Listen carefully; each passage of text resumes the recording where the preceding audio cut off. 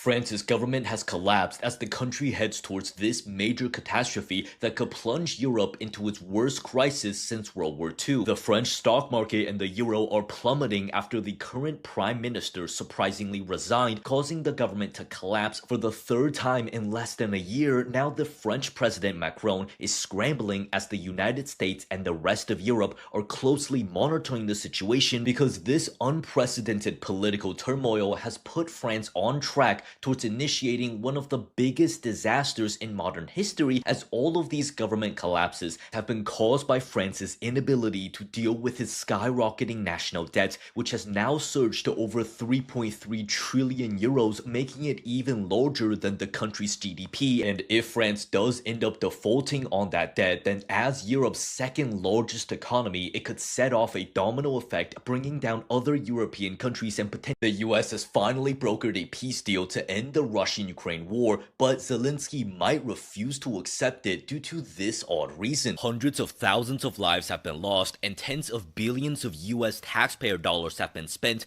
attempting to push Russia out of Ukraine over the past 4 years, yet Moscow still continues to make territorial gains every day, with Putin showing no intentions of stopping until the entirety of Ukraine is under his control. But miraculously, Trump has been able to convince Moscow to agree to this peace deal that stipulates 3 main terms. First, Kiev must cede control of territories currently under Russian occupation, which is about 20% of the country. Second, Ukraine must cap its future military size to below 600,000 personnel. And third, nationwide elections must be held within 100 days. However, Zelensky isn't happy and has publicly stated that this is the most difficult day in Ukraine's history, but many find it weird that he wants to continue risking his people's lives fighting a losing war that can only end with either direct US intervention or the total collapse of Ukraine, with some now pointing out the unpleasant truth that once this war ends, Zelensky will likely lose his wartime powers and the billions in aid from the US.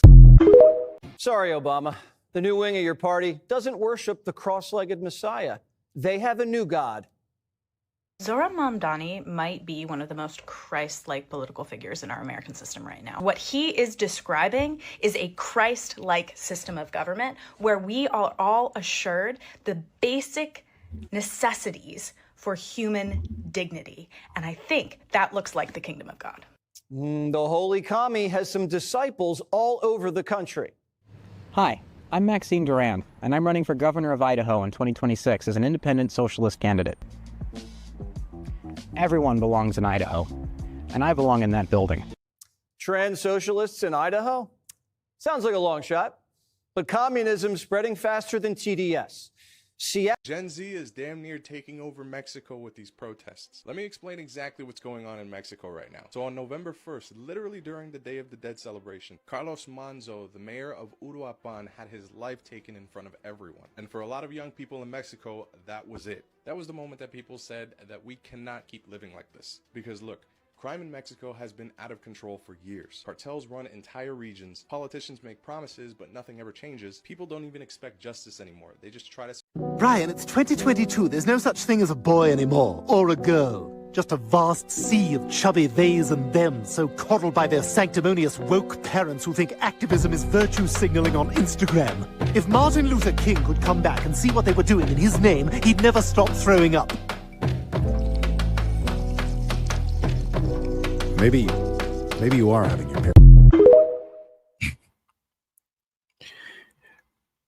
And we are live.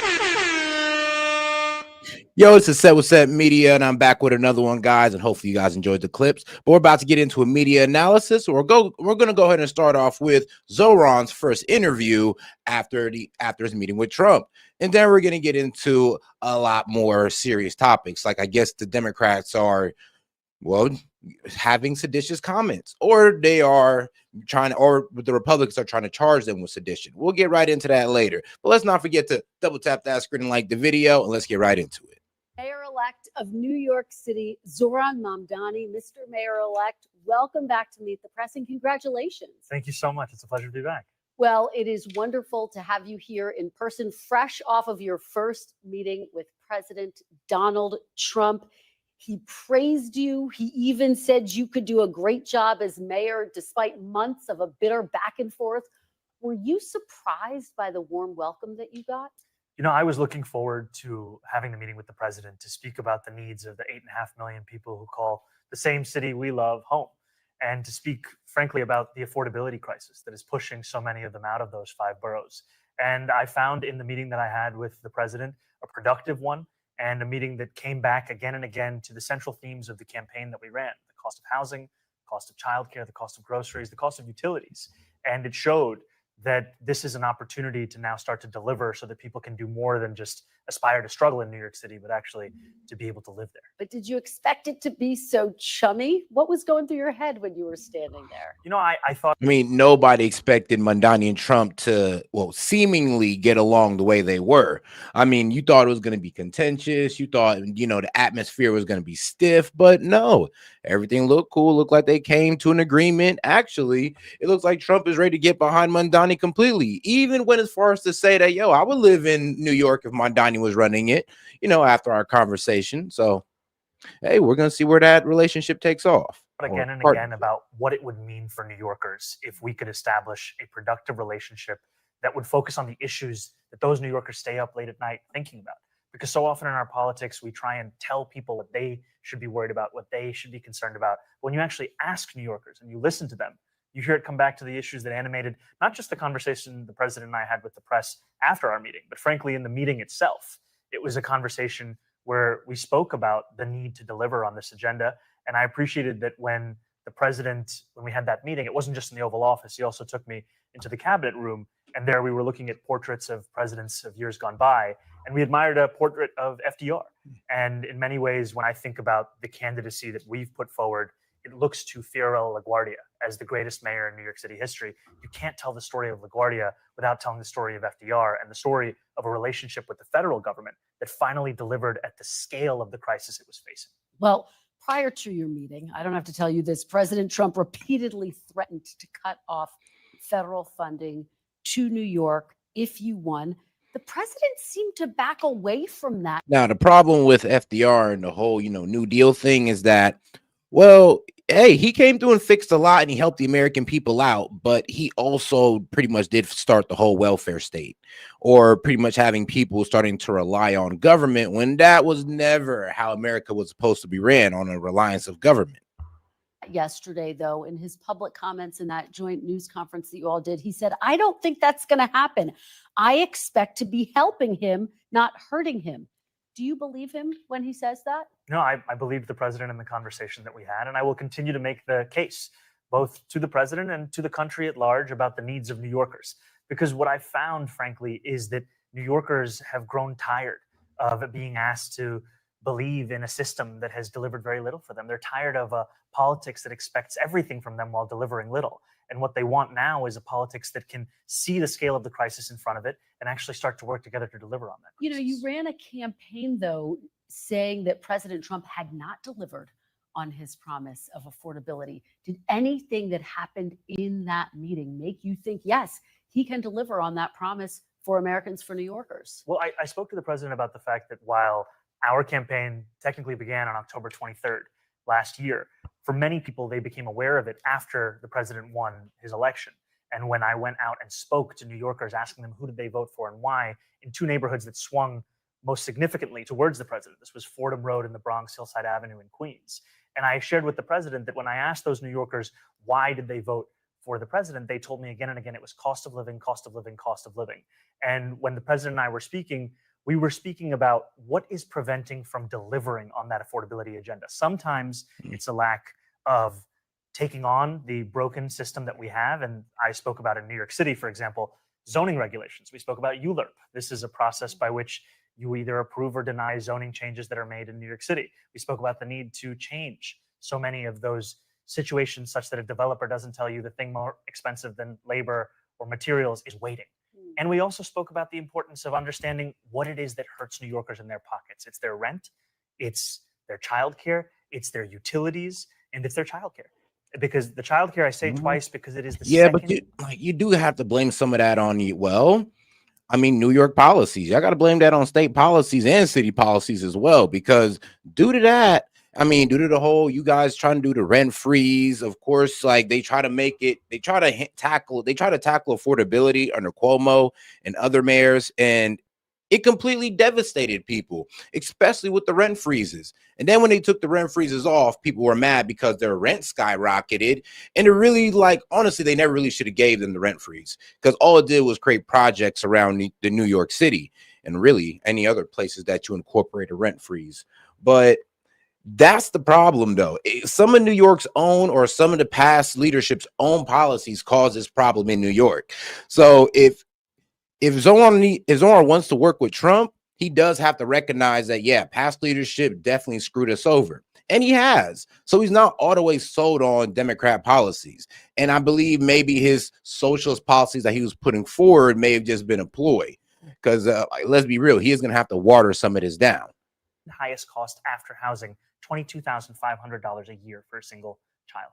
Well, let me ask you about the other threat that we heard from President Trump to send troops to New York City to address issues of crime and immigration. We've seen him do this in other major cities. Did you get any assurances in your meeting, Mayor-elect Mamdani, that President Trump will not send troops into New York? I told the president that the cornerstone of an affordability agenda is public safety, and that it is critically important to me. And for all that has been said and all that has been spoken about, and the tens of millions of dollars looking to make New Yorkers fearful of that question, the truth of it is, in fact, that I'm looking forward to working with the NYPD to deliver on that. And I shared with the president that my decision to retain Police Commissioner Jessica Tisch is in large part a recognition of the fact that in her time leading the NYPD, she has driven down crime across the 5 boroughs while starting to uproot corruption that was endemic in the top echelons of that department under Mayor Adams. And I'm going to follow up with you on your decision to keep Commissioner Tisch. But to this core question that I think so many New Yorkers are curious to know the answer to, what did President Trump say to you? Did he assure you he will not send troops into New York? He told me that he cared deeply about public safety. I said I cared deeply about the same. But did he say he wouldn't send troops? What I told him is that what separates New York City from anywhere else in the country is we have the NYPD. And I trust the NYPD to deliver public safety. And to me, that is something that I know that they can do, that they have done, and they will continue to do under my leadership. So he didn't. I mean, that was a masterful spin. He's basically saying, like, look, don't worry, the NYPD is going to worry about public safety, but I'm not saying no to bringing in ICE. Because I'm going to be honest, it would be reckless as hell for him to say, oh, no, we don't need ICE. You guys do need ICE. New York City needs ICE. We definitely know about places like Canal Street, Jamaica, New York, and all, and Bronx, of course. And these places do have illegal immigrants in them. And I'm not saying that, of course, we're not saying all of them are is mainly comprised of illegal immigrants. We're just saying that there's a good amount of them there. And for him to sit there and say that they don't need it when New York City is very high in immigration, not just legal, but illegal, would be absolutely insane. Rule it out in your meeting. I made it very clear what we wanted to do was to deliver public safety and affordability, and the NYPD would be the ones to do so. In that press conference with President Trump, a reporter asked you whether you believe that President Trump is in fact a fascist, a word that you've used in the past. You were about to answer, then President Trump sort of jumped in and he said, quote, "That's okay, you can just say yes. It's easier than explaining it." So, Mr. Mayor-elect, just to be very clear, do you think that President Trump is a fascist? And after President Trump said that, I said yes. And so you do. And that's something that I've said in the past. I say it today. And I think what I appreciated about the conversation that I had with the president was that we were not shy about the places of disagreement about the politics that has brought us to this moment. And we also wanted to focus on what it could look like to deliver on a shared analysis of an affordability crisis for New Yorkers. You've also said in the past that President Trump has engaged in a, quote, attack on our democracy. You've called him a despot. Do you still believe President Trump is a threat to the democracy?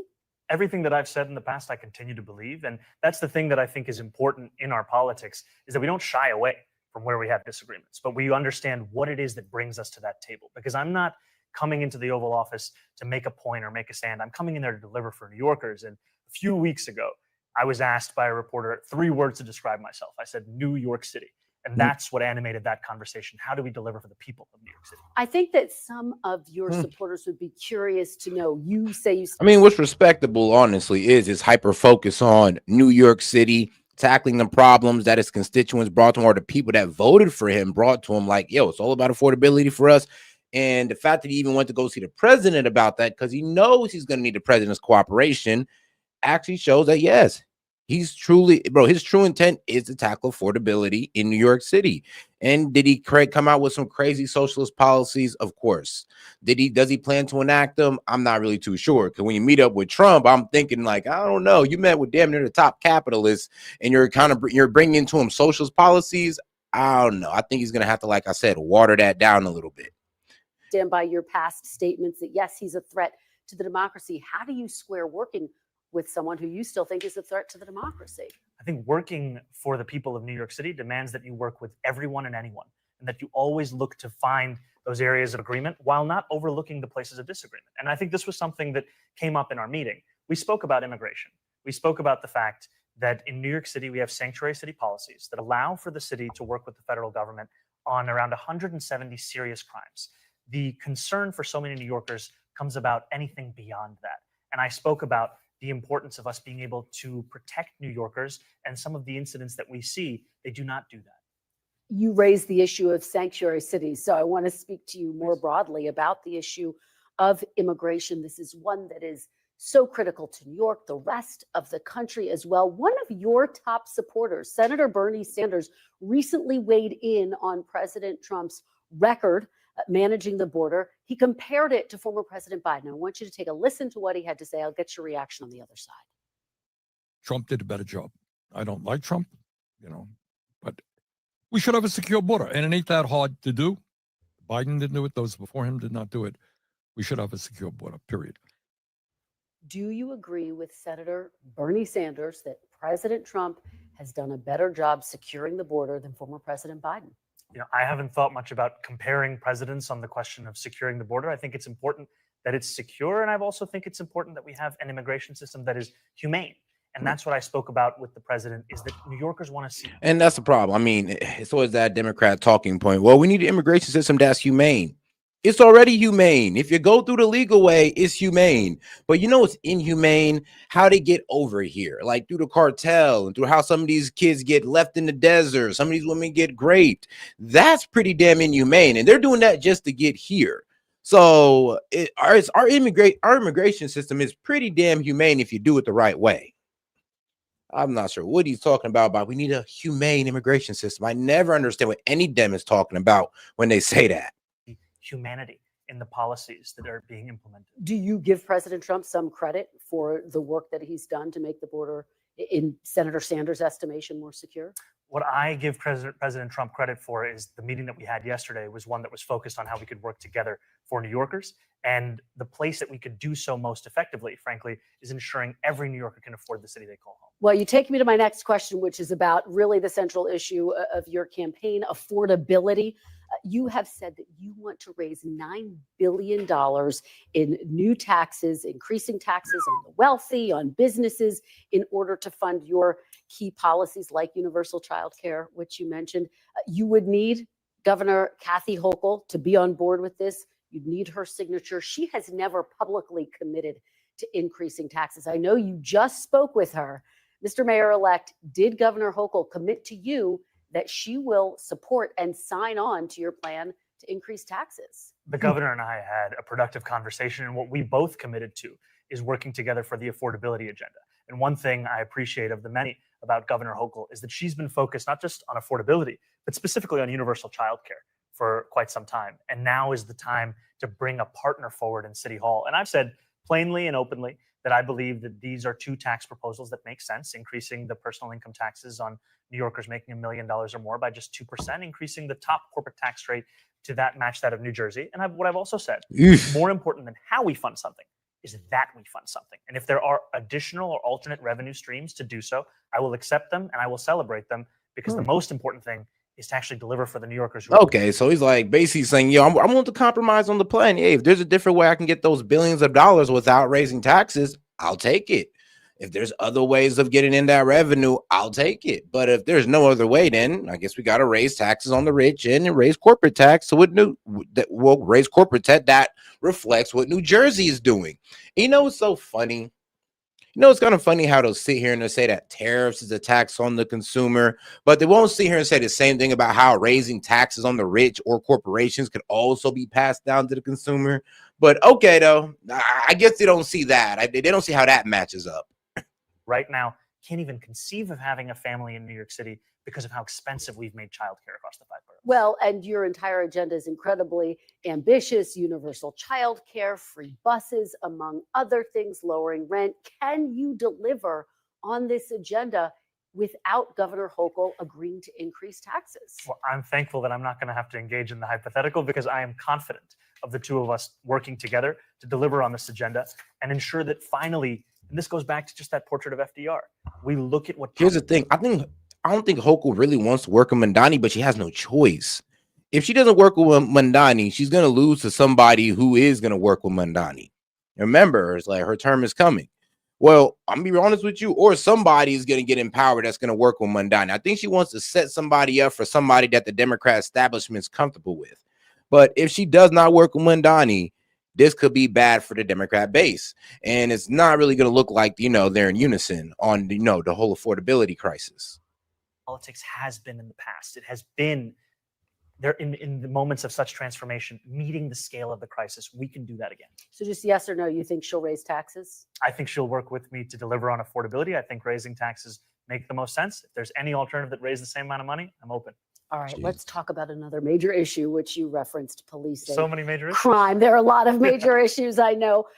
5 years ago, you were calling for defunding the police. Now you are in charge of the largest police department in the country. You have tapped Commissioner Jessica Tisch to stay on in her job. She has accepted. She wants to put thousands more police officers on the streets of New York. Will you do that, Mr. Mayor-elect? I've said over the course of the campaign that I think the number we have had budgeted of 35,000 officers is a sufficient number. What we have to do, however, is allow those officers to focus on policing. And what I mean by that is that in 2020, the response time for the NYPD was less than 11 minutes. Today, it's closer to 16 minutes. Large part of that is because officers are now having to deal with 200,000 mental health calls a year. And so our proposal is create a Department of Community Safety, task it with the mental health crisis, the homelessness crisis, and allow officers to focus on serious crimes so we can get back to the work of delivering on this. And this is what I don't like about that plan. I mean, if anything, you just might need to start training some of these, I guess, mental health guys to start carrying weapons, because you never know what a mental health crisis could turn into a physical altercation, or I don't know, you never know. It's a mental health crisis, but then I don't know, they start finding cocaine in the walls, or they walk in and it's a drug pen. And they're saying that the guy's like acting crazy, but really he's like suffering from withdrawals or something. Like, I don't know, guys. This whole, this sounds like a mental health situation. Like, they pull up and it could literally be something that we need the police for. I don't trust it. Being trapped in a political discourse without addressing the systemic crisis. But violent crime is substantially down under Commissioner Tisch's watch. Do you acknowledge that her approach is working, and therefore do you need to listen to her when she says, I need more cops on the street? The reason I made the decision to retain Commissioner Tisch is because of the importance of outcomes. The fact that she has been able to deliver on rooting out corruption while lowering crime is something to be celebrated. And I think the commissioner and I have been very clear that what brings us together is a shared importance of public safety. I think we can do that with the officers we have. Would you rule out putting more police officers on the street? What I will tell you is that the 35,000 we have budgeted, that's the amount that I think we need. Okay. Let me ask you, again, just going back to that press conference with President Trump, as reporters were leaving, you were answering a question that I think was hard for a lot of people to hear about your response to protests outside of a Manhattan synagogue. Your initial response to that incident did receive some criticism. Yo, guys, do me a favor and double tap that screen and like the video, guys. Let's get more people on the conversation by double tapping that screen. Appreciate the support. As you know, what is your message to Jewish New Yorkers who feel you won't be tough enough in your response to anti-Semitic incidents? That I'm looking forward to being the next mayor of New York City and fulfilling the commitment I've made to Jewish New Yorkers over the course of this campaign, which is a commitment to not only protect them across the 5 boroughs, but to celebrate and cherish them. And what that looks like is rooting out anti-Semitism. It looks like increasing funding for hate crime prevention programs by 800%. And it also looks like ensuring that we have NYPD protection outside of synagogues and temples, especially on the high holy days. And I want to just say, recently on Yom Kippur, there was a horrific anti-Semitic attack in Manchester. A rabbi in New York City reached out to me and said, could you ensure that there's additional police protection outside of the synagogue for today? I said, absolutely. And I also asked, what if that rabbi did not know the next mayor of New York City? We have to make it so that it doesn't matter who you know. It matters that you will get that safety and security because you're a New Yorker. That's the administration I'm going to put together. All right. I do want to talk a little bit about the future. I mean, yeah, the whole anti-Semitic claims that, oh, he's anti-Semitic, he's a jihadist. Yeah, none of that stands up to, well, what we've been shown so far. Him being a jihadist, I don't know about that, guys. Usually those guys follow the Muslim religion pretty damn strict. And him being okay with trans, him being LGBTQ plus, well, he's not gay, but, well, also in him wanting the legalization of prostitution. I don't know if we could call this guy jihadist. Anti-Semitic, well, I don't know. Usually the anti-Semitic guys don't want to sit down on around a table full of rabbis. So I don't know, guys. We can't really say he's anti-Semitic or a jihadist. A socialist, though, for sure. Of the Democratic Party, a number of Republicans are casting you as the face of the Democratic Party. Mr. Mayor-elect, I wonder, do you think that Democratic socialists can win across the country in battleground states, for example? I think a focus on the importance of dignity for working people is something that appeals to people across this country. I will not venture into the world of national politics and punditry, but what I will tell you is that in New York City, we saw so many of the same dynamics we'd seen elsewhere. We'd seen a shift towards the right. We'd seen obituaries being written about the Democratic Party's ability to speak to young people, to speak to Asian voters, speak especially to young men. And I actually shared this with the president, that the very constituencies that he had won the problem over, with the Democratic Party is that their strategy to speak to young men is being condescending and using shaming tactics. And they're still doing it to this day without really changing course at all. that were a critical part of his increased vote share in New York City, were the ones that we then looked at as who we should focus on to bring back into the party.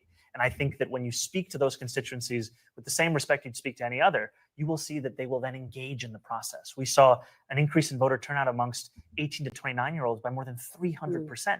And that's because we spoke to them as New Yorkers who are facing an affordability crisis, not as young people we have to finger wag to participate in democracy. Two more quick questions. If Democrats win the midterms, do you want to see Leader Jeffries become the Speaker of the House? Yes. Okay. That was a firm, quick answer.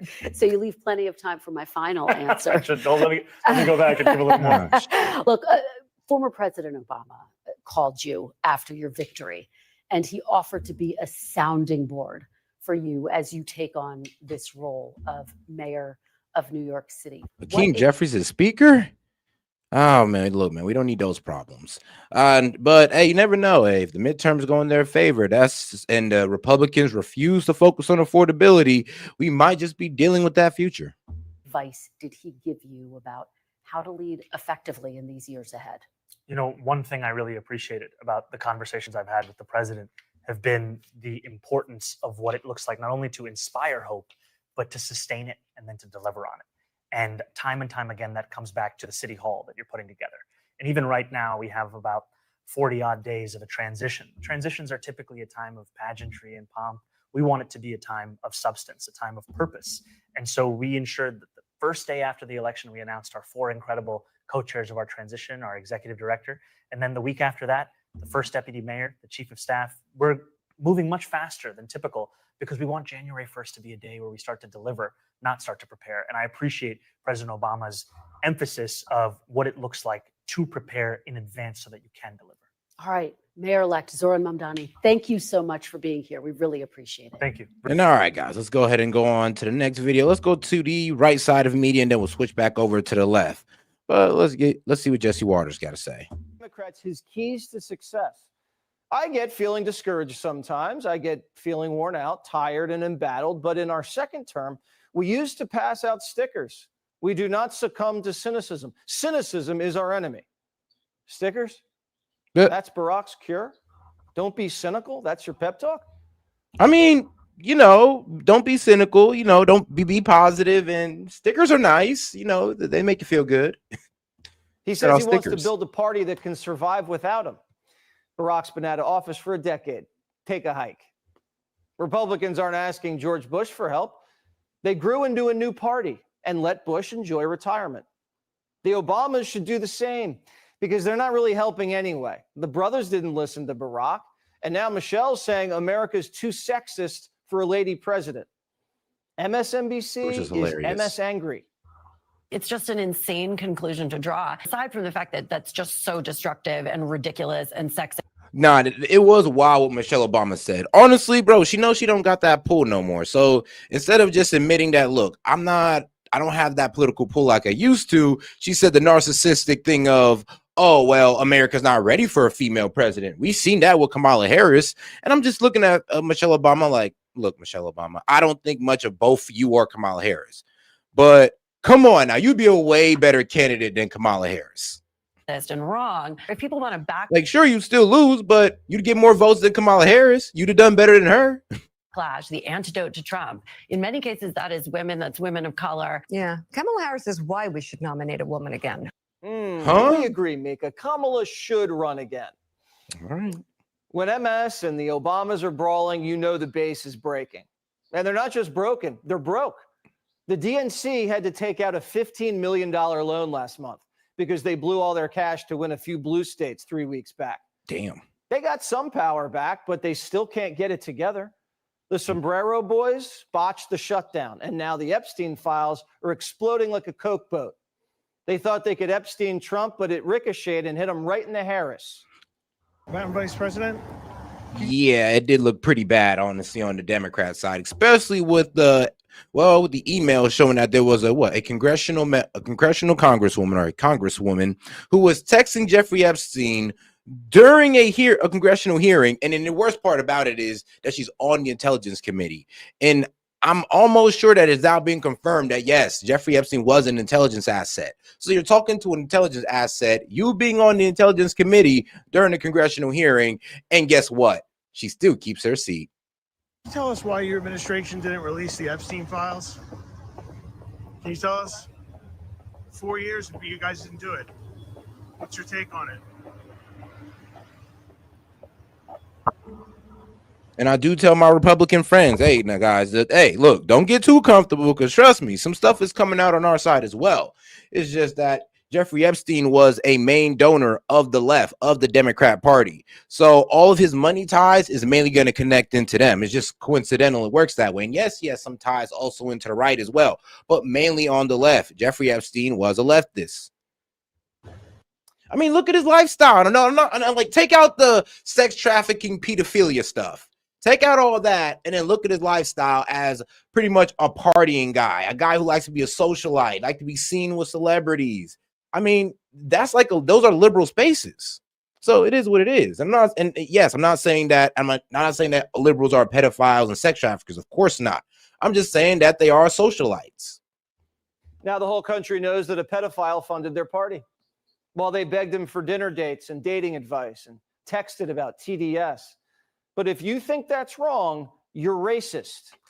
The idea or the audacity to decide that you want to strip a Black woman of her committee assignment because she was texting with Epstein, but you don't even want to dig into the nitty-gritty about what the president of the United States was up to? I mean, let's be real, though. She was texting Jeffrey Epstein, who is more than likely an intelligence asset. And I mean, come on now, like during a congressional hearing, and she's coach, and Jeffrey Epstein's coaching this lady. And I ain't gonna lie, the text seemed a bit flirtatious. So yeah, y'all probably should have let that censor go through and just get her off the Intelligence Committee.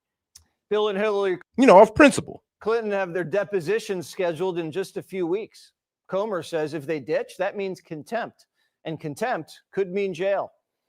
How much you want to bet Bill transitions so he can serve time in a women's prison?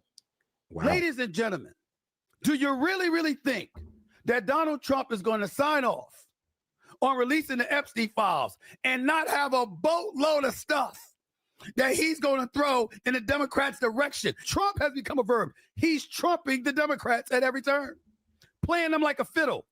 Every time Democrats try to light the fire of resistance, they end up burning down the party. Now Eric Swalwell wants to rise from the ashes like a phoenix. I came here tonight, Jimmy, to tell you and your audience that I'm running to be the next governor of California. Is California ready for First Lady Fang Fang? Damage. It's anyone's race. He's up against Katie Porter.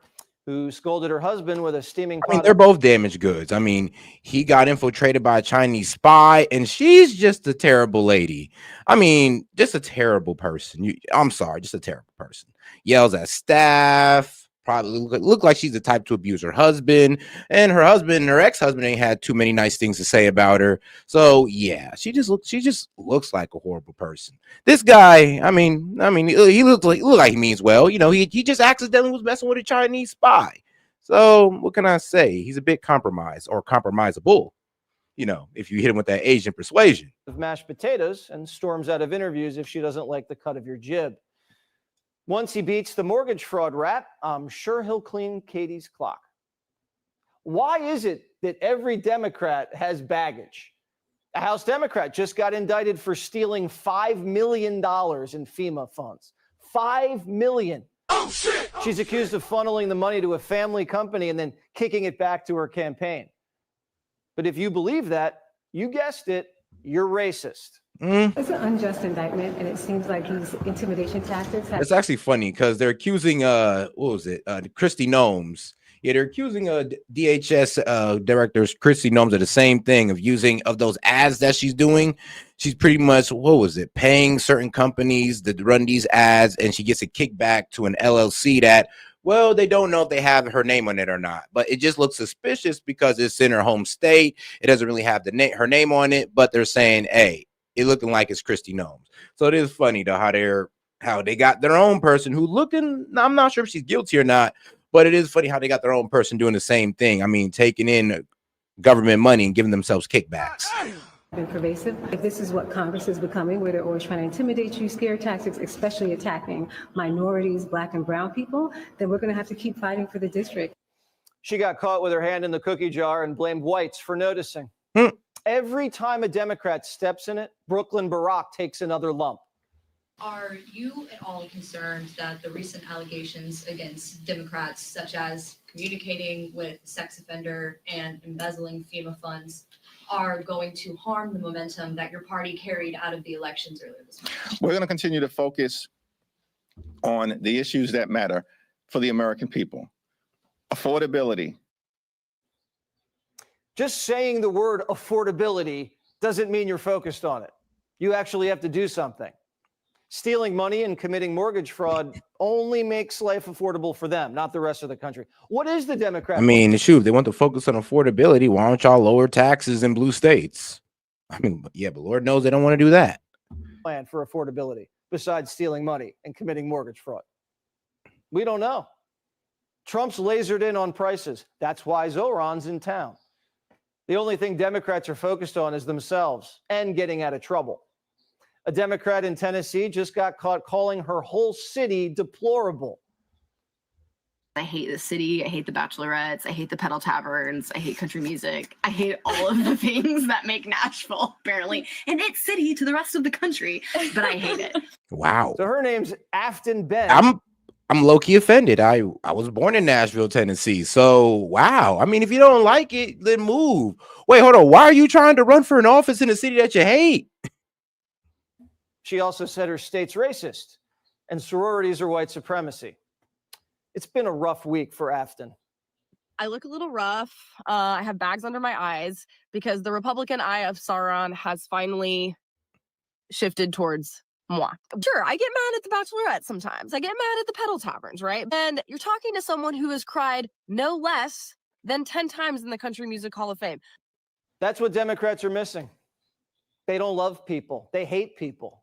Mamdani and Trump have that in common. They love people. They love the people they represent.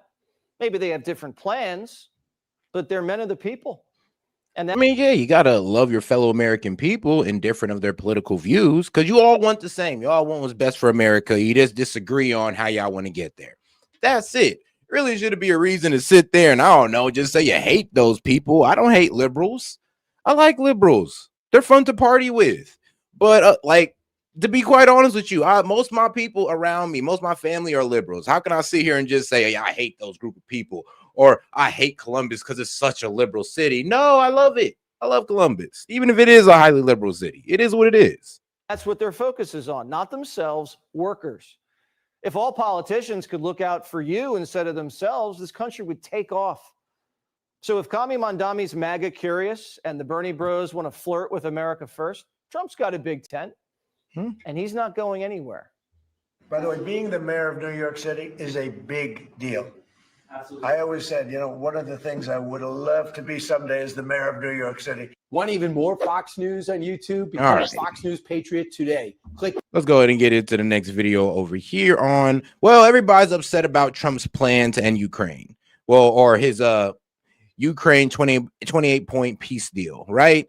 And for some reason, everybody is coming down on this man about it as if it's his fault that Ukraine is in this position. It's kind of irritating, but we're going to get into it. To the fire in terms. Here we go. Joining us now, Senator Mark Warner of Virginia, Vice Chair of the Intelligence Committee. Good to have you back on Fox News. Thank you, Shannon. Okay, things are very fluid this morning, but we know our top officials are in Geneva talking with Ukraine's top officials, European officials involved in these conversations as well. The Wire's just now reporting that President Zelensky saying his understanding is that these proposals will include things that are critical to Ukraine and to its own infrastructure as a country. What do you make of where we are, and what do you hope to see come out of these conversations? This initial plan would be a total capitulation by Ukraine. I think it would go down, frankly, as a historically bad deal, rivaling Neville Chamberlain giving in to Hitler before World War II. The idea Bro, that cut the bullshit. I'm sorry, but cut the bullshit. Like, what do you want us to do?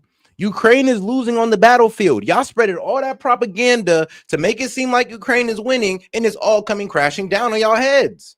Y'all was trying to say, trying to inform the American people, not inform them, but lie to them and say that Ukraine was winning. Now this peace plan comes out and y'all don't know what to do. Y'all trying to say, no, he shouldn't accept it. Oh no, it's capitulation. Yeah, because he's losing on the battlefield. What we've been telling people for 3 years. And for some reason, when I tell people the truth, they want to say I'm a Russian propagandist. No, I'm a realist. I'm sorry, but I didn't want Putin to win. But guess what? Ukraine beating Russia was delusional. And if you thought that we can just proxy our way to a W, you were wrong.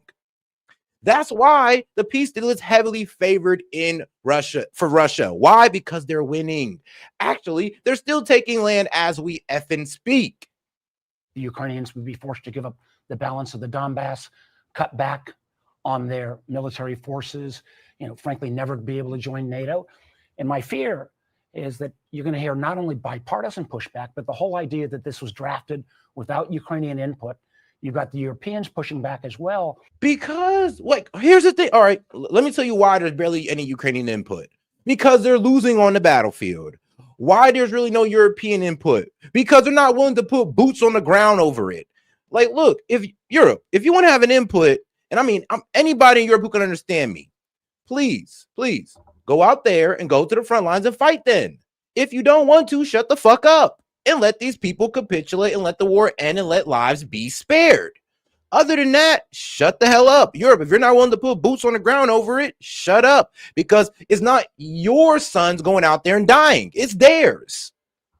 And my fear is the person who's watching this as close as Vladimir Putin is President Xi in China, because if we throw in the towel on Ukraine, I think that gives, frankly, more fuel to the fire in terms of Xi taking on Taiwan. I think this is a bad deal all the way around. So the State Department is saying that, yes, the U.S. put together this proposal, but that it had both Russian and Ukrainian input. And now these talks continue today. We know the vice president had a long phone call with President Zelensky. Now Secretary Rubio, Steve Witkoff are there. And you heard the president say this wasn't his final offer. So it sounds like this is maybe an opening negotiation. Isn't this, again, this kind of chaotic approach where it doesn't seem like one group knows what the other group is doing? Clearly this plan. No, all right, did anybody actually read this Ukrainian plan? So let me know, because I doubt many people actually read the 28-point plan, because really it actually helps out the people of Ukraine. I always said this plan, it doesn't help. Well, honestly, yes, it helps out the people of Ukraine, and it just gives Russia everything they want. Why? Because the people of Ukraine stopped getting airstruck by missiles and drones. And, well, like I said, Russia gets everything they want. So the only person that loses out on this is NATO and Zelensky. Those are the only people that loses out. Those are the only people that really want this to keep on going. So I'm not really sure why we are sitting here talking about it's a capitulation. No shit, it's a capitulation, because they lose. I mean, I'm sorry, but they lost. They lost on the battlefield. There's really nowhere else to spend this. I mean, when you lose so bad that you got to give up land or tell you to shrink your damn army, what does that tell you? Plan was at least initially laid out as simply Russian input and no Ukrainian input. Now they're saying there has been Ukrainian input. Now the president is changing his mind again about whether this is a final offer or not. End of the day, we all want to see peace, but we don't want to see a peace that rewards Vladimir Putin. Are you confident, though, with these ongoing discussions, that there is going to be enough Ukrainian input that gives them a voice at the table? It sounds like that's where we are right now. Well, I think that is to be seen. Clearly, the plan that was laid out, the 28 points, virtually every bipartisan expert on Russia pushed back, Ukrainians pushed back, the Europeans pushed back. Because they're delusional. Like, first off, this would have never happened if we didn't allow Ukraine to get into NATO, if we didn't even play with it. The problem is that we played around and we found out. Putin said that's the look. Ukraine's the last stance. If you guys try to bring Ukraine to NATO, he said he's going to act. Y'all thought Russia was playing. You thought Putin was playing, and rightfully so, because we was able to get all the other border states on Russia into NATO, and he ain't do nothing about it. So what's going to make Ukraine different? And guess what? We effed around and found out. We found out that, guess what? Ukraine's just a little bit different. And he was willing to drag it out for 2 years of nothing but bombing and killing. And guess what? He came out on top. Sadly, we try to crush his economy, extra sanctions, tariffs, tariffing people who buy from this man like India and China. And we still would have been able to cripple his economy in time. He's still over there gaining land. And for some reason, all the propaganda is now crushing down on the mainstream media's head. And now they got to sit there and save face and make it seem like, oh, no, this is bad. This is unreasonable. No, it's not. If Ukraine had any type of, I'll be real with you, any type of stance or any type of cards to play on the battlefield, the deal wouldn't look this bad. That was a bad deal. I'm not sure how that strengthens the president's hands if he's going to try to reach any kind of fair approach with Putin. And Putin I feel has played the president time and again, and I fear we're going down that path one more time. Okay, so according to the reports, what we know about these 28 points, although we're told this is in negotiation still at this point, there are some kinds of security guarantees if Ukraine is attacked, that there are a number of countries, including the U.S., that will have some defense for them, but not a lot of detail there. Right. How do you think your constituents are going to feel about the U.S. committing to something that may involve our troops and our assets there in that region? Remember, Shannon, the last time all right, let's go through 1 through 4 of the general security framework. 1, reaffirm Ukraine's sovereignty in principle. And 2, big non-aggression pact. Russia, Ukraine, and Europe all promise no more invasions. The last 30 years disputes are treated as resolved. So anything that happened the past 30 years, you got to get over it. It doesn't matter anymore. After this peace deal signed, Russia, Ukraine, and Europe should all play nice after that. 3, no further NATO expansion. Essentially locking the map as it is. Like whatever NATO y'all got now, that's what y'all locking it at. Ukraine will never be a part of NATO. 4, U.S. moderated Russia-NATO dialogue on security issues aimed at de-escalating and future economic cooperation. And that's just the first 4 points of a 28 plan. They voted for additional Ukrainian aid. 80% of the Congress, Democrats, Republicans, voted for it. I think my constituents and Americans writ large don't want to see us giving in to Putin. My fear is this plan, which would require Ukraine to give. No. We're not giving in to Putin. I don't know why y'all trying to frame it like, wait, what are we giving them? We ain't giving them no land. Like, what? No, Ukraine got to give them land, not us. We didn't go to war with Russia. Ukraine went to war with Russia. They lost, not us. I don't know why they're trying to frame it as Ukraine is us or something. No, they're not. They lost. They're the ones that got to give up Ukrainian land. American land is untouched, as it should be. Additional territory that it hasn't ceded so far after 4 years of fighting. That would be a tough pill to swallow.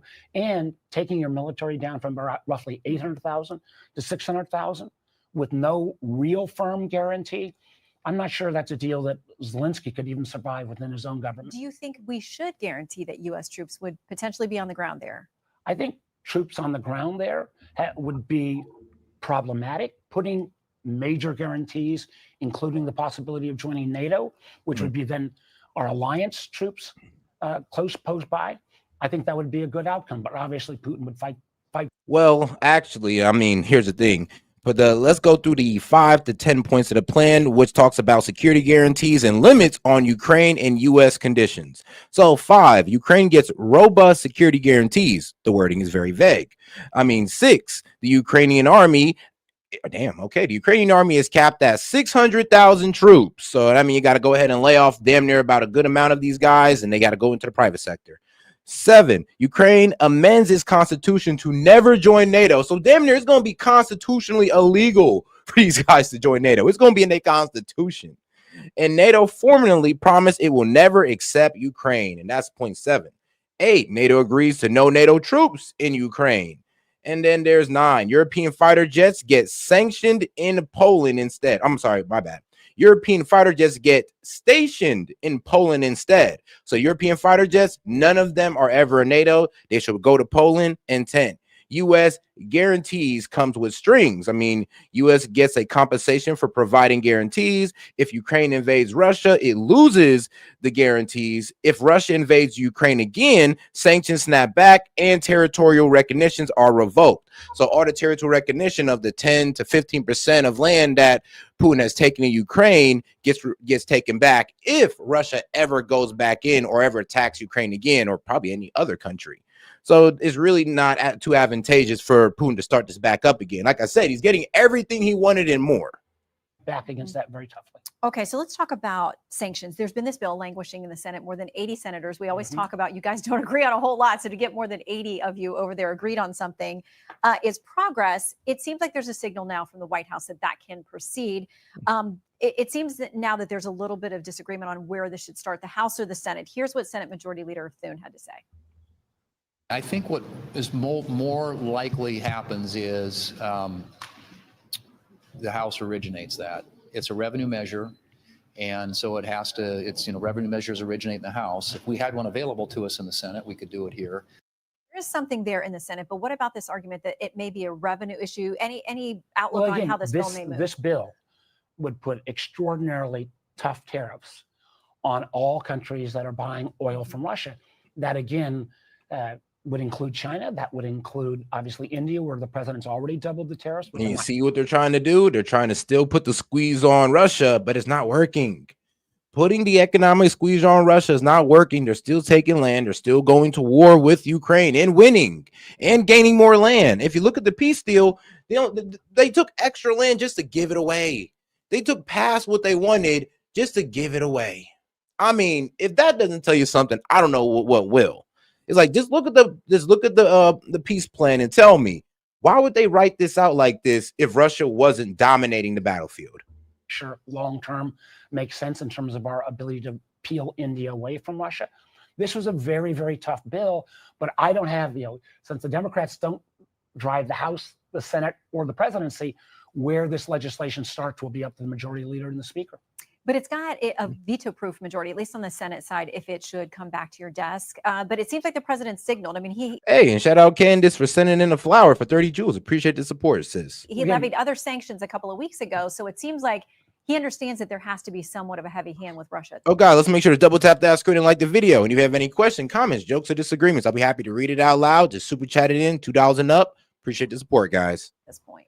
Well, again, if the president, I've seen very little consistency from the president about Russia.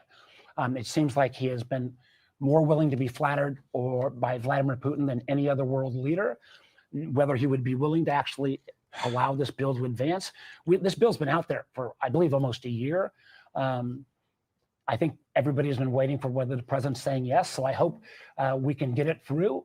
And it ought to be done quickly if the president's willing to sign on. We have a lot of other things to handle there in the Senate. One of them is this issue about the ACA subsidies expiring on December 31st. Now, Republicans will say they were meant to be temporary. They were meant to help people through a tough time during COVID. And the Democrats are the ones who set this deadline for December. Yeah, but let's be real. And we're kind of dependent on them. Or, well, the Obamacare premiums are dependent on them. Because if they don't get those enhanced healthcare subsidies, then yes, I don't know how, but yeah, premiums will double. They will skyrocket. They will double and triple, even with the enhanced Obamacare subsidies. I mean, premiums still go up by 18-30%. So it does fail on affordability. But I mean, you're rather an 18 to 30% increase than a 2x, 3x, price triple. Like nobody wants that. 31st now. We've heard rumblings of bipartisan conversations, at least on the Senate side, about some kind of fix to this. But here's what GOP Senator John Cornyn says. He says, I'm not opposed to bipartisan deals. The problem is Obamacare was never a bipartisan deal. Democrats seem to be saying you need to swallow this partisan bill that was sold under false pretenses, and that's unacceptable. So is there any hope of a deal before December 31st? Shannon, we've seen Republican critiques of Obamacare for a dozen years. Yep. What we've never seen. And they've blocked it. And they've almost blocked every way, blocked any way to change Obamacare. When Democrats say, oh, Republicans had like 15 years. Bro, you're acting like the Democrats weren't playing defense those whole 15 years. Any alternative. Do you think the system is broken? Well, I would say there are clearly problems in our healthcare system across the board. Frankly, we continue to expand coverage, contract coverage, as opposed to actually bringing healthcare costs down. That's not very smart. But the notion that people in Texas, for my friend John Cornyn, or across America are going to see their premiums go, in certain cases, from $800 a month to $2,000 a month, starting at the end of January or at the beginning of January, that would be a disaster. And the disaster is not only the 24 million Americans who get the subsidies, but if you take that 24 million Americans out of the pie, that will mean the cost of insurance for the rest of us will go up as well, because those people now will have to access healthcare through the emergency room, which is the most expensive, ineffective way to. Now, before we let this guy get through on him explaining the ACA subsidies, let's go ahead and hear how Rubio explains this whole Ukrainian peace deal, because this man looks so uncomfortable. It's crazy. Like, you almost can see that. I don't think Rubio low-key wanted this to go down, or expected the peace deal to get played out like this. We're going to go to Secretary of State Marco Rubio as they announce the latest on Ukraine deals. We are watching this room right here in Geneva, that's a grill, where Secretary of State Marco Rubio has worked through a potential peace plan. Let's listen into the Secretary of State as he begins speaking. I think we made a tremendous. Hey, and shout out to for starting us off on the super chats. Appreciate the support, sis. Okay, shout out to Hope. She says, apparently people need a refresher on Russia, their nuclear capability, and the Cold War, the why it started and end, and how close we came to World War III because NATO was gaining more land around Russia. Yeah, they do need a reminder about that. And also need a reminder that, why do people think we could just smack around Russia like they're just some small country in the Middle East or something? Like, we're talking about a nuclear power, a military superpower, and you're pretending like, oh, yeah, well, we can actually stop this. Trump's just being a pussy. It's like, no, actually, Trump is being reasonable. He's not trying to force us into a nuclear war. Some of y'all are suicidal here. I don't know what's going on in your life, but maybe you want to go to war with Russia because you want to see nuclear holocaust. You just want to end it already without actually ending it yourself. Because what the fuck are you saying? Amount of progress, even from the last time I spoke to you, and I apologize for keeping you waiting, but there was more work to be done. We began almost 3 weeks ago with a foundational document that we socialized and ran by both sides and with input from both sides. And one of the things that happens when you've been involved in this now for 10 months is you get a pretty good sense of what the priorities and the red lines and the important issues are for both sides.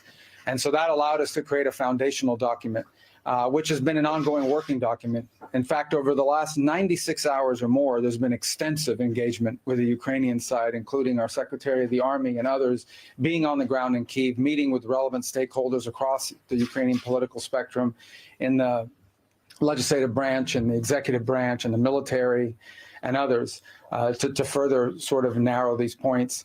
We arrived here today with one goal, and the goal was to take is 28 points or 26 points, depending on which version as it continued to evolve, and try to narrow the ones that were open items. And we have achieved that today in a very substantial way. Now, obviously, like any final agreement, they'll have to be agreed upon by the presidents. And there are a couple issues that we need to continue to work on.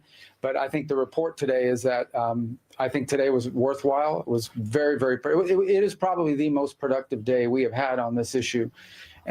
Maybe. I mean, honestly, Trump is literally going against the warmongering. Honestly, the warmongers on the left and the right. And here's the wildest part about it, because let's say this. I'm going to assume that these guys read the entire 28-point peace deal. And they see that part of this peace deal is a money reconstruction and Russia's economic comeback. They want to destroy Russia. They want Russia to be weak. They don't want Russia to be able to do not a goddamn thing. If anything, they want the collapse. Honestly, they want the collapse of it part 2. They want a part 2 collapse, but they're not getting that. And Trump in the peace deal is actually going against that completely. He's trying to actually bring Russia back into the global economy. And I know that's making a lot of y'all lose y'all shit, but maybe this is what's for the best. Maybe going against Russia and trying to destroy their entire nation isn't the best thing to do. Maybe we can focus our efforts elsewhere, like on affordability. In the entirety of our engagement, but certainly in a very long time. But work remains. And shout out to, are they not teaching world history in K through 12 anymore? No, I don't think they are, actually, to be quite honest. And because this continues to be a working process, you know, I don't want to declare victory or finality here. There's still some work to be done, but we are much further ahead today at this time than we were when we began this morning and where we were a week ago for certain. Okay? You said about a couple of issues. Yes. Remain. Could you please specify on that? Well, I'm not going to get into the details on the issues. This is a very delicate moment, and it's important. Like I said, there's not agreement on those yet. Yeah, that was a Ukrainian reporter pretty mad. Like, what government officials? Who agreed to this plan? Tell their name. He's like, whoa, lady. I mean, I ain't giving out names, but yeah, just know we got some Ukrainian officials that are okay with this 20-point peace plan, even though it is overly favored towards Russia. I mean, there is Ukrainian officials that are getting down with the get down. Some of it is semantics. I mean, it's either that or keep on fighting and go through a winter with no heat. I mean, you know, there's always that option. The language, others require higher level decisions and consultation. Others, I think, just need more time to work through. As an aside, I will mention that there were items that we were discussing as part of the original 28, or it evolved. This is a living, breathing document. Every day with input, it changes. There were some that involved equities or the role of the EU or of NATO or so forth. And those we kind of segregated out because we just met with the national security advisors for various European countries. And those are things we'll have to discuss with them because it involves them. So we sort of really focused on the ones that were bilateral in nature for the most part. So there are a couple, none of it insurmountable. I can tell you that the items that remain open are not insurmountable. We just need more time than what we have today. I honestly believe we'll get there. So has Ukraine indicated to you that it's prepared to compromise, for instance, some of those key issues like territory in exchange for peace with Russia? They suggested that they are prepared. Well, I'm not going to look. It's not because for purposes of evasion. It's just I'm not going to get into the details of the topics that were discussed because this is an ongoing process. What is important to understand and how these things work is you have to, in order to have a proposal, you have to write it. You know, if it's just verbal, it's in the air. You have to put it down on a piece of paper, and just because it's printed on a piece of paper doesn't indicate finality. So you get input, and based on that input, you make adjustments, and then you get more input, or you make a counteroffer, and you get more adjustments. That's an ongoing process. There's a lot more of that to happen. So I'm not going to speculate or go into the details of any of the specific items in the latest version of the proposal because, frankly, by tomorrow or the next day, that may have evolved and changed further. And but I can tell you, I guess that I feel very optimistic that we can get something done here because we made a tremendous amount of progress today. So President Trump about the attitude of Ukrainians during this negotiation? Oh, it was very pretty much this 28.8 plan could be like, you know, renegotiated. And as you go down this 28.8 peace plan, it does get a bit more, I mean, favor towards Russia. Especially what was it? I think it was the main contention was this 26 full amnesty for all sides for wartime acts. So any war crimes that were committed during this war, there's full amnesty. So I mean, hey, I mean, any war crimes that was committed on both sides, everything's all good now. No further legal claims or prosecutions under the deal. So a lot of people don't like that as well. Positive. I'm telling you, today was the most productive day we've had. Ungrateful, well, today, and we've talked to him since. I think he's quite pleased at the reports we've given him about the amount of progress that's been made. Well, obviously the Russians get a vote here, right? So, I mean, look, we began from the early stage of this process with our understanding of the Russian position as had been communicated to us in numerous ways. At the State Department, we received numerous written non-papers and things of this nature, also verbally, things they've discussed over time and so forth. So it was, no matter what we came up with today, obviously we now have to take what we come up with. If we can reach that agreement with the Ukrainian side to the Russian side, that's another part of this equation. They have to agree to this in order for this to work. What about new deadline? Will be a new deadline, or the deadline is we want to get this done as soon as possible. Obviously, we'd love it to be Thursday. We'd love to be. Ultimately, the important point today is that we've made substantial progress. We've really moved forward. So I feel very optimistic that we're going to get there in a very. Rubio's like, bro, I don't really care, bro. Let's just get this signed and over with, because I mean, it's already looking bad on us. Everybody in the United States is going like, oh, well, we're capitulating, when we're not the one capitulating. It's actually Ukraine's the one that got to give up land and capitulate, not us. I mean, we were just trying to help out, and look how that worked out for us. Period of time very soon, whether it's Thursday, whether it's Friday, whether it's Wednesday, whether it's Monday of the following week, we want it to be soon, because people are going to, between today and the time we deal with this, more people are going to die. More destruction is going to happen. Our goal is to end this war as soon as possible, but we need a little more time. The what? I'm sorry? Did you discuss the fighter jets in Poland? Yeah, I'm not going to discuss any of the particulars of it, quite frankly. As I said, this is an ongoing process, and so I think there's work to be done. I know that's deeply unsatisfying to you who have to cover these sorts of things, but I wanted to make you aware that we've made progress.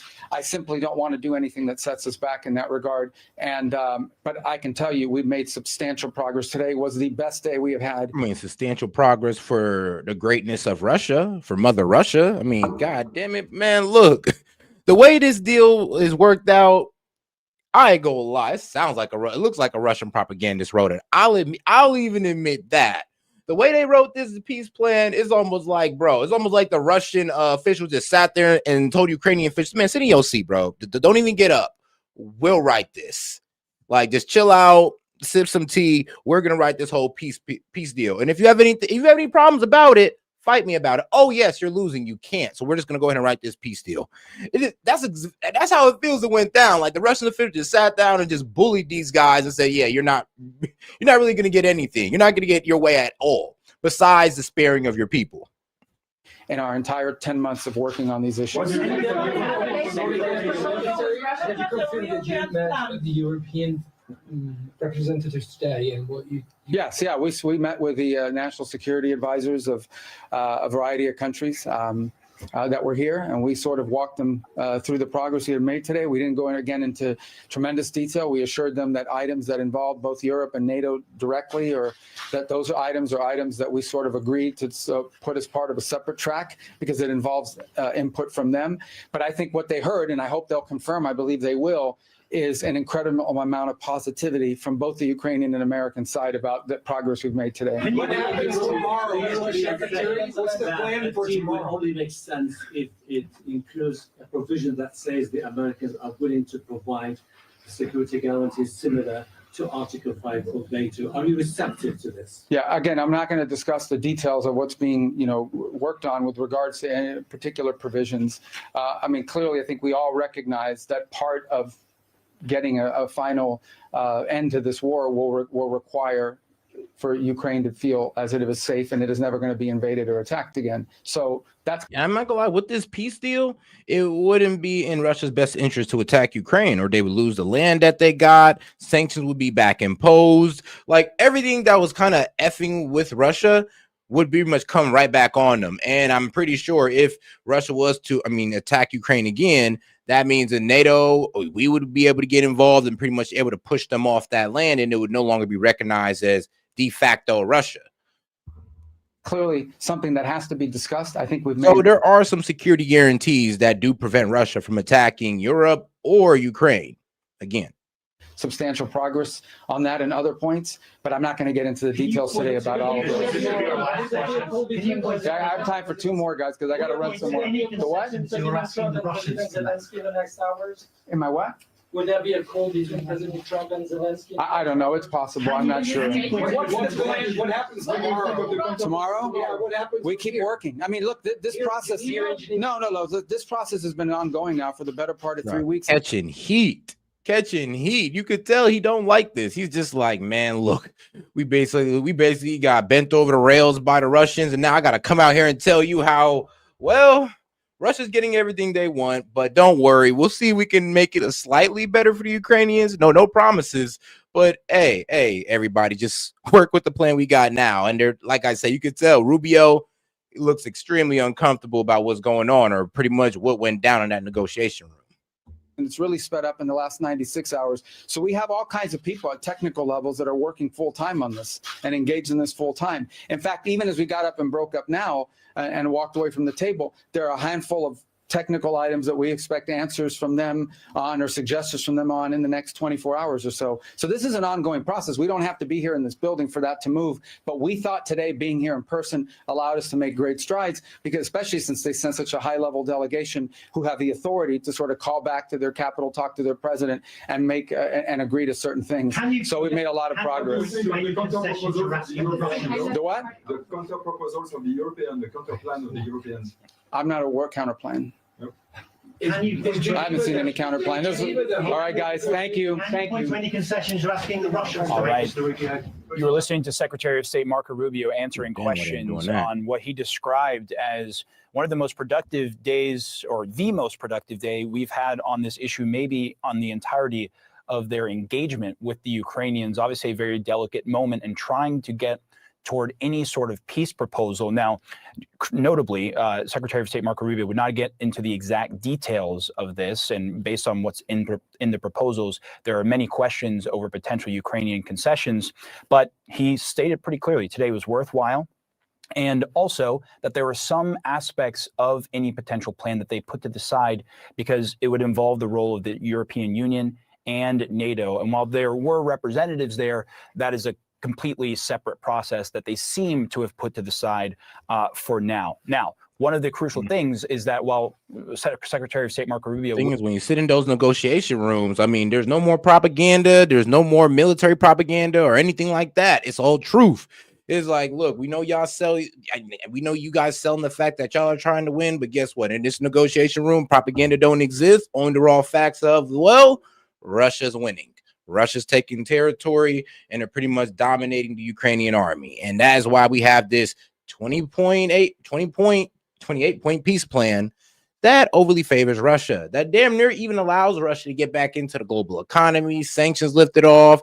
They get some more land. They get land. I mean, hey, and all this could have been avoided if we'd have just not supported, and we'd have let Russia pretty much end it within that 1 week with no support from us. It could have been a lot better. Or NATO could have promised Putin that, hey, Ukraine will remain neutral. That could have been also, a, I guess, non-confrontational way to do it as well. Wouldn't get into details. He did say that the items that remain open are not insurmountable. And I'm going to quote here, "I feel very optimistic that we can get something done here." Now, the president of the United States would have to look over whatever comes out of this, along with Russia as well, because obviously this was a bilateral meeting that we were looking at here. But Secretary of State Rubio, seeming to anticipate that dynamic, said that they began from the early process in these talks with their understanding of what the Russian position was. So clearly the Secretary of State, very optimistic. The president of the United States had set this deadline of Thursday, but Rubio says that the deadline is we want to get this done as soon as possible. We're going to go through some more of the details from what we just heard from the Secretary of State in this critical moment. All right, now let's go ahead and get over to the guys that was calling for, what was it? Republican crowd says Trump's seditious behavior. Yeah, let's get into this call for, what was it? What was they doing? They was calling for the American army to ignore or to challenge unlawful orders without stating what unlawful orders was placed or put out there or proposed. So let's see what they got to say for themselves. We got both of these guys up here. I mean, we got this guy and this guy, one of the main people in the video. So trust me, we're going to have these guys explain themselves and what the F they were talking about. But okay, let's go ahead and get into it.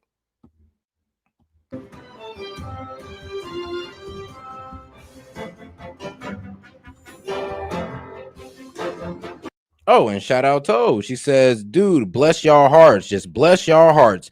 That legit all I got. Been up over 48 hours set, so I'm going to crash for the night. All right, Tove, you have a good night and appreciate the support, sis. Hey, shout out Tove. Good morning and welcome to Face the Nation. As Americans prepare to kick off the holiday season with Thanksgiving, followed by Black Friday, our new poll out today underscores that their focus is still very much on the economy and high prices, with more than 3/4 of Americans who are judging Trump on the economy saying he is not spending enough time focused on the economy and inflation. Agreed. Overall, his approval rating has dropped to its lowest this year. Only 40% of Americans now approve of Mr. Trump's job performance. The Trump administration is facing other challenges that they're dealing with right now. What their strategy is for further military action in Venezuela, negotiating an end to the war in Ukraine, and now disturbing rhetoric that's led to an increase in threats against some lawmakers, with some of that rhetoric coming from the president's social media feed. And we're joined here in studio by Colorado Democratic Congressman Jason Crow, who is one of the 6 lawmakers who released a recorded video earlier last week urging service members to defy illegal and unlawful orders. Good morning. Good morning. And it was that video that prompted some of this rhetoric from the president. I want to speak, though, about what's happening right now. I understand there was a bomb threat against your office in Aurora, Colorado, that your family has received painful death threats, even murder threats. Here is some of what your office released. Unacceptable.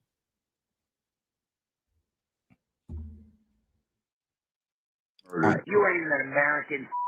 You're a communist. Okay, bro. These, I believe, are phone calls that were made to your office. Are any of these threats credible? We don't know, Margaret. We're going to take these seriously, but it's very disturbing stuff when you have the president of the United States threatening to execute and to hang and to arrest using this rhetoric. People listen to it. We've seen before a pattern of insightful, dangerous rhetoric being used by the president and then people acting on that. You know, I lived through and experienced January 6th, a very similar dynamic. He's been doing this for years. Saying things in total disregard for the outcome and what might happen. Bro, really saying things with the total disregard of what might happen. Like, I don't know, you calling people fascists and they getting shot, like, right wingers, you calling them fascist, they're getting shot. I mean, you calling ICE the Gestapo and then they get shot at. You guys sure you want to make that point? Wow. It's kind of crazy. The projection is real. The projection is so real. When he throws this stuff out in the world. Well, the president has made these social media posts, but then he sort of walked some of those threats back, saying he wasn't threatening death. He was saying sedition was often in the past punishable by death. Yep. And then before you appeared here today on social media, he put out the traitors that told the military to disobey my orders should be in jail right now. Not roaming the fake news networks, I guess that's us, trying to explain what they said was okay. It wasn't and never will be. It was sedition at the highest level. It's a major crime. There can be no other interpretation of what they said. That's a quote. Yeah, I mean, they were pretty much and now just to kind of be on the Dem side about this, they were just reminding the troops that, you got to ignore unlawful orders. Now, it is a bit condescending to tell the troops that, in my belief, because, I'm pretty sure they would know what unlawful orders are and they don't need you guys reminding them what they are. So it was a bit condescending, as them constantly are for some reason, to try to tell them that, make sure just to remind you to don't follow unlawful orders. I mean, don't you think that was taught to them maybe the first 3 months? But let's go ahead and read this out here and let's see if it falls in line with what's going on here. So had this checked out by my man Gamer. So shout out to my man Gamer. He says, it says 18 USC section 2387, activities affecting armed forces generally. This federal statute makes it a crime to knowingly advise, counsel, or urge insubordination, disloyalty, mutiny, or refusal of duty in the armed forces. Okay, distributes any material that does the above with the intent to cause such acts. Penalty up to 20 years in prison and a $250,000 fine. I mean, does that fall under, what that man said, what that video, does that fall under it? Do y'all need to see the video? Because I could bring it up. From what he put on social media. Do you have any idea what all these threats actually mean? Because he mentioned in an interview military courts and referenced the DOJ as well. No, we don't know what this means. He doesn't know what this means because he's irresponsible. He's acting dangerous. He's acting in an insightful way. There's two things going on here, Margaret. One. Wow. And you see, it's like, here's the thing. There's many people that actually agree with Trump and what he's saying. You guys are inciting basically insubordination. And you didn't even tell what orders are insubordinate. You're almost making it seem like any order this man gives is an unlawful order. So, and I'm sorry for what I said last time, but you guys are making it seem like everything Trump says, or maybe any military command he puts out, would be an unlawful order. You're pretty much saying that, yeah, guys in the military, if Trump's giving out an order, consider it unlawful. Did they say that directly? Of course not. But this is how people are taking it. And I'm not taking it that way. I'm taking it as they just came out there and said, hey, friendly reminder, you can go ahead and, you ignore any unlawful order. But the thing is, who are you guys talking to? And if you're talking to the military, why don't you specify? And if there is unlawful orders that you want to talk about, why even make the video? Is the irresponsible and dangerous rhetoric by the president of the United States threatening to have members of Congress executed who he disagrees with. But it's also so telling. I mean, if there are members of Congress literally trying to get the military to ignore the president or get the National Guard to ignore the president, then yeah, we got a problem. That when members of Congress simply remind service members of the Constitution and their duty to obey the law, which is not just our right, but is our obligation to do, that he cannot handle that, and he resorts to threats of violence and threats of arrest and execution. That tells you everything you need to know about Donald Trump's respect for the Constitution. Whoa. Actually, it falls right in line with military code. Oh, what Donald Trump just said. Like, yeah, bro, it does sound like you guys were trying to encourage a mutiny. You guys do sound like you were trying to encourage insubordination. That is illegal. So I'm not sure why you're trying to say that Trump is acting out of line. I mean, let's be real. I thought that Trump was in the wrong for the way he was saying, oh, no, they should be put to death, until I started reading up on the code. And I'm like, I'm not even going to lie. I'm not trying to say that this is sedition, but it is. You all guys are walking on a tight line right here. It is kind of borderline it. So you can't really sit here and say that he's acting out of line here. You guys made that statement, made that video without letting nobody know what you guys are truly talking. All we know is that you guys are talking to the military about unlawful orders and how they should stop following it. And who's the president? Donald Trump. So if any unlawful orders come down, let's be real, it's going to be stopped by somebody in the higher ups. And that's why I also say it's a bit condescending to make that video as if the military guys don't know what unlawful orders are. But hey, I guess this was just a way to, enrage Trump. And it worked. It worked. Because I'll be enraged too if you start telling my people. It's like, bro, it's like somebody telling your kid not to listen to you. Or somebody telling your kid, look, man, if your dad say something that you don't like, or something that I say I don't like, don't do it. It's like, motherfucker's my kid. And the rule of law, and actually underscores our point. Well, let's get to the content of what you had in that video you released, because there are also 15 House Republicans who are also veterans who released a video, including a retired 3-star Marine Corps General, Jack Bergman. Take a listen to this. Troops, listen up. Any service member who refuses a lawful order is subject to court-martial for violating the Uniform Code of Military Justice. We study what's lawful and what's not lawful, and the Democrats stunt insinuating that they're illegal or unconstitutional orders. It's downright dangerous. It is corrosive. It is meant to weaken our country and weaken the military. How do you respond to these allegations from your colleagues, fellow veterans, that what you have put out there is weakening and corrosive to the military? Well, these unfortunately are some of Trump's core supporters that are rallying behind the president, and they know better. They know exactly the difference between lawful versus unlawful. We were very clear in the video. No, you weren't. What? You weren't clear at all. You just used the word unlawful orders and didn't say anything. And did not say a damn thing. This is why you're here. Because that video was so goddamn unclear.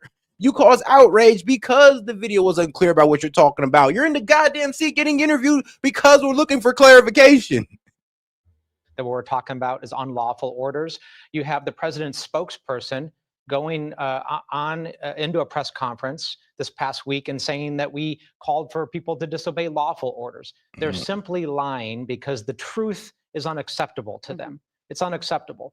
We wanted to start a conversation, and we did, about the dangerous rhetoric this president is using and the threats that he's made to use our military in an unlawful way. Specifically what? Well, send troops into Chicago, send troops into polling stations, kill terrorists' families, arrest and execute members of Congress, shoot peaceful protesters in Lafayette Square. Need I go on? He has a history of doing this. And if we wait until the moment that he gives a manifestly unlawful order to a young soldier, then we have failed them.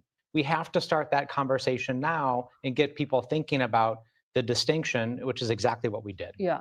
Wow. I mean, so I'm be real with you. Actually, you made it okay, great. You made it pretty damn clear. You are trying to put in the minds of young soldiers that Trump is going to give them an unlawful order that they should ignore. Bro, that's sedition. You just came on national TV and admitted to sedition. Like, and I just read it out for you guys. Like, he literally just admitted, like, knowingly advise, counsel, or urge insubordination, disloyalty, or mutiny, or refusal of duty in armed forces. This is illegal through 18 U.S.C. Section 2387, activities affecting armed forces generally. That is illegal. And it's punishable by up to 20 years in prison. What? So now these them are out here just admitting to this. Okay. I mean, I would thought, hey, he was walking the fine line until he said that. So those were comments, not orders he gave, and social media posts. And like, but I hear you that. Thank you. Wow. Thank you. When mainstream media even got to hop on your lying ass, like, yeah, those are social media posts, not orders to the military. You can't sit there and confuse the two. But okay. Yeah. So those were comments, not orders he gave, and social media posts. And like, but I hear you that words matter. But the standard for troops, as I understand it, is that they should consult with the staff judge advocate, the staff legal counsel regarding orders if they have legal questions. There is a process in place. Are you telling the rank and file troops to go outside of that practice? No, absolutely not. Let me use an example of how this plays out and what this looks like downrange, as we say in the military. Yeah, because it sounds like you're putting a lot of pressure on those people downrange. I did three combat deployments to Iraq and Afghanistan. And before each of those combat deployments, I sat my soldiers down, my paratroopers and my rangers, and we talked about the law of war. We talked about lawful versus unlawful orders, about the protection of civilians in conflict, right? Because you can't wait until a soldier is in the moment and has to make a split-second decision about what to do to train them. Right. You have to talk about it. You have to train them before, which was why we put this video. Bro, leave that to their trainer in the military. Bro, you're not a trainer in the military. You're nobody in the military right now.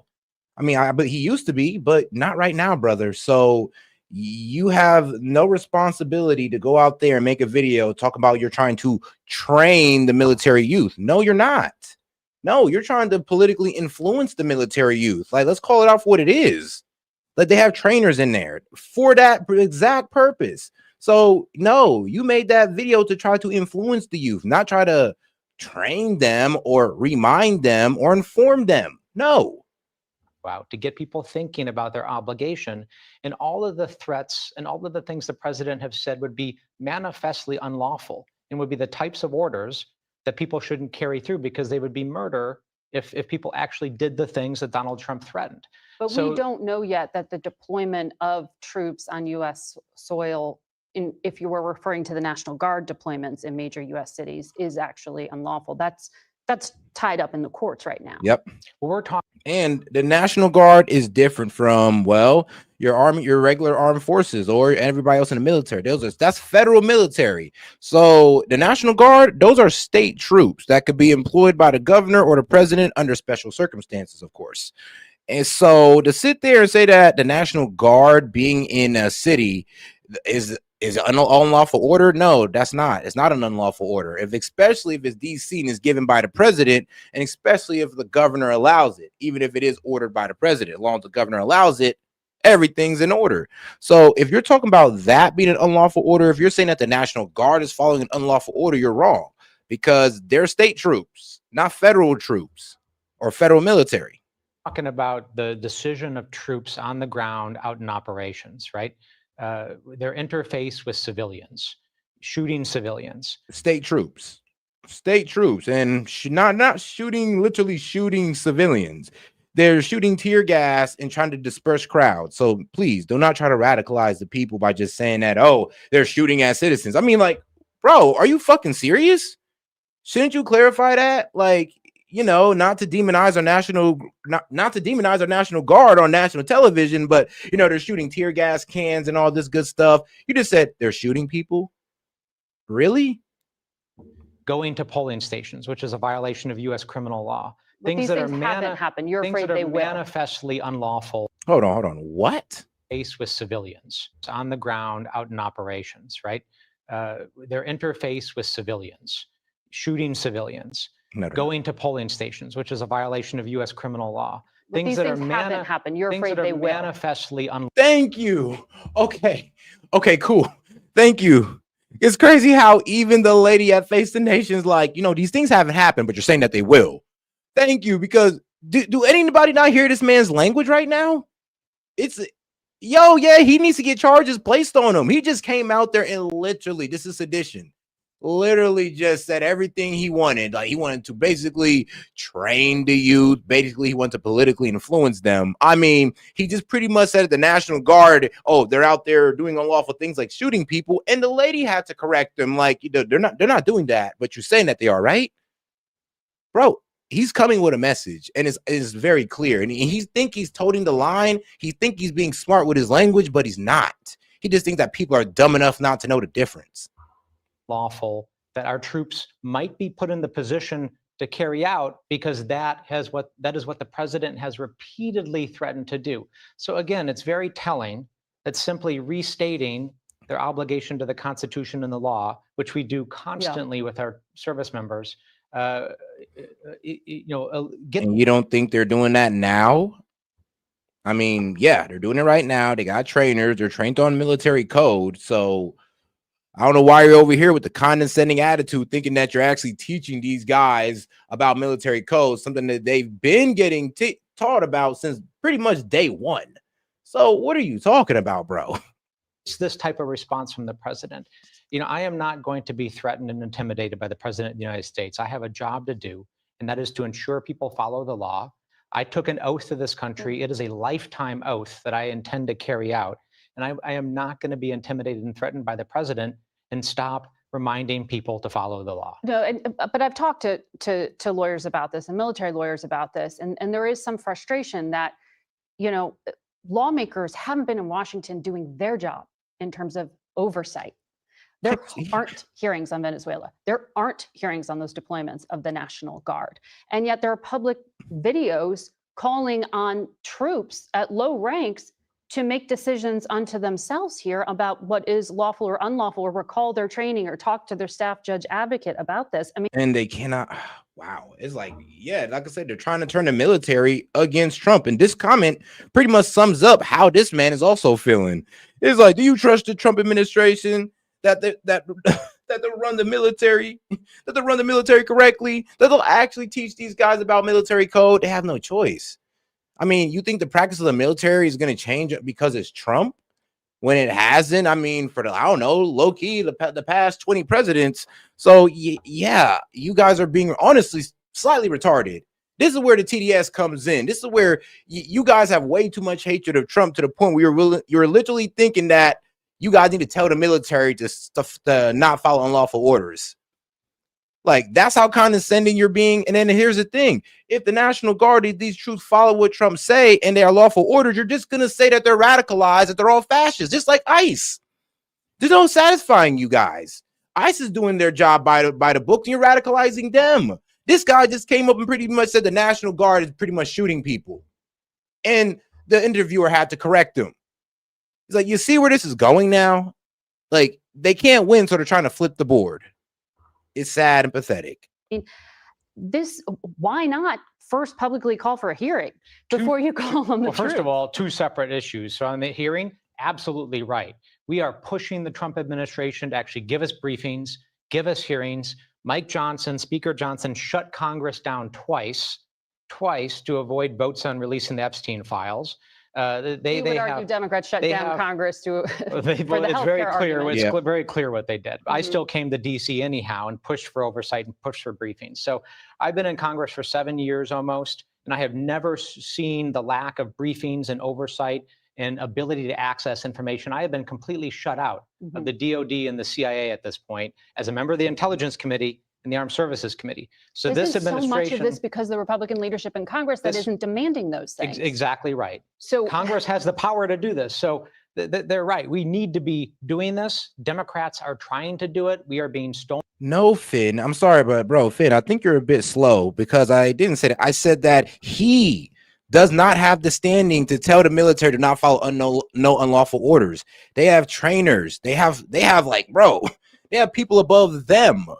Like, or what are you saying? Like, that's why you're low-key retarded. I'm gonna be honest with you. This is why I say some of you guys are retarded. TDS turns people retarded because the fact that you got to sit there and straw man my argument kind of makes it, well, revealing that you can't tackle the argument of what I'm saying here. The fact that this guy is out here trying to condescendingly tell these military men that, oh, don't fall on any unlawful orders. You don't have the right to even say that. Like, dog, you're not their trainer and you're not their higher up.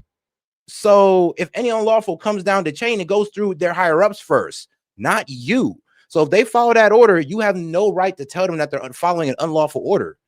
That's just following military code. I mean, what's so hard to understand about that? Stonewalled and blocked by the Republicans, blocked by the administration because they actually don't want us to do the oversight because they're afraid of what we're going to learn.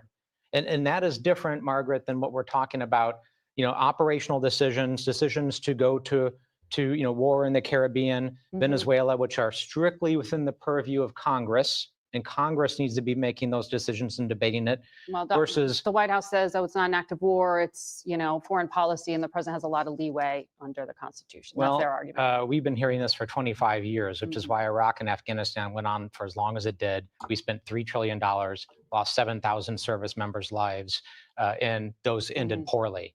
Congress has to make that decision. Congress needs to be accountable for it. And Congress needs to be debating this before the American people, going to the American people and telling them why they should send their sons and daughters into conflict and they should spend hundreds of billions of dollars of their hard-earned money. This president doesn't want that process to happen. And as somebody that did 3 combat tours in these wars, I've had enough of Congress being cut out of it. Well, you'll see in some of our upcoming polling data that the American public would like more information about the plans for Venezuela, which you were referencing there. Congressman Crow, thank you. Yeah, I mean, we would all like a little bit more information. Now, to be quite honest, the people who's giving the military the information is the CIA, because it's already been revealed that the CIA is operating in Venezuela. So how do you think they know what boat to bomb and what's on that boat? I mean, hey, only the CIA can operate like in secrecy like that. All right, now let's go to the next guy in that video. And we're joined now by Democratic Senator Mark Kelly, who joins us from Tucson, Arizona. Welcome back to Face the Nation, Senator. Thank you for having me on.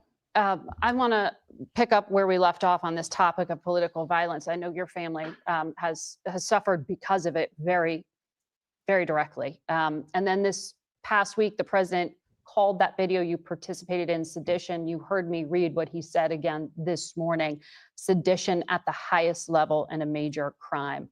Do you have credible threats? How concerned are you about your security at this point?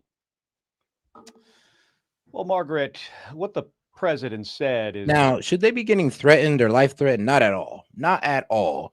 But there should be a public call to actually have these guys investigated for it, because like I said, when you read it, like knowingly advise, counsel, or urge insubordination, disloyalty, and mutiny or refusal of duty in the armed forces, I mean, that's kind of exactly what they did.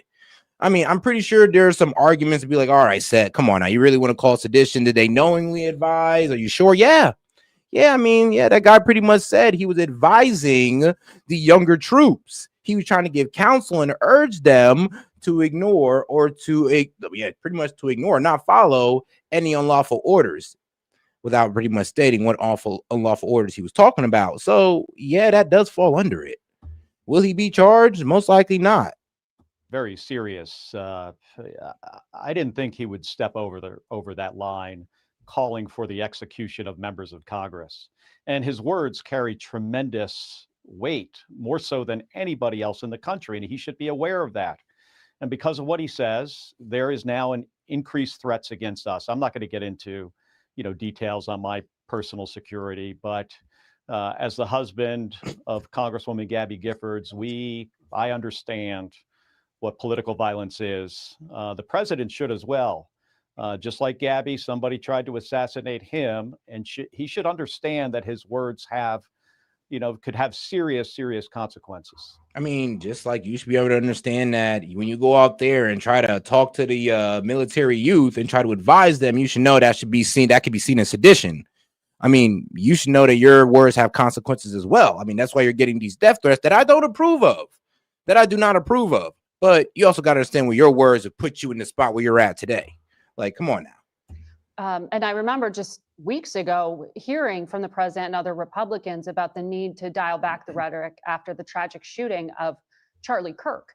When it comes to what happened to that? I mean, that was 2 months ago. Yeah. Where are they now? We've heard very little, basically crickets, from Republicans in the United States Congress about what the president has said about hanging members of Congress. That's what I wanted to ask you. Why aren't we hearing from your Republican colleagues? And in terms of your security, I understand there was a request for you to get a because they actually do feel like this man made seditious comments, like period, point blank. And I'm gonna be honest with you, like when you read out the charges of what it is, they kind of did. And I'm pretty sure somebody can make some argument for how it's not, but when you look at that video and they are knowingly advising and trying to counsel the youth in the military to, not follow any unlawful orders from their commanders, their higher ups, I mean, that you're trying to say they should not, follow what their commanders are saying. And even if it comes all the way up from the top, like Trump, I mean, let's be real, it goes down a lot of people before it reaches the bottom soldier. So 9 times out of 10, if there's an unlawful order, it's going to get stopped somewhere up there in the chain of command before it reaches down to the soldier. And if you just don't trust that, then it is what it is. I mean, if you just don't trust the military, then there ain't nothing I could tell you. Boost in Capitol Hill security support. Are Republican members on board with that? I don't know. I've heard them say, very little about this. I think, the president tries to intimidate them. He tries to intimidate Congress. He looks at government accountability as a nuisance. And I think it's really important for people to understand, Margaret, that the message he sent a couple days ago was he declared that loyalty to the Constitution is now punishable by death. Those are serious words. No, he did not say no, bro. You made a seditious comment. You was knowingly trying to advise military men to disobey their commanders if an order came down that you guys disapproved of, as if you're their higher ups. Like, come on now. Yo, like I said, they're not taking no responsibility for what they said. They're trying to frame this, Trump is unconstitutional. No, he's not. No, he's not. You guys just broke military code, to be quite honest with you. And you just tried to honestly counsel and advise young troops to not follow orders from their higher up, which is sedition. Like, really? You're saying Trump is acting unconstitutional? Coming from the president of the United States, he's trying to intimidate us. But Margaret, I'm not going to be intimidated. You just heard Jason Crow. He's not going to be intimidated either. We both served our country. We swore an oath. All we said. I mean, that's cool. You don't got to be intimidated. Like, we don't expect you to be intimidated. It sounds like you standing on 10. It's just, what you guys might have done, what is illegal. What you guys did was might have been illegal. Like, the way I'm reading the law right now, it actually looks like what you did was illegal. Is we reiterated what basically is the rule of law. that members of the military cannot follow illegal orders. On that point, in terms of lawful and unlawful orders, it gets complicated for rank and file to understand. I understand, and other networks have reported, that the senior judge advocate down at Southcom raised serious doubts about the legality of the strikes on those alleged drug boats, but was contradicted by lawyers at the executive branch. Have you spoken to the Southcom commander? Are you hearing that there are unlawful orders being given? Well, we're hearing the same thing that you are. The administration hasn't shared much information with us. I read the legal analysis. So then why are you out there making a video talking about ignoring unlawful orders if you don't know of any unlawful orders that are being, committed? Like, bro, what was the point of making that video? I mean, hey, the last guy, Crow, he was a bit more honest. He was like, hey, yeah, I was out there knowingly trying to advise and urge these guys not to follow unlawful orders, which by this code right here, I mean, by this nice little law right here, 18 USC section 2887, by this right here, activities affecting armed forces generally, like even on the civilian side. Now, look, knowingly advise, counsel, or urge insubordination, disloyalty, mutiny, or refusal of duty in the armed forces. I mean, it's right here. You can even look this up if you want to. Hey, man, if you find out it's fake, let me know, because I already had somebody from the military give this the approval stamp. So you tell me, did they break the law or not? I mean, I'm not here trying to really sell you it. I'm just you tell me. I mean, I'm giving you information. It's right in your face. You hear their words.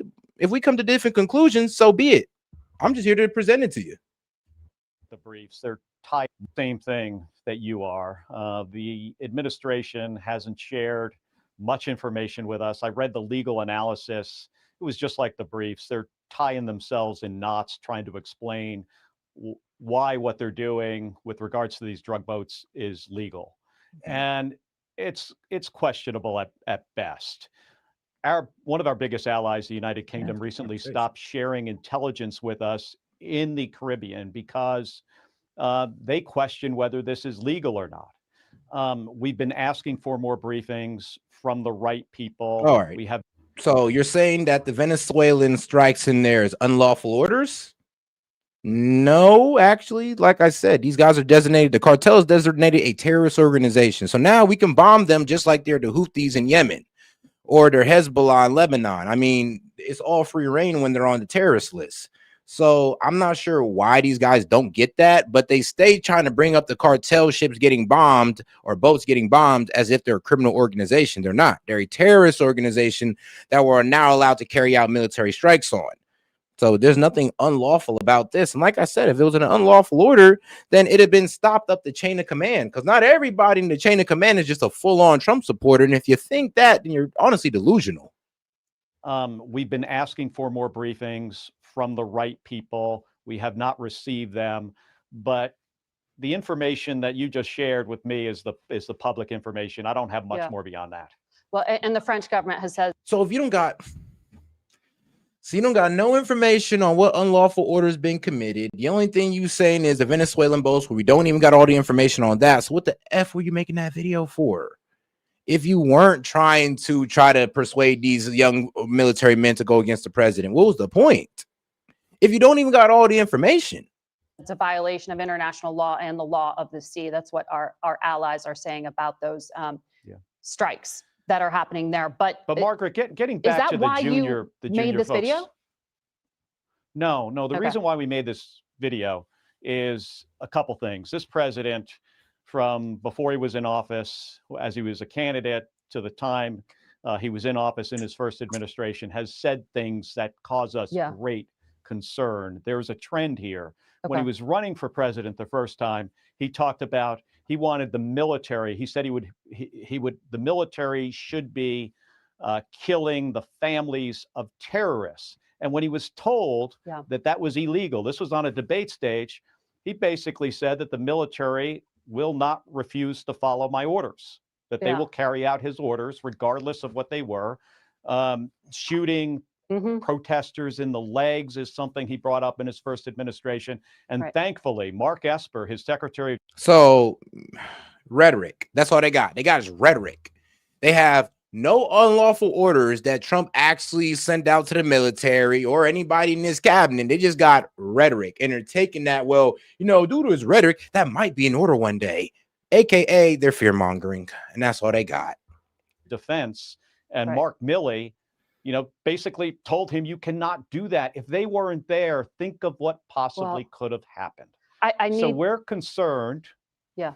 Oh, Go I'm ahead. sorry. I just want to make sure I get to you on Ukraine because there's so much happening, and I know you're such a big supporter of Ukraine. There are 3 prominent U.S. senators who have gone on the record now, including Republican Mike Rounds, who said yesterday Secretary of State Rubio told them he was unaware of a threat to cut off U.S. support to Ukraine if they don't accept this proposed plan that's on the table. Here is how Senator Rounds described it. What he told us was that this was not the American proposal. This was a proposal which was received by someone who has identified and they believe to be representing Russia in this proposal. It was given to Mr. Witkoff. So since those remarks were made and backed up by multiple senators, I've received phone calls from senior White House officials, from senior U.S. officials saying, no, that's not at all what Secretary Rubio said. What version of events do we believe here in terms of what America is putting forward?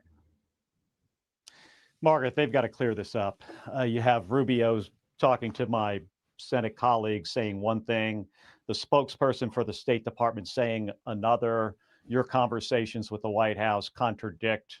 All right, guys, and I'm gonna go ahead and open up the call-in line, open up, well, the StreamYard link. So I went ahead and posted it. If you want to come up here, if you're a naysayer and you disagree with what I'm saying, please go ahead and go to the main page, hit the post tab, and come on up and explain your case, please.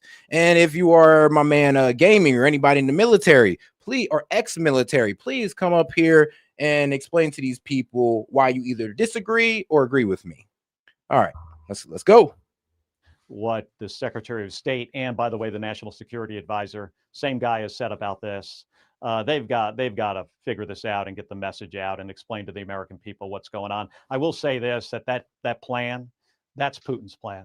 That is a very good deal for Russia. It is a horrible deal. Admittedly, he's not lying. It is Putin's plan. I mean, because Putin's winning the war.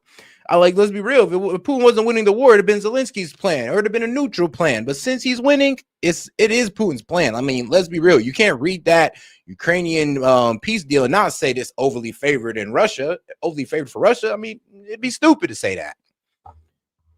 For Ukraine, for our allies, and even for our own national security. If Putin gets the chance with that deal to, rearm, rebuild his economy, and gained territory, by the way, that's what he wanted. Well, then the Baltics, Poland, Romania, all those other countries down the line are at threat. Well, the U.S. keeps emphasizing it as a working document, so it may be in a different state than what was leaked by an anti-Zelensky politician. But Ukraine's ambassador did tell us there's a separate security guarantee document. What needs to be in there that would actually protect Ukraine? Does that need to go for a vote before the U.S. Congress?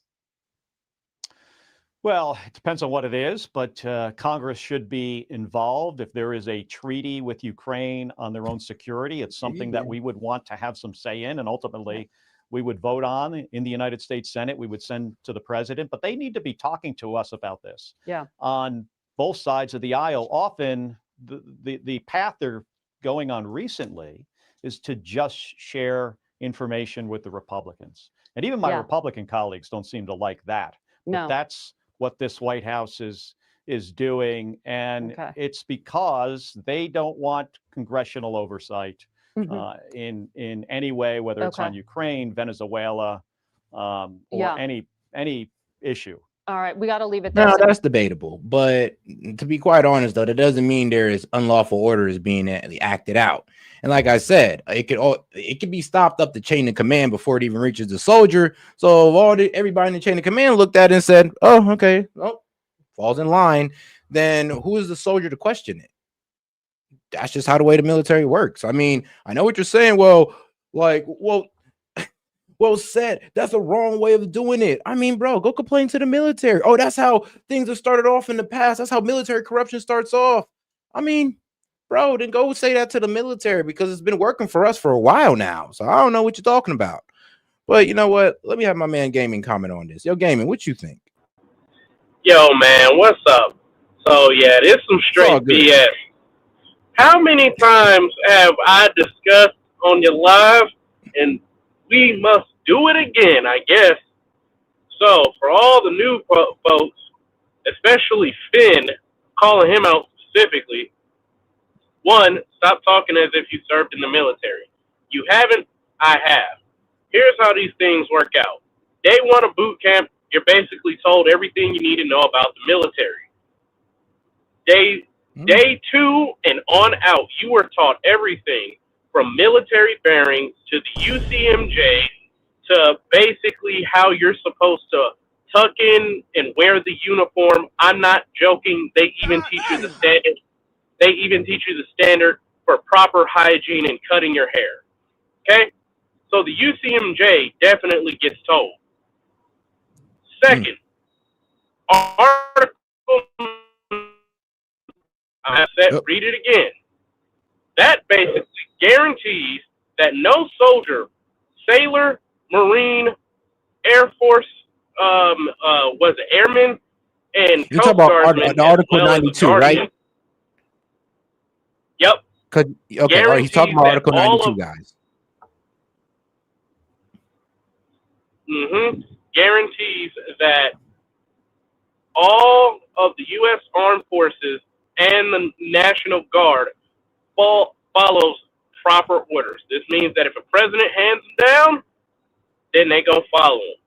If a congressman hands them down and has the sign-off of the president, or they meet for whatever reason, they follow it. I say they meet because ultimately the one that has the final say-so is the commander-in-chief of the United States military, and the only one that has the nuclear launch codes is the president of the United States. I served up under Biden. I didn't like Biden. But you know what orders he didn't give? Unlawful ones.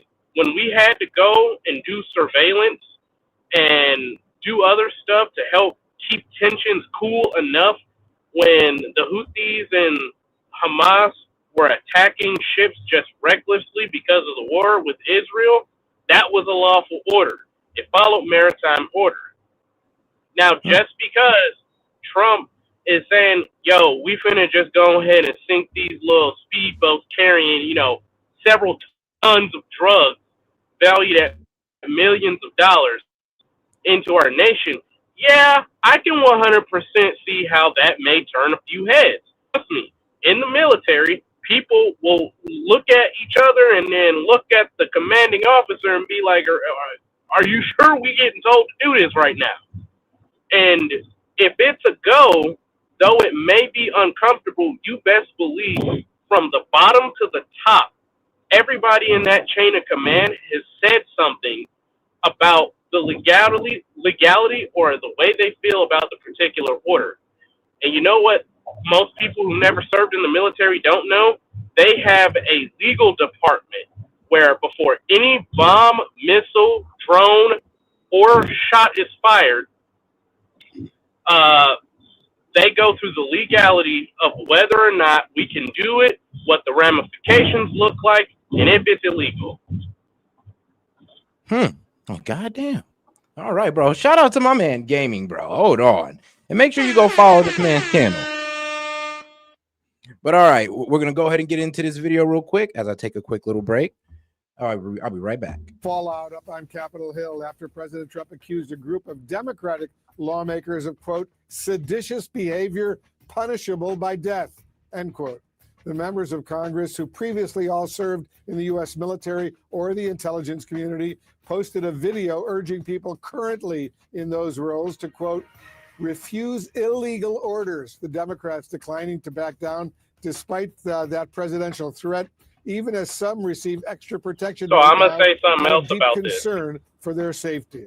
Here's that video in full. Watch this. I'm Senator Alyssa Slotkin. Senator Mark Kelly. Representative Chris DeLuzio. Congresswoman Maggie Goodlander. Representative Chrissy Houlihan. Congressman Jason Crow. I was a captain in the United States Navy. Former CIA officer. Former Navy. Former paratrooper and Army Ranger. Former intelligence officer. Former Air Force. We want to speak directly to members of the military And the intelligence community. Who take risks each day to keep Americans safe. We know you are under enormous stress and pressure right now. Americans trust their military. But that trust is at risk. This administration is pitting our uniformed military And intelligence community professionals against American citizens. like us. You all swore an oath to protect and defend this Constitution. Right now, the threats to our Now said, Constitution. pause that video. Gotcha. So what? You know what's crazy? So when you sign your name on the dotted line, part of that dotted line that they don't tell you about, I know because I'm in this status, is something called a call-up status. That's what most people will slang term it as. But if you're in the know, you'll know it as IRRs, Inactive Ready Reserves, which means that at any point in time, should the military be too low and too depleted on a particular asset, they can and they will, regardless of age or medical status, yank you from civilian life, regardless of where you are, and put you back in the military. Which means depending on if you said something stupid or depending on what it is you did in your civilian life, you can also stand trial under court-martial. They know this. So they're taking a huge gamble. Not only that, but that sedition charge, when you couple it with them being, especially the idiot captain up there, I'm sorry I'm going off, but he should know better out of he should know better out of everybody else. Because like I said, served in the Navy, know how ships work. Captains are privy to a lot of information, and we'll keep it at that. And the fact that he was a captain governing a ship, commanding sailors, and you're going to say, don't forget to, remember your oath, don't follow unlawful orders. No dip, you idiot. You know what an unlawful order is. Let me give you an example of an unlawful order. Sending in a team in a heavily civilian populated area to have a fucking lead slinging party with the enemy, knowing that the rate of civilian casualties is going to be high. You don't send a squadron of Marines into a heavily civilian population area. You don't do it. It's asking for trouble. What you do is you send in your scalpels, your best of the best of the best. You send in your combat applications group or Delta Force. You send in your SEAL Team 6. You send in your CAG. COG, Combat Operations Group, which is the CIA's version of Delta and SEAL Team 6. You send in MARSOC. You send in the Night Stalkers. You send in Tier 1 or Tier 2 units who are made to kick in doors, nab the bad guy, and leave before the sun rises and be home in the morning time to grab a bite with your wife. Those are the people you send to get the job done. You don't send in a group of Marines. That is an illegal order, especially if you know for a fact a lot of the likelihood of civilian casualties. What is a lawful order? Sending in the National Guard, the Marine Corps National Guard, Army National Guard, Air National Guard, or the Coast Guard, which is technically the Navy's version of National Guard, to quail rampant dissonance from the law, to get that Antifa issue under control. That's what. Okay, I hear what you're talking about. Okay, all right. Well, game, your mic kind of went out for a little bit, but nah, I ain't gonna lie, you was definitely cooking. Now, if anybody else has disagreements with my man Gaming and you want to debate him on this, you guys can go ahead and go to my main page, hit the post link, and we'll hit the post tab and hit the StreamYard link. Appreciate the support, guys, but we're gonna go ahead and keep on going with the video. Just coming from abroad, but from right here at home. Our laws are clear. You can refuse illegal orders. You can refuse illegal orders. You must refuse illegal orders. No one has to carry out orders that violate the law or our Constitution. We know this is hard and that it's a difficult time to be a public servant. But whether you're serving in the CIA, the Army, or Navy, the Air Force, Your vigilance is critical Know that we have your back. because now, more than ever, The American people need you. We need you to stand up for our laws, Our Constitution, and who we are as Americans. Don't give up. don't give up. Don't give up. Don't give up the ship. President Trump posted on social media in response, quote, each one of these traitors to our country should be arrested and put on trial. And he shared several other users' posts, including one reading, quote, hang them, George Washington would. Okay. So it wasn't Trump who said that. Wow. So they pretty much lied. So it wasn't Trump pretty much retweeted or liked a comment. He never said it himself, which I'm gonna be real with you. It does kind of mean he co-signed it. Yeah, I will be honest. He does kind of mean he definitely kind of co-signed it. But he never said it himself. He said, charge them. But let's be real. If we're referencing history, he said George Washington would. Yeah, you're right. But actually, most of the forefathers would have tried to hang them over that. Actually, I believe one of the forefathers threatened to hang a bunch of congressmen who threatened insubordination. You know what's crazy is sedition isn't really even punishable by death. It's only punishable if it becomes a treason charge. It becomes a treason charge if a soldier or sailor acts upon the words. All right. Yo, and shout out to my man Just Saying. How's it going, brother? All right. What's going on, my man? So it's all good. So, so you have any agreements, disagreements? I actually disagree with the perspective based on the idea that people feel like this man is doing what's right and that unlawful orders only take precedence from up so everybody above them would be held accountable. But in actuality, he said something about the UCMJ. When I was in, the UCMJ was read at your own discretion. There was nothing that was taught in the classroom or nothing of the sort. They literally gave you limited amount of time because there were so many other rigorous activities that you were supposed to be concerned with prior to the UCMJ. It was like it was above your pay grade in some regard. It was only really resulted to when you would have to like ESWAS and stuff like that in that regard. But for the most part, I have to say that the shooting boats out the water without actually investigating or pulling seizing the contents of the boats and the people that were manning the boats, which is what I actually did during South American tours during my time in. We didn't just shoot boats. And any time that your gun discharged without any action, they would hold you in front of captain's mast. So the idea that hold on. These guys you were cracking down on, was it a criminal organization or a terrorist organization? These were drug ops, so we were seizing cocaine straight out the water. Okay, and when did you do this? 2001, yeah, 2001 and 2002. All right, well, here's the difference today, though. There are designated a terrorist. I mean, the same cartel guys that you were cracking down on are now designated terrorist organizations. Like, so do you feel like but the laws haven't changed? The law, the UCMJ has not changed. Those laws have been in the books for a long time. Okay. So just because somebody comes in new, it feels like there should be a new approach to how we do things. There is JAG officers and other people who are associated to the legislation and determines the procedure and protocol on how we approach those situations.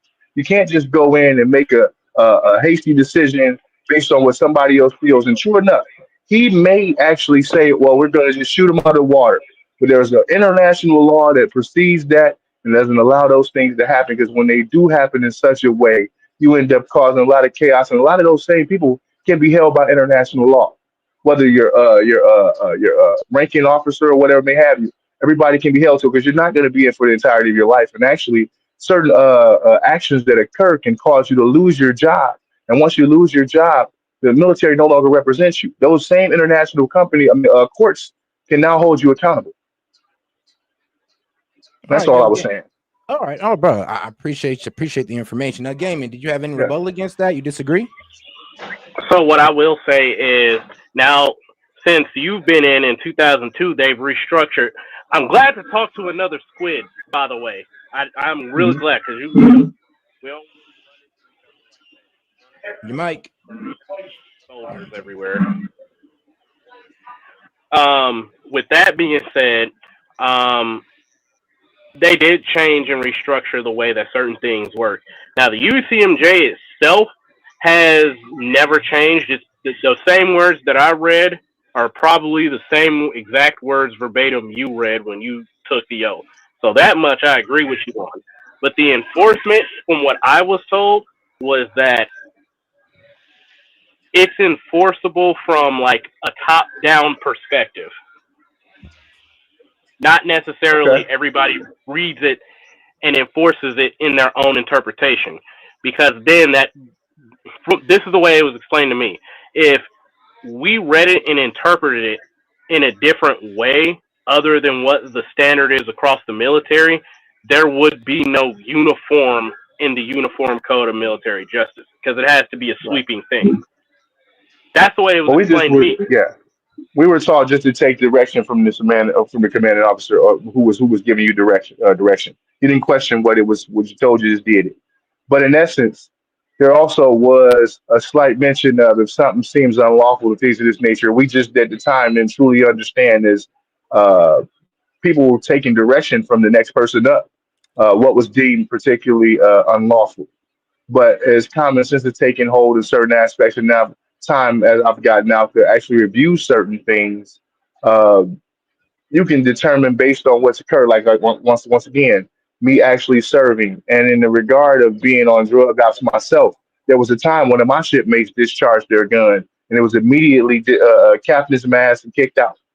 It had nothing to do with no one gave him any action. He just literally thought it would be I guess thought it'd be a great idea and did it during the time we were seizing uh, drugs and people off of a boat, particularly somewhere in South America. I won't care to mention, but the individual did actually get discharged. The following the situation, I want to say all this took hold in like the next 60 days.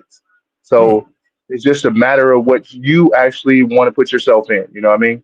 All So, right. I mean, don't get me wrong. I mean, I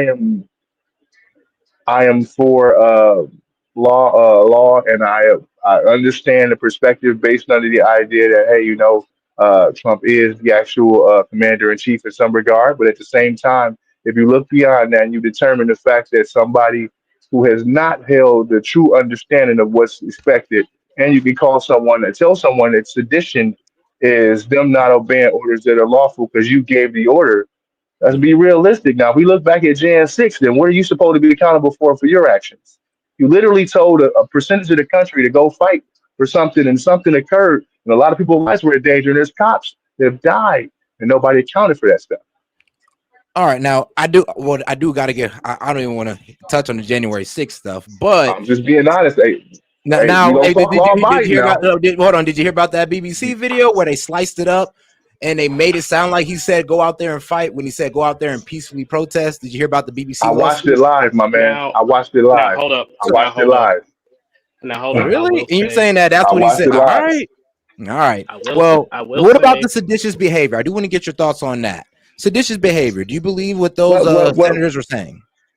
what defines sedition? By creating clarity about your actions instead of just going blindly?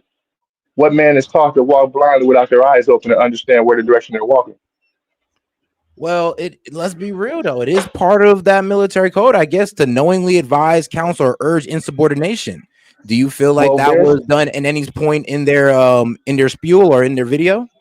I'll say this much. For the individuals that question actions, they went to another individual at the time, and whether they gained clarity or felt that it was objectionable for them to, they faced consequences like anybody else, but I'm assuming those consequences were minimal versus what they would have faced doing the action that they felt was unjustifiable or unlawful at the time. So they took a hit probably for defiant, maybe a restriction in some regard, but they still maintain their opportunity within the military to be serving versus them making another situation or creating a bigger issue by doing something that they particularly agree with. So, I mean, you're damned if you do, you're damned if you don't. It's just which All punishment right, you want to take.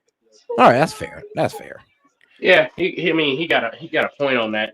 Um, Now I agree with what Seth said too. It's kind of like, okay, well, if you guys weren't outright saying, or if you guys weren't trying to incite sedition, what was the point in even reminding them that? Because, and I know this guy. Oh, by the way, you ain't got to tell me what was your rate. Well, I'm gonna be honest with you. I got out as E3.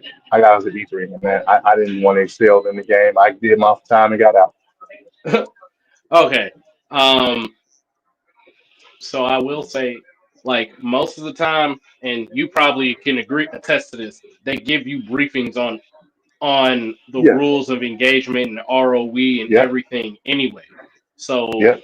for another person outside of the military to come out and say that, that's why I'm like leaning more toward the side of sedition, because we already get the rules of engagement before we even deploy anywhere. Yeah. That's based on what you experience and what you potentially could experience when you get port side somewhere that's not the U.S. Right. But for the most part, they I don't know if like well I was actually down in Jacksonville when I started out. My first assignment was in Jacksonville, and we deployed out of I think it was the NES Jacks. Um, they created different scenarios and different opportunities for us to be aware of what we could do within the realm of protecting our ship and other crew members on night watch, and also when I did watches at the Space Center, Kennedy Space Center. So both times, I mean, it's just different things that you have to pay attention to, but they all fall within the realm. So, I mean, the idea of sedition would be just, to me, would just be like disregarding your post or doing something that was totally ungodly to what you expected to do. But they gave you a fine line of what you were supposed to do. But the thing is, with this particular situation, I only addressed it based on the fact of the thing with the boats. Now, from my understanding is you would seize the boat and whatever supplies or whatever was deemed unlawful on the boats, and then you would hold them until BBSS. the Coast Guard came. Yeah, but to actually just blow them up and disregard them in that regard, to take human life without it, I mean, where does that leave us? Are we not I as mean, bad as the people we're fighting against? the question here is, and this is more of an intellectual discussion from a younger veteran to an older one. My question to you would be, don't you think they would have already been pre-briefed on that? Because you got to think. I'm gonna just say that. I'm gonna just say it like this without giving too much away. Think about how we get underway, right? Think about all those briefings. Don't you think Yeah. when they heading into a situation like that, they've already been briefed, they've already had the orders handed down and everything else like that? But look at the revamp that just occurred. They just literally had all the main commanders come and talk to Pete Hegseth, and he practically gave them a speech about loyalty and following directions, and the level of loyalty superseding anything that they've been used to, and how we need to get back to some new, I mean, this old version of the military, and how these things can help further the advancement of the U.S. Military versus others, and how we can. I don't know if you saw that, but Yeah, I did. I've seen yeah, bits and pieces of it, right. and I and So I tr- if and they're, I I'm sorry, I'll go go for ahead. it. Nah, I you was going good. to say, so if they're pushing this agenda to their uppers and they're expecting their uppers to pass it down to the lowers, and then we're already working with a military to teach people to do as I say and don't question it, right? So Yeah, do as I say in and that not as I regard, do. right? So I mean, not as I do, but just do as I say. That's pretty much the it's pretty much it. You know what I mean? So if we're being held accountable for not following direction and we're doing what we're supposed to be doing, then aren't you particularly putting people's lives in jeopardy, creating them situations for them to do harm or create files against their own freedom for them to be locked up after they've served and done what they were supposed to do, with the only justification saying that they was following the rules of their higher upper command? Yeah, and that's why I brought up like nowadays. See, and this is why I said I don't know how it was. Mostly because I was like really tiny when you were in. Probably wasn't even Yeah. thought of when you first got in. But now, Hmm. when I went in, 2021, they had changed a lot of that. So there are Yeah. some things, because you got instances where soldiers, sailors, airmen, and Coast Guardsmen and Marines will be like, nah, I don't want to do this because it's stupid. And then they get sent up to court martial and they get Yep. Sent non-judicial home. punishment. And then not sent home. Come to find out, the reason why they did the reason why they bucked the system and said no and did what they wanted to do is because it worked and it saved lives. So the military that I came into was one where the higher ups, yeah, they listen to the talking float. Let's be honest. I'm gonna go ahead and say it's not gonna be exactly popular, but the other sailor will get what I'm talking about. A lot of these political figureheads, regardless of who it is, they just a bunch of idiots when it comes to the battlefield, and they don't really understand how what they say actually pans out on the battlefield. With that being Absolutely. said, with that being said, there are some rules where, yeah, you just don't have to scrap them. And then there's other rules where it's like, okay, they come from the top down, and then we're going to enforce them the way that we think they should be enforced. So it's not that rigid structure that they had all those years ago, because there were a lot of issues that happened on the battlefield when you work from such a rigid top down, no room for discussion structure. Right. Now, I don't know if people are following this as well, but there's been a lot of reports of different upper command officers calling JAG, trying to establish what they were liable for the prior actions that have been occurring out in the water right now. For the Not the what? basic. A lot of the commissioned officers have been calling JAG, trying to determine based off of actions that have occurred with a lot of those boats being bombed in the water. They've been calling JAG, trying to determine what they'll be particularly liable for after all this is said and done. And that's why I never questioned, you know, I even said when I was going on my little rant there, yeah, does it turn a lot of heads and got a lot of people looking at each other like, did they really tell us to do this? Like, Mhm. yeah, I ain't gonna sit up there and lie about it. When I heard they was just blowing up boats, my first thing went to international maritime law. Like, you can't just nuke Absolutely. somebody without a good reason. Right. So, But I, also, I'm not saying this, let's just look at this first time around. This is the second time in. First time, a lot of people, a lot of good people went to jail from following this man blindly.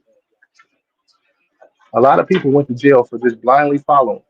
And that was their excuse. I was just following the orders. But that didn't stop you from going to jail. And the person who should have been didn't go. I mean, just realistically looking at the situation, it's like if your friends told you to jump off a building, come on now, you get what I'm saying? I know you heard this from but your then, parents when you were a kid. yeah, but then you also, and I ain't trying to dodge no accountability. Yeah, you should Oh, always absolutely. ask questions, but Mhm. at the same time, look, how do I do this carefully? At the same time, you should Mhm. also look at the commands and what expectations they set for their lower enlisted. If the head at the top leads with his placard and not his wherewithal, everything at the bottom is going to be screwed up. You're absolutely right. I'm gonna be honest with y'all fellas, man. I gotta get off of this chat, but it was a pleasure chatting, my man. Y'all have a good one. It was a Hey it was a man, you pleasure. too. Glad to hear from another sailor.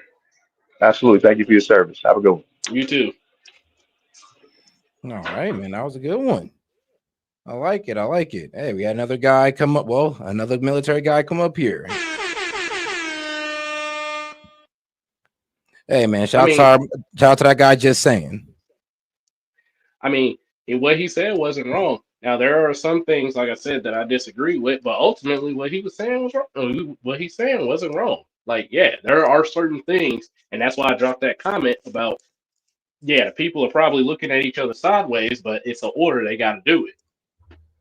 I never said that it was justified because honestly, I ain't followed the story that much, and when I seen it, I was just kind of like, bro, if I can't unload on a freaking Dow with who's actively pointing loaded weapons at me because we're doing a mission, how in the hell are they just dropping bombs on boats? But then again, like I mentioned, they probably got the orders briefed to them. That's probably what their specific mission set is. So you also got to take that into consideration. All right, then. All right. And shout out to my man Guest Duty says Steve Finberg is really in charge of the DO or of the Department of Defense. Hegseth is just a talking head puppet. The Department of Defense is about to be sold out to venture capital and war for profit. Well, Well, dang. If that happens, you ain't gonna see too much more of me. I mean, hey, you never know. But hey, yo, shout out to my man, Guest Dude. One of those Democrats, Congresswoman Maggie Goodlander, in the next hour of the Situation Room. Wolf? Looking forward to that interview. I want to go live right now to CNN's Elena Treen. She's over at the White House, and CNN's Arlette Saenz. She's up on Capitol Hill. Elena, let me go to you first. What is the Trump administration saying right now about this? Well, there's a few points to make, Wolf and Pamela. One is that a lot of them were outraged by that video that you just played of these Democratic lawmakers, 6 of them, all of whom either served in the military or in the U.S. intelligence community. They essentially were arguing that they were trying to encourage troops to rebel against the commander-in-chief. However, once the president started posting, particularly that post about claiming that they were engaging in seditious behavior and that's punishable by death, that's when a lot of Republicans started agreeing with Democrats that this went too far. Now, the White House press secretary Caroline Leavitt addressed this yesterday, and she also denied that the post meant that the president was essentially calling on lawmakers to be executed.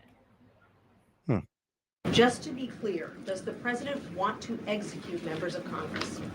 No. You have sitting members of the United States Congress who conspired together to orchestrate a video message to members of the United States military, to active duty service members, to members of the national security apparatus, encouraging them to defy the president's lawful orders. There's a few things as well, Wolf and Panel, that I've been hearing in some of my conversations with people in that building behind me. The fact that the lawmakers who shared this video or were part of this video did not give any examples of any illegal orders that perhaps the military had received or would receive. I also want to point you to what we heard from the Deputy Attorney General, Todd Blanche. He said that the Justice Department was going to be opening a formal investigation to look into all of this. But I do want to be clear. We know that the law states that service members should not be obeying illegal orders, and to do so would actually open them up to prosecution. I'd remind you of the Nuremberg trials. And so this is going to be very messy. There's a chance we will hear from the president today addressing this. A lot of people very eager to know what exactly he meant with these posts. All right, so let's bring in, go ahead, Wolf. No, I was just going to say at Nuremberg, the Nazi generals and other senior military officers simply said they were obeying orders from the top. But those orders were illegal, and as a result, they paid the price for those illegal orders. The Democrats were not saying, to go ahead and disobey legal orders. They were saying disobey illegal orders or something that goes against the Constitution. That's right. So I want to go to Capitol Hill now, Wolf, to see how Republicans there are responding to this. Tell us more, Arlette. Well, Pamela, President Trump's comments have really drawn a mixed reaction from Republicans up here on Capitol Hill. But there have been a number of Republican lawmakers who have said that the president's comments were inappropriate and do not help do anything to lower the temperature at a time when there's a lot of concern about political violence and highly charged political rhetoric as well. Now, Senate Majority Leader John Thune said that he doesn't agree with President Trump's comments, but his counterpart in the House Speaker Mike Johnson, early in the day yesterday defended the president's comments, saying that it's the Democrats who were out of line with their video. But then hours later, Johnson did concede that he would not have used that highly charged language that the president did. Here's a sampling of how some of the lawmakers have reacted to this moment. Obviously, I don't think that these are crimes punishable by death or any of that. Okay, but what the point that we need to emphasize here is that members of Congress in the Senate and the House should not be telling troops to disobey orders. I don't think that really matters at this point. I mean, literally, like I said, the whole part of they should not be counseling. But hey, yo, shout out to my man, Guest Dude. How's it going? Hey. Guest Dude. All right, so I've got a. Pardon the thunder. I'm sitting in my car with the rain coming in. I've got a different opinion on this. In terms of where the DOD is going right now, underneath Feinberg, at this point in the game, it's kind of hard to say there are any lawful orders anymore. Because if they're bringing in venture capital, that means anything that the military is about to start doing is for investors, not for the nation. If you bring in venture capital, which Feinberg is doing, then everything the military has to do has to be for profit. And that means things like, hey, we need to use these bombs, we need to use these missiles, we need to use this ammo, we need to make it profitable, we need to. It's the war for profit model is what they're going to be operating underneath. Okay. Yeah, And and that's you could actually exactly look it up. what we don't If you want want. to look up the exact search that I just used to confirm it, just look up Steve Feinberg wants to fund military with venture capital, and it'll bring up all of it for you. And it's like he's legitimately actively seeking to fund the military via venture capital firms. All right, hold on. Which makes it a for-profit military. Whoops. Let me switch back over. And I don't understand how you can have a lawful order if the lawful order is being pushed via an investment basis, not a national defense basis. All right, he's the what was it? As the deputy secretary of defense right now. He's the guy who's really in power. Like you got to understand, everybody who's the face of the departments underneath Trump's new administration is not the real person in power. Well, their deputies are the ones who are really in power. But they knew that they couldn't put Feinberg, this billionaire investment capitalist, as the actual deputy. They needed to find some soldier with a redemption story who was an alcoholic and got over it and could talk, who was this and that, and he'd be a great little talking head that they could put out in the front, and then have him bring 800 generals and flag officers to DC and the most security violating stupidity I've ever seen, so we could talk about fat bodies and beards and haircuts. Meanwhile, behind the scenes, you have this billionaire investor who wants to. We've all seen the movie RoboCop, where they were actively trying to push out the actual not private cops and replace them with private venture capital funded corporate cops. That's what this is. This is what this is leaning towards. So how do you have lawful orders if you're not this is everything the cyberpunk dystopian writers were talking about in the 80s and 90s of corporations running countries. I mean, he not wrong, bro, because if it makes sense, if you trying to roll out, and I'm sorry to jump into this from a conspiracy wormhole type thing, but if you think about them trying to push out CBDC and then they just released and rolled out digital ID not that long ago, you need a security apparatus that's functional and capable of enforcing that and dealing with naysayers There's who already don't want to lawsuits go being with it. pushed about it. They're like we're at that point now where now you got Palantir and you got all this other stuff that's coming up. Like things are about to get really wonky really quick. All right, okay. I was hearing about this whole Palantir scare and all that good stuff, and well, the JD Vance connection to it as well, or the JD Vance Peter Thiel connection to it. And it is kind of I did hear it is kind of one of the reasons why AI has been taking over, because they're setting up for the Palantir takeover. Yeah, now, I mean, it's all integrated. Yeah. It's all tied together, and now you have all these. It's weird that all the secondary people's. And it's the question I've had the entire time. Why is JD Vance always sitting there next to Trump? This is the first time we've ever seen a vice president and the president consistently always violating the separation security. Like it doesn't make sense to have them always in the same room with each other unless Vance is the one who's really in power and they Trojan horsed Vance in Manchurian Candidate style. I mean, damn.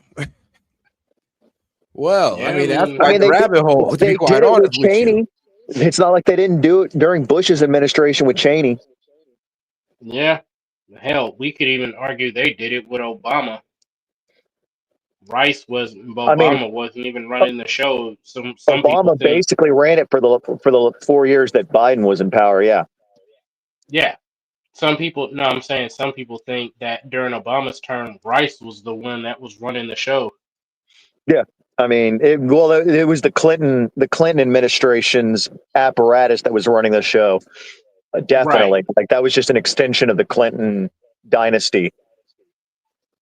She just bowed out because she realized she's unelectable and that she thought she could go up against one of the most popular reality stars at the time in 2016 like an idiot. They had other candidates they could have easily put up. You could have put almost anybody against Trump in 2016 and they probably would have won, but they put Hillary, which just baffles me to no end. I mean, they had to go with the blue blood. Like, Well, it's because they wanted to maintain the Clinton dynasty, and they didn't have any other Democrats who were willing to bow to the Clinton dynasty at the time. I mean, bro, come on now. You stood up against the Clinton dynasty. You might have went missing. Yeah. So they didn't want to stand with it, and they didn't want to openly stand against it. So they ended up having to run her. All right, now I do also want to get into this. Let me see if I play this. No, I do want to get into this Ukrainian deal right here, because I know you guys have your comments on it. So let's see here, and let's get into what John Bolton got to say. This bastard. This guy. Yes, Bolton. This guy. Getting peace. We think we have a way of getting peace. He's going to have to approve it. All right, President Trump with what can only be described as an ultimatum to Vladimir Zelensky of Ukraine to take the deal that is going to be on the table. If President Trump gets his way, he is going to be able to declare peace in Ukraine before Thanksgiving, which would make him the only winner in this deal that apparently nobody wants but President Trump and the Russians. Although what the I'm about to say, I'm like, well, Russia wins too. Like Trump wins, Russia wins. The only person that loses is Zelensky and NATO. Think about this as a little opaque. The Europeans and Kyiv are furious because the deal reportedly gives Russia almost everything it wanted. Most importantly, Moscow gets to keep all of the Ukrainian land it has taken and perhaps even force a Ukrainian withdrawal from more of its own land. We don't know that to be sure. But for Russia and the MAGA types, it commits the United States to defending Ukraine like it is a NATO country, sort of. What's called the Article 5 protection written into this deal is artfully written to allow an awful lot of wiggle room. With this now, Ambassador. Why are you trying to allow this wiggle room to get us into war with Russia? Like, what is wrong with these people? I mean, did I not just explain it? Like, bro, they're tripping, did. though. Like, they're definitely tripping. Dude, It's like we're gonna be at war with Venezuela by summer of next year. Like that's a guarantee. Bruh, I mean, I don't know. I hope you're wrong on that one, but like we've already. Why is the I US thought the ever- only thing they were trying to go after, I guess, I literally thought the only thing they were trying to go after was like a bloodless coup or bloodless regime change. No, we're But once we parking seen boats. that was impossible, I thought they We're would just back off. we're actively parking boats. The U.S. only ever parks boats, so someone makes the mistake of touching our boats, so we have an excuse to start a war. He ain't wrong on that. I served in the Navy. The Like, only reason why Iran wasn't stupid enough to touch the quote unquote poor defenseless minesweepers before we decommissioned them. Hello, I was on one. Was because they knew that if they touched that, the other hundreds of ships that were around the AOR would have quickly laid waste to Tehran. Yeah, and I mean that's exactly what's going on right now. We've got a special operations boat in the Caribbean waiting and just chilling. Yeah, but here's the thing. So pretty much you're saying is that, well, because we're not really getting the results we want in Ukraine or Gaza, it seems like the warmongers are switching their attention to Venezuela and they're trying to like go all out on that one. Well, Venezuela is an open ally of China and Russia, so And Iran. it's a war. They want a perpetual war for perpetual profit so they can perpetually keep making weapons and making money. All right, let's keep it going. John Bolton, former national security advisor under President Trump's first term. Mr. Ambassador, good to see you. Does Zelensky have a choice? Well, I think he does, but it's not a good choice. This is from the Russian point of view. They couldn't have written a better treaty themselves. I think it's. I literally thought I'm literally thinking that the Russian diplomats came in and they literally told the Ukrainians, "Well, sit your ass down while we write this peace plan out," and you don't get a word in, because when you read it out, it does seem like they didn't get a word in. The only people who had any say was the U.S. and Russia, and Russia had the biggest voice in the room. Selling out Ukraine. And I think for everybody over the past year who said, hey, Trump's come around, he's going to support Ukraine. I don't know how many times it has to be proven. He doesn't care about Ukraine. What he wants is a deal, and it's part of the quest for the Nobel Peace Prize. He couldn't care less about the security of Ukraine. And the terms of this treaty, as it's been announced in the press, and it is an ultimatum, as you said earlier, couldn't make the Kremlin happier.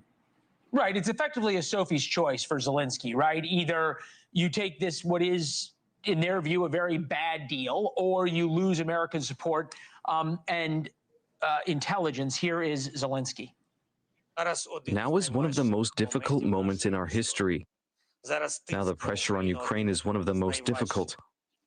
Now Ukraine may find itself facing a very difficult choice. Either the loss I gotta of say dignity or the real risk. quick, I've made this comment a few times, and I need to make sure I explain it fully now. There is no Ukraine anymore. Demographics don't fucking lie. Their birth rate was one of the lowest on the planet before the war started. Now it's in the tubes. Most of their women left. Most of their men are either on the front line or permanently wounded, dead, and about to come home with PTSD. There is no Ukraine anymore. It might be on the map, but there's no nation. Let me put it to you like this. There never was any Ukraine. The Ukrainian birth rate in 2020 was so low that majority of the population in Ukraine were ethnically Russian. Yeah, and then there's the with the current birth rate and the current situation, and I've run the numbers through a couple different variants. By 2050, there will be 7 million Ukrainians worldwide. Yep. That's less Ukrainians than practicing Jews. Bro. Okay, I didn't think y'all was. I had a doomsday scenario written for these guys, but you know what? Y'all's, hey, guess dude, yours was worse than mine. So It's not a doomsday scenario. It's just demographics don't lie. Every nation is written by demographics. It's all right, I get that they're a failing state, but to say that it's why Macau, take Macau, okay, the sister to Hong Kong, Macau, within probably the next 10 to 15 years, if their birth rate maintains, will no longer be a nation. It will be a Chinese population because their birth rate is like 0.01. Wow. Hell, take Korea, Japan, and China. They're all in jeopardy of never being Korean, Japan, or Korean, Japanese, or Chinese within the next decade because of how low their birth rate is. And here's the crazy part. The United States and the European Union and even Russia has known this for quite some time. So it's always been weird to me why they've been pushing to get inside of Ukraine and get in the middle of the war when Ukraine has always been on the losing side. If they weren't going to die because of a war, they were always, and I mean always. I'm not trying to one up guess dude. Nah, he's spot on the money. They were always gonna disappear anyway. It's because it's the perfect proving ground for new technologies that we're getting ready to come out. Yeah. Afghanistan and Iraq had fizzled out. There were no other active war zones that the NATO bloc could test their new weapons, and they wanted to burn through the old stockpile, and they wanted to see if where drone technology was going was actually going to lead to a rebirth of trench warfare. So I got a conspiracy theory on this from being on the inside of the military. Russia and the United States are back in another Cold War. It's just more subtle this time. Here's why I'm going to say that. Russia started a campaign against its neighbor, Ukraine. It lasted for 4 years. And in that time, they have developed basically a maneuverable ballistic missile, because people get hung up on that word hypersonic, but any ICBM is a hypersonic missile by definition, and this is going off of aerospace engineering definition of what a hypersonic missile is. They've gotten a chance to see how it's possible to strap what is essentially a telephone pole to a jet and launch it at somebody. They have gotten to see where their financial supporters are. They've gotten to see basically what iterations of tanks they need, what iterations to their tanks they need to make. They've gotten a chance to get rid of all their old tanks. They've gotten a chance to get rid of some of their jets. They've gotten a chance to see where their military is stacked up at. And I believe that the United States is doing the exact same thing, and it's going to be another. And I agree with Guest Dude. By the middle of 2026, all of a sudden we're at war with Venezuela. Who could have seen that coming? And I think it's because they want to test out the new Hawks missile, which is a hypersonic air-breathing weapon, cruise missile. They want to test out the new variant of the F-22 Raptor, the new variant of the F-35 Lightning II. They want to test out the new block upgrades for the A-10 Warhawk. They want to test out the new block upgrades for the B-52s. B-2 Stratofortress. They want to test out the new F-47. They want to test out the capability of the littoral combat ships. I'm saying this to say what Russia did is what the United States did. And I don't think that the Cold War between the United States... That's exactly what Panama was. If you look at Iraq One, back when we went in the early 90s, we were using basically older tech. And we had a huge upgrade of technology right around the time we went to Panama.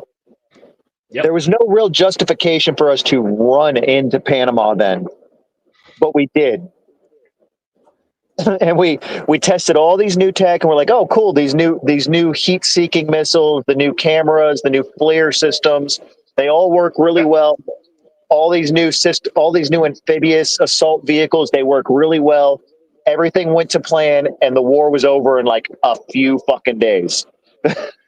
Right, and that's the thing. The United States and Russia are in their second Cold War, and as a result, both are just using these quote-unquote conflicts of convenience to test out new weapons platforms. Yeah, that's all this is at the end of the day. It's just another weapons race. This is going to be different than the last Cold War because Russia's military-industrial complex is slightly different than ours, but ours is now with this venture capital problem is going to accelerate things in weird, unpredictable ways. Like you can already see new sketch designs for the SR-73 Blackbird, SR-72 Blackbird 2. It's the question of why the hell are we giving a shit about Venezuela's drug runners when Mexico is the #1 narco state on the fucking planet? Their president is openly being protested against by the Mexicans right now because she's openly a narco state representative, politician, and there's no separation between the cartels and the government of Mexico right now underneath the current Mexican president. But we're going after the 10th largest cartel on the planet because the cartel that we're bombing these boats of is the 10th largest cartel. They barely make the top 10 list. I think what they're doing is in like, oh yeah, they're not even up there. They're tiny. They barely provide. It's like going after Jesse in freaking Breaking Bad before he hangs out with Walter. Yeah. He ain't even did nothing yet. They had more of an opportunity to go after the drug runners and weapon smugglers No, in we've Gaza. had a valid casus belli against Mexico for about 20 years running now, but we don't do anything about it. So you can't. But it's because Mexico isn't a valid war zone for just test bedding. It's too close to home. It risks People say blowback. stuff. All right, now guys, hold on. Before we go on with this Mexico conversation, I do want to take a quick little 2-minute break to play this clip. I want to get y'all thoughts on it. Gen Z is damn near taking over Mexico with these protests. Let me explain exactly what's going on in Mexico right now. So on November 1st, literally during the Day of the Dead celebration, Carlos Manzo, the mayor of Uruapan, had his life taken in front of everyone. And for a lot of young people in Mexico, that was it. That was the moment that people said that we cannot keep living like this. Because look, crime in Mexico has been out of control for years. Cartels run entire regions. Politicians make promises, but nothing ever changes. People don't even expect justice anymore. They just try to survive around the chaos. So Gen Z does what Gen Z does best. They went online. They started a movement called Generación Z Mexico, basically saying if the adults aren't going to do anything, then we will. They used anime symbols, One Piece pirate flags, TikTok edits, memes, and yet behind all that, they were talking about real issues: security, corruption, impunity. Then November 15th happened. Thousands, and I mean thousands of people filled up Mexico City, estimated around 17,000 just in the capital, and protests spread everywhere. Jalisco, Puebla, Monterrey. It felt like the whole country walked out of their house all at the same time. But the second they hit Zócalo, the town square, and Mexico's political... Yeah, I mean, that's what I'm saying. It's like we have a valid casus belli. We have really good reason to go there. Yeah, we're worrying about Venezuela. Right. The place where where their money is worth less than their toilet paper.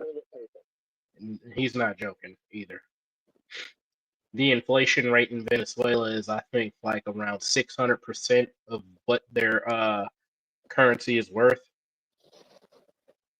I mean, it's obvious. It's beyond obvious at this point in the game that this is a trumped up war, pun intended. And I do you one better. I think that, and this is, normally I'm like, okay, Trump's got good policies at home. I rock with it. But in terms of military stuff, nah, he letting too many other people run the show. And I feel like they were setting up for this since the middle of the Biden admin.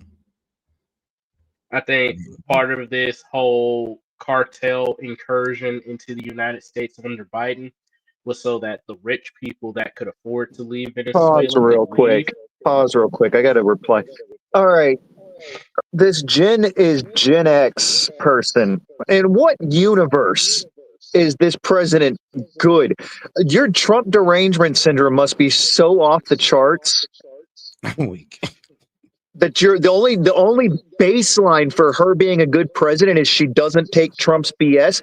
She has openly taken money from the cartels to the point that the people in her own country are protesting her bullshit right now.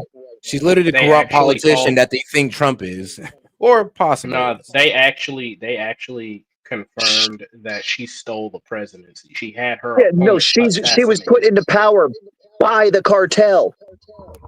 By what is it? Sarah I can't remember how to pronounce it. The big one, the S one. Sarah Campion. Yeah, they put her into power, but I guess she doesn't take Trump's BS. Yeah, because she's got the power of a cartel behind her until we decide to turn on them.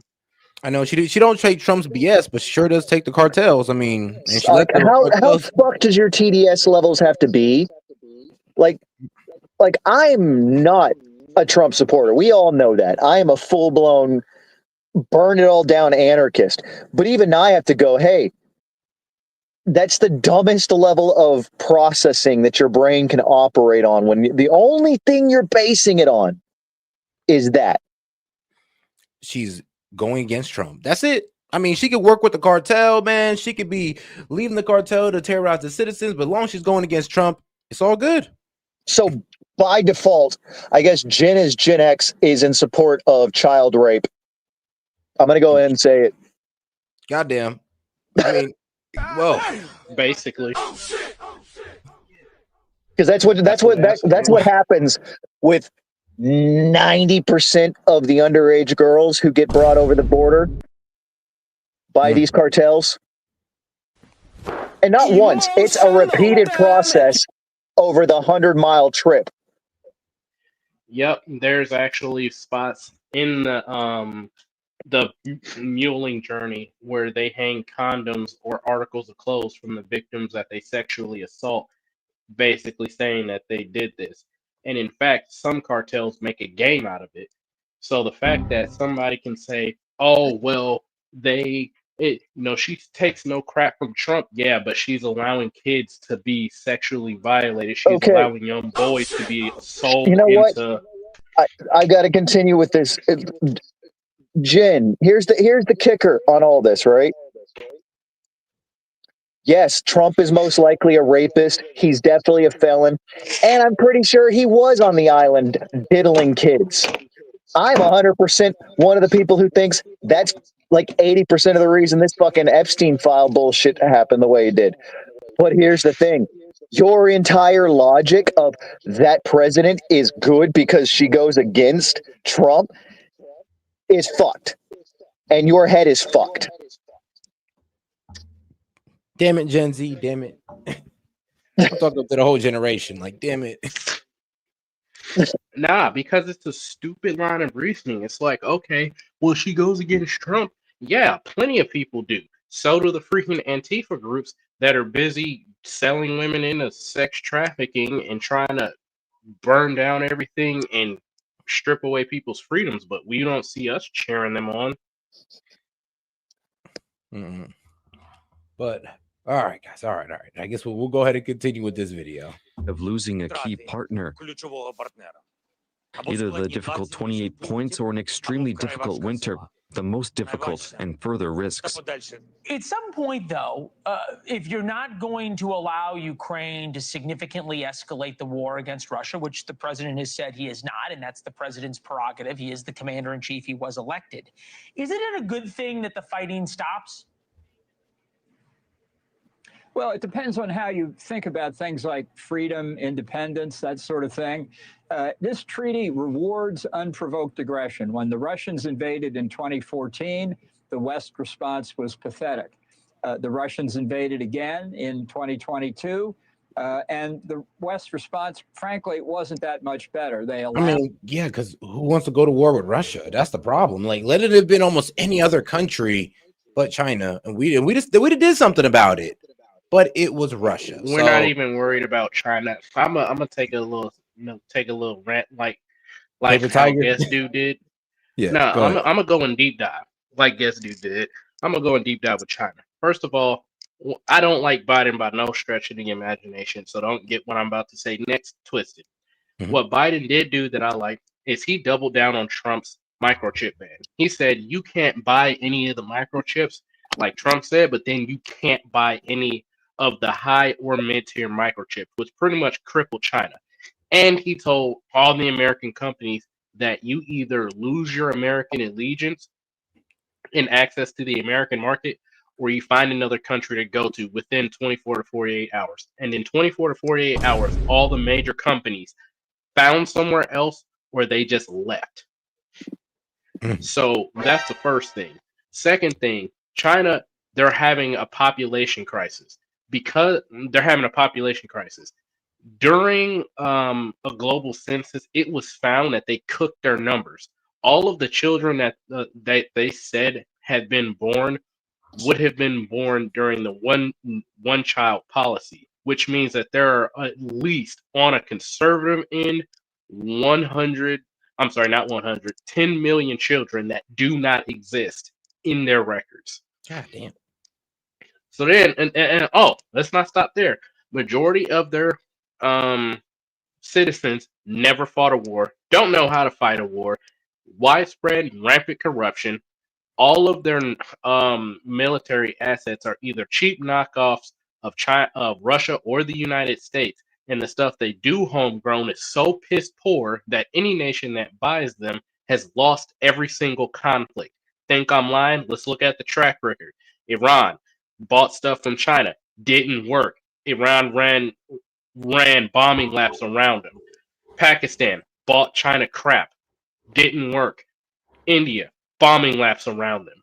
They've sent Chinese military soldiers over into these African countries and the African Union to try to help resolve conflicts. None of them did anything besides secure the Chinese embassy.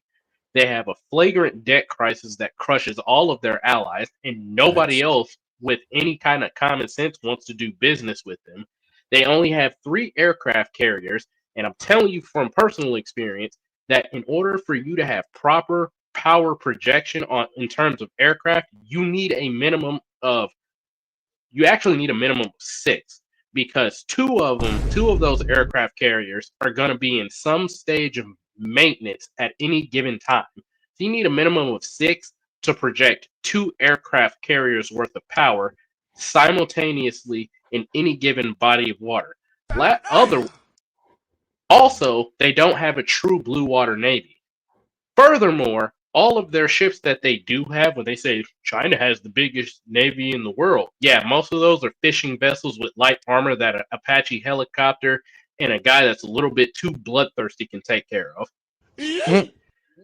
Lastly, they have never been able to break past the first island chain. They don't have any capability to, and their financial infrastructure is collapsing. Do you know that Evergrande, China's largest real estate firm, actually collapsed in 2022? I followed the story as it was happening.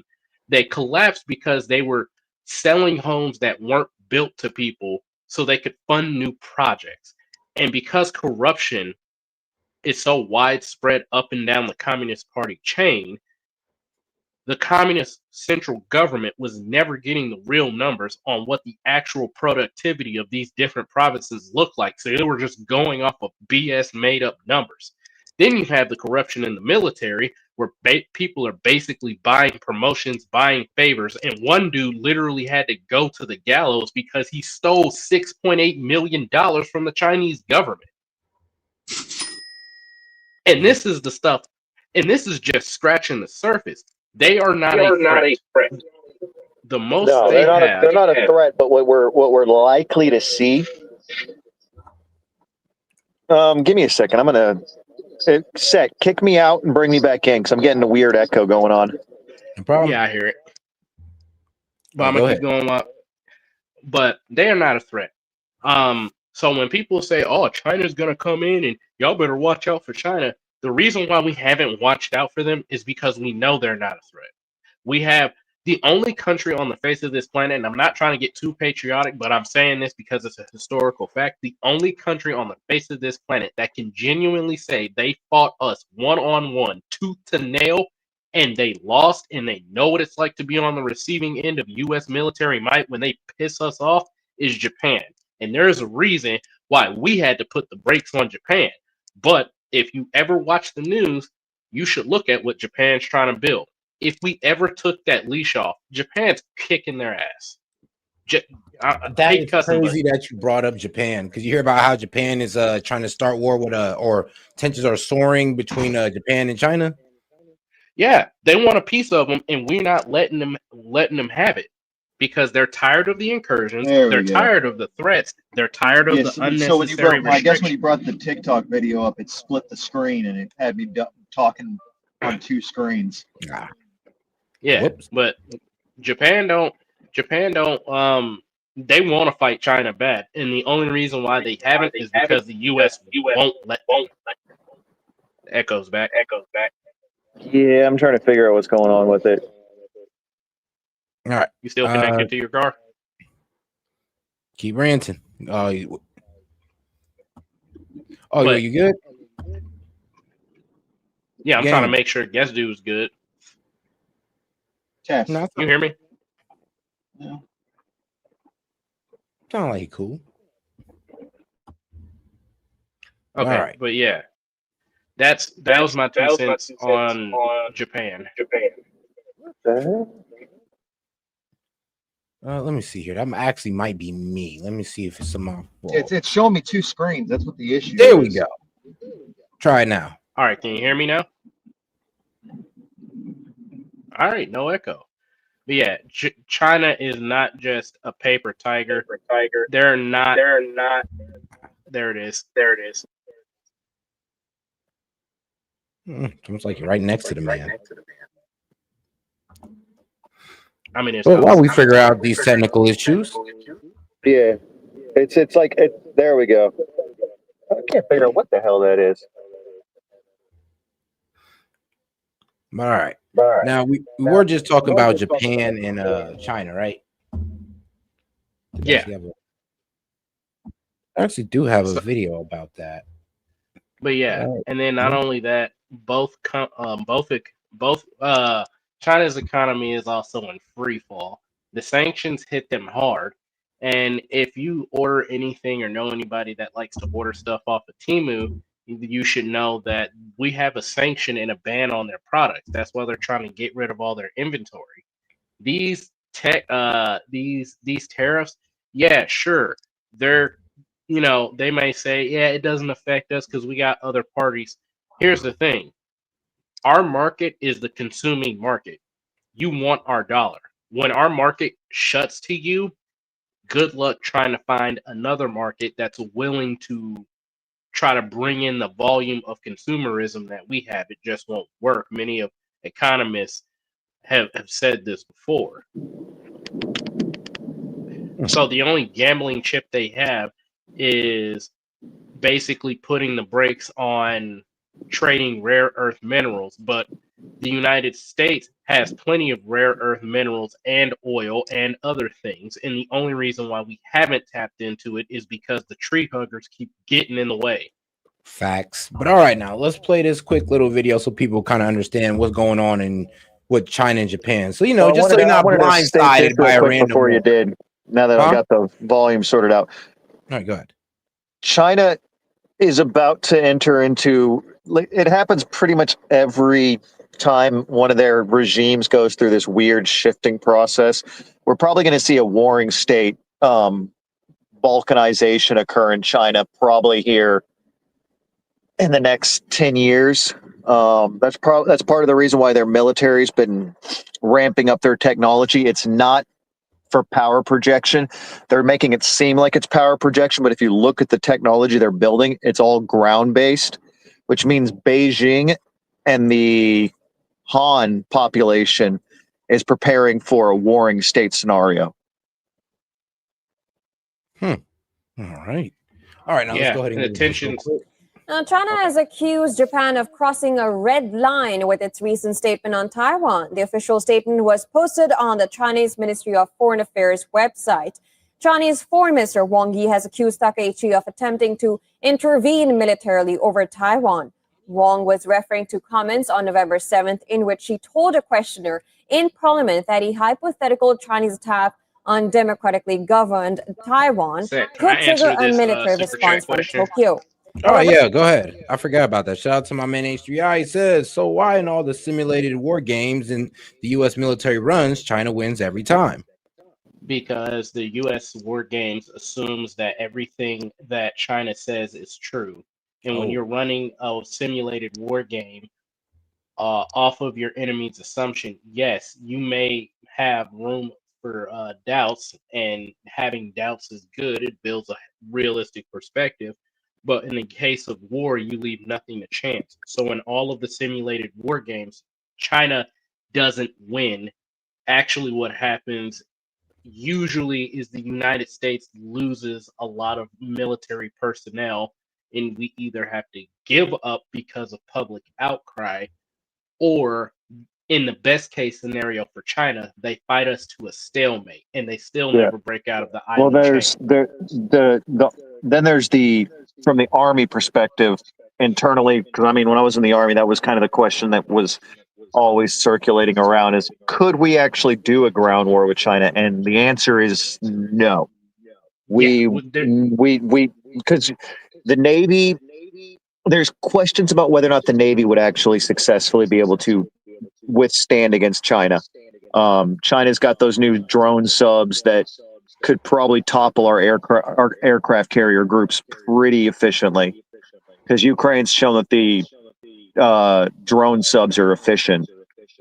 And then our Air Force, we have the power projection, but air forces don't win wars. It's ground forces that win wars, and a ground force inside of China, it's a question of how do you maintain logistics in a country that size when you can't maintain a navy because they're pummeling it with drones. And the ultimate question, and this is why I got into, kind of what the DoD was developing. Like, you have programs that were canned in the 1970s, 1980s because they thought it wasn't necessary, but then they breathed life into them again. Program called Rapid Dragon, where they basically load up a bunch of pallets full of munitions that can do things like spoof systems, act like they're other aircraft when they're in fact they're just missiles. And then you have more sensor fusion and data collection, things like that. And then now you have a overhaul of the U.S. military, the U.S. Navy ships, on how many VLSs they can hold, what kind of advanced guidance systems they have, things like that. But if we're, a ground invasion, I'm with Guy 100%. That in and of itself is an insurmountable task, because the United States geography, while advantageous to us as a defense, it also works against us when we're going up against a country, like he said, that's that size. I mean, you could just shell the hell out of the coastline and hit the Three Gorges Dam, maybe hit a few critical pieces of infrastructure with, B-2 Spirit or even the F-15, because it shot a freaking telephone pole at a satellite just to show but then you're could. upping civilian casualties, which strengthens the national resolve of your enemy. Right, and so it's kind of like you end up fighting a battle like that on two sides of war. And if we were to take the civilian casualty, we take the national approval, if we just threw all of that by a wayside, the likelihood that the United States would fight China to a draw, not because we're not strong enough, but because we're fighting them on their home turf, is what would give them the advantage. Oh, and the Chinese, the PRC and the CCP's upper echelons would absolutely not hesitate to use atomic weaponry inside their own territory against any ground forces. That's known doctrine from their own internal white papers. They literally there's a standard operating procedure for that exact thing. So we'd be marching ground forces and trying to do our standard combined operations against an enemy that would be completely willing to undo combined operations with a mushroom cloud. Yep. I mean, how do you even fight a country that sees civilian and military personnel as nothing but necessary cost for a really dumb objective? Yeah, no. So that's why a war with China is never going to happen. We will always negotiate with the dragon. It's never going to be something that we might try to drag them out into a peripheral war in something like Mozambique, but we won't head on with the dragon at any point. And like I said, if Japan got involved, that's different, because that's World War III. Japan, Taiwan, and Poland are the World War III tickets. No, I'm saying like Japan personally, because they have a personal vendetta. I mean, granted, I don't see why they're pissed off at China, because I'm not really a Chinese sympathizer, but we can't just ignore the rape of Nanking like that didn't happen. It definitely did. Different Japan. That's the issue. Like that. Like nations can hold the same name, but they're different entities. Right. So it's a different entity. That's why the current Japan should not be held accountable for anything that occurred prior to two suns lighting up parts of their country. All right, Call guys. themselves the land of the rising sun for a reason. I'm done. Three suns. They had three suns at one point. All right, let's get right back into the video. When asked by reporters about the statement, Thapichi said that such a label was for the government to decide based on all available information in the given circumstance. She has emphasized that her country was open to various forms of dialogue with China, even though she did not meet with Chinese Premier Li Qiang during the G20 summit. Since there are issues and challenges between Japan and China, I believe we should reduce them and increase understanding and cooperation. Japan remains open to various forms of dialogue with China. We have not closed any doors. It is important that within this context, Japan insists its positions where necessary. We will continue to respond appropriately based on this stance. The ensuing row, the biggest China-Japan crisis in years, has spread to trade and cultural relations. On Friday, China raised the issue with UN Secretary General Antonio Guterres, vowing to defend itself. In response to the letter to the UN, Japan's foreign ministry dismissed China's claims as entirely unacceptable and said Japan's commitment to peace was unchanged. I mean, their commitment to peace is quite literally written into their constitution. Unless Article 9 has been rescinded, and I missed the memo, you can't be calling out Japan and being like, yeah, they're trying to start a war. It's like, no, they legitimately can't even join a war. They had to get extra memorandum signed to even have advisors on the ground in Afghanistan as part of NATO's operations there. So trying to make it seem like they can invoke any type of hostility is basically like propaganda. Oh, yeah. It's not propaganda. It's a flat out lie. Unless Article 9 is rescinded, they cannot. They don't even have the military capabilities to power project right now.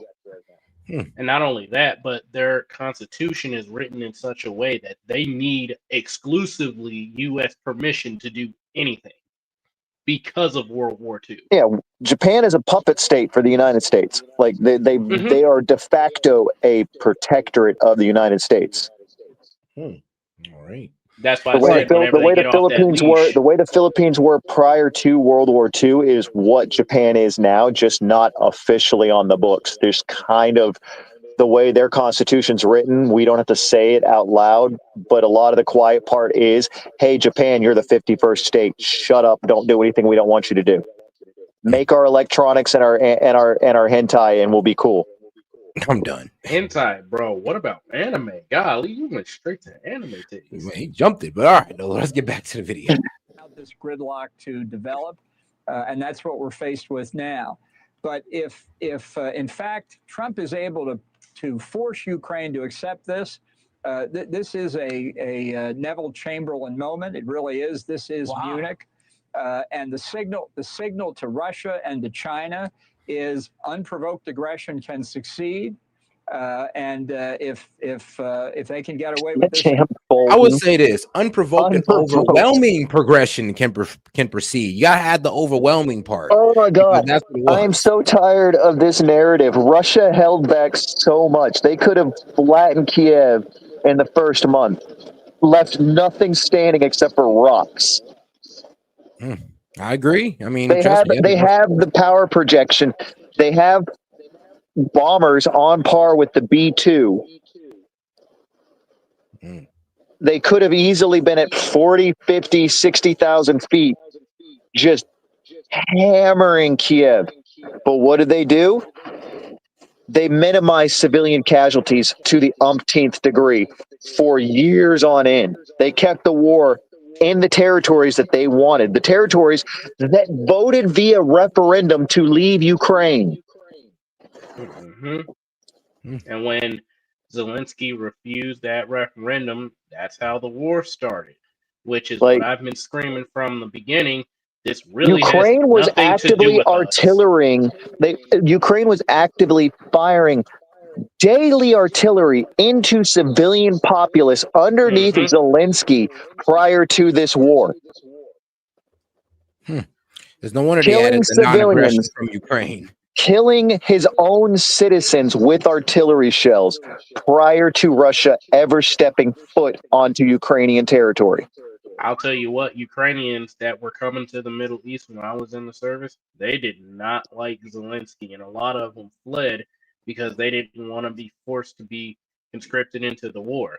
Every time you've seen a bomb hit a civilian population center, it's because Zelensky did not evacuate the people, even though Russia gave them ample time to evacuate. There are clips online of Russian soldiers trying to kick civilians out of the way of gunfire. Like literally those videos where you see them like basically capturing civilians and either sending them back across the border or sending them into Russia. That's so they don't get caught up in the gunfire. And I'm not making an excuse for Russia at all. What I am saying is this is the full picture. So you tell me Zelensky's using civilian casualties to paint Russia as bad when he's the one pretty much kind of leaving them out to be bombed. Yeah, I mean, this is the same guy that used special needs people to load artillery shells into freaking artillery cannons. Dude, he was sending 65-year-olds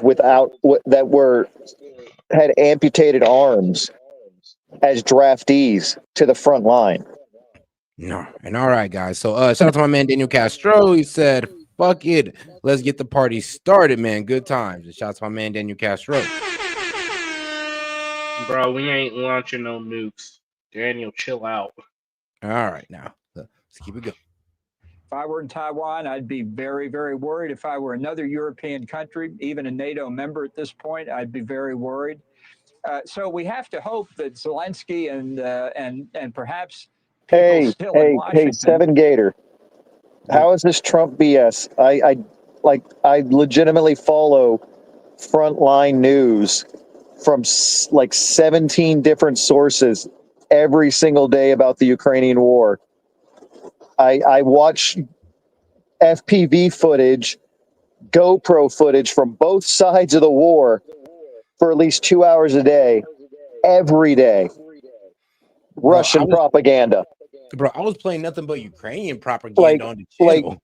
And even then, I was disagreeing with it. So trust me, I've never played nothing on this channel that said you can Russia was going to call win. it Russian propaganda all you want, but as a person who's actually spent 7 years in the middle of a war zone, I tend to look at the actual war zone footage and look at the situation, not the news diluting it, because the news is what's usually BS. And now because the lovely technology we have, cell phones, GoPro, FPV drone footage that's easily linked, you can watch the war live. You don't need to listen to the news. Stop listening to the damn news and go sit and watch the war live. You can do it. And once you start watching the war live, you get a completely different fucking picture. You could be on the ground. I'm not gonna lie. A lot of this, and this is one of the things that I enjoy you allowing me up here, Seth. I really do. And it ain't got nothing to do with you. I'm directing that this comment that I'm about to say toward the people in the comments. You got two dudes who served in the U.S. military. You had another one that was also in the same branch as me. You have people who aren't talking out their butt and just saying something for nothing. Like a lot of us that are up here that are talking about these points, we ain't just floating talking heads trying to get airtime from Seth. We're saying stuff that a lot of people may not ever know or may not ever hear. And for somebody to discount it as propaganda shows your lack of intelligence. Do you not know that there's going to come a time where people like us, we can't talk, or people like us, we won't be able to because we're caught up in some government BS where they require us back for some reason. Get the knowledge while it's available, because once it's gone, it's gone. Hey, and shout out to Monty. How you doing, man? What's up, guys? Hey, bro. Long time no see. I've been in and out. Oh, yeah, I know. I seen you, bro. But glad to have you on, though. But all right. Wait, was there anything you want to say, Monty? Oh no, I just strolled past you and saw you were live. I was like, oh, I haven't been there in a while. Hey, man, I'm weak. appreciate it. Appreciate it. All righty, man. Let's get back to Bolton BSing us about this unsuccessful peace deal or this atrocity of a peace deal. And Oh, what convinced fell Trump through? that he's got to make modifications. And it's not just a little tweak here or there. This thing should start over. Let's begin with just what's the worst part of it. I hear you. I also feel like Zelensky is in a really terrible spot right now. This is a guy who became sort of this folklore hero, right? Remember, I don't want a helicopter to get out of town when Kyiv was going to fall. I want ammunition. Everybody went gaga over him. Then he posed for the Ann Leibovitz photo in Vogue with his wife, which was just absolutely disgusting. And now everything that was warned about, that Zelensky was on the take, that there was corruption in Ukraine, on and on and on, is now coming to fruition. Here's some of Steve Cortez's reporting. I know everything we've been telling them since the beginning of this turned out to be right. Like everything we've been saying, we've been vindicated. What? Hold on. I am like fucking 3 weeks past the news cycle. What the hell happened? So there was a 28-point peace plan that's been proposed, and bro, it's overly weighted towards Russia. I mean, Russia's getting land. It's pretty much like the 20% that he took is going to be de facto Russia. Ukraine got to shrink their military, bro. They can never join NATO. I mean, Oh boy! And they agreed to that. You know what's the funniest part of this? Ukraine's shrinking their military. Okay, without an active war, the Ukrainian constitution does not allow them to have a draft, and I seriously doubt there's going to be a whole lot of volunteers for Zelensky's fucked military after they can't. Speaking of their constitution, they will now have to amend their constitution to where it says they can never join NATO.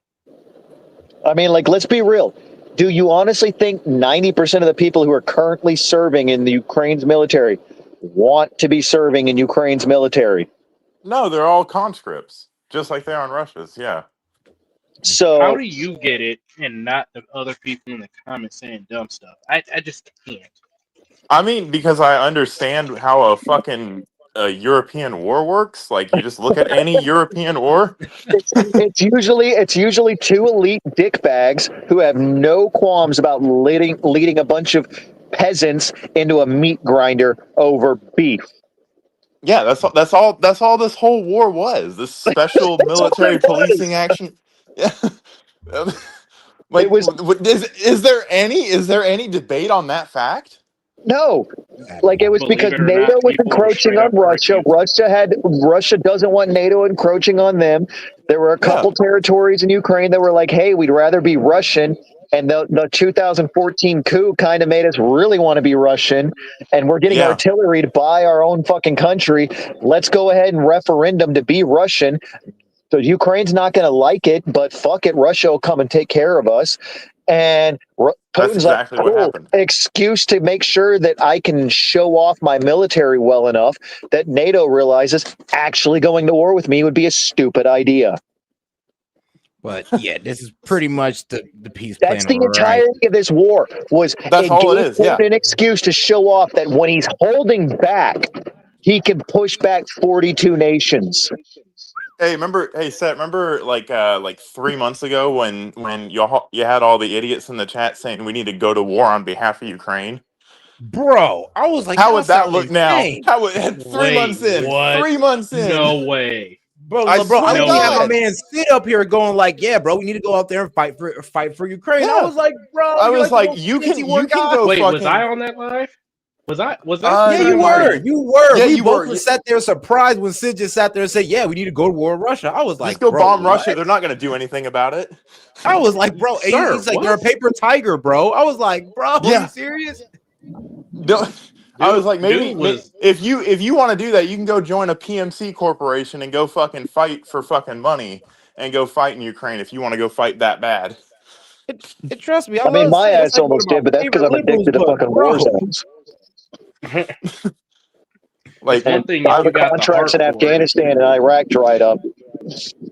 I This one mean, really my pisses whole people off right here, take on though. this whole thing has always been we don't need to get involved in this bullshit. Like, just fucking What did I unless tell there is you something beforehand? beneficial to us. Like we don't need to be like. There's no reason for us to do because all that's going to do is escalate it.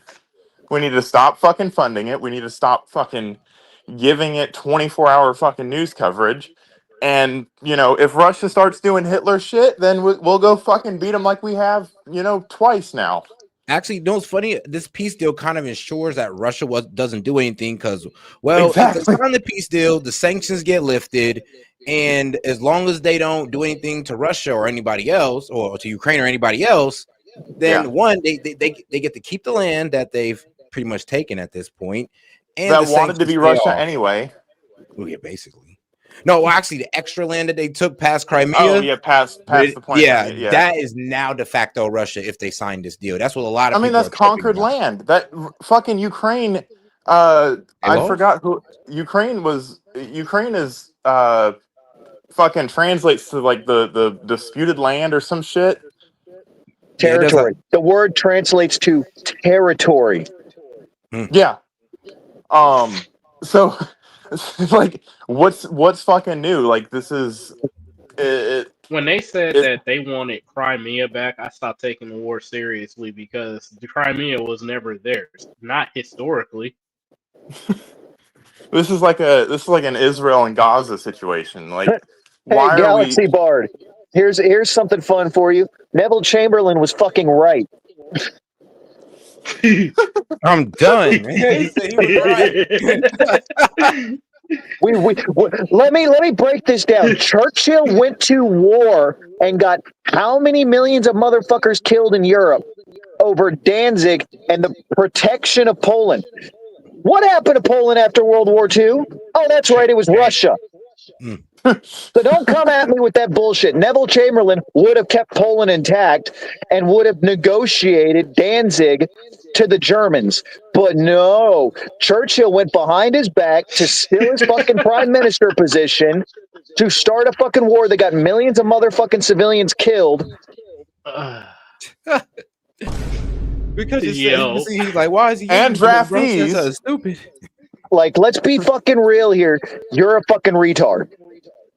Neville Chamberlain was right. History has had enough time to look back on it and go, yes, the Nazis were fucked. Hitler was insane. Neville Chamberlain was right, and Churchill was a cocksucker. Goddamn. Well, which is all why right, but now if you want to debate that with my which is man, why his dude, own fucking people kicked him out of office the second the war was over, and he died destitute and penniless. All right, and if anybody want to debate that with guest dude, you know, just go ahead and hit the main page, post tab, the streamer link will be right there. You're missing Wait, the whole point of everything. This is something Trump did. So Galaxy Bard, I have a history degree. I think I fucking know what the fuck I'm talking about. Piss off, Ghost. All right, but so as we're seeing, though, put up or shut up. Oh, let me say something. Before we continue, and you get up here on the stage and you try to debate us, remember what I just said earlier. You have 7 plus like 3.5 years of military experience up here, plus another guy who is very well versed in the news, the media, and knows his crap. And on top of that, all of us know and follow geopolitics. If you're gonna get up here and debate, please don't say something that's emotionally charged, reckless, or stupid. And God, don't go to name calling. Oh man. Hey, guys. Yeah, I'll be civil if you're actually up here. When I see you calling up comments that from behind a profile picture and just saying we're stupid and we're not, I'm gonna call you out. Like, you're gonna get called out if you're just in the comments thread. It's what I do. You know what X just did? They just made it so that you can see where accounts are from. YouTube needs to do the same thing. Bruh. See how many motherfuckers these are just fucking Ukrainian bots, Russian bots, just fucking going off. Yes, thank you, Daniel, or Castro, dude. No, I'm not yelling. I haven't even started yelling. I'm talking over the rain. You always sound like you're perpetually outside smoking a cigarette next to a I fucking am always five-star. perpetually outside smoking a cigarette. Are you kidding me? He's in the army. deep He thought. breathes. He breathes Caffeine and nicotine. Yep. It's caffeine, nicotine, and rage. Damn it. Yep. Yep. With Well, a like I side said, of if everybody want to come tinnitus. up here and debate guest dude, I'm pretty sure he'd be happy to You take don't on that want challenge. to. I mean, it's just the same pattern on the wall every single time anything in that part of the world happens. And I'm sorry, I learned from history. I paid attention in civics class. I paid attention Mary in Walton. fucking. It's called. I gotta call. I know Churchill didn't die penniless. I'm aware. It's called hyperbole. Bro. Damn it. You gotta fucking explain oxygen to fucking mouth breathers. Like how you're more autistic than my ass if you took that literally to the point where you have to make a comment about it. Churchill didn't die penniless. He was worth this much money. I looked it up on Google 13 seconds ago. He had two of them. I'm weak. He rubs All two right, of them but together. I'm not gonna lie though. As I read down this, I keep saying this seems like it's more for the survival of the Ukrainian people and of course for Russia. Like, what can I say? They got humanitarian stuff in here. People getting amnesty. Ukraine got a whole election within 100 days. You know what I care about? You know what I honestly care about? Do we get our mineral rights deals and our rare earths? Yes, we do. Actually, we do. All right, that's all I care about. I know. I mean, we just gotta let them keep Crimea and Donetsk and Lugansk, but other than that, we're good. Well, looks like Biden letting his son sell our nation out actually worked out for something, I guess. I mean, I'm not gonna lie. This, like, I'm even reading down, and now they even got to split a nuclear reactor or a nuclear plant with Russia now. Huh. This is tough. I mean, if I was one of these Ukrainian officials reading this, bro, I swear to God, my soul would have left my body. Like, I ain't gonna lie, but dude, most of the quote unquote Ukrainians are ethnically Russian, and none of them like living under the Ukrainian government, especially when during the war Zelensky refused to leave, and he pissed everybody, everybody off. Hey, Galaxy, can you please just come up here? I want to talk to you because I don't want to just keep calling you out in this. Why is it our job to fight for the free world? We fought for our own freedom. Other people should fight for their own freedom. It's completely possible to do so. Why we gotta go out there and die? Why we gotta die? He can be the first one to go.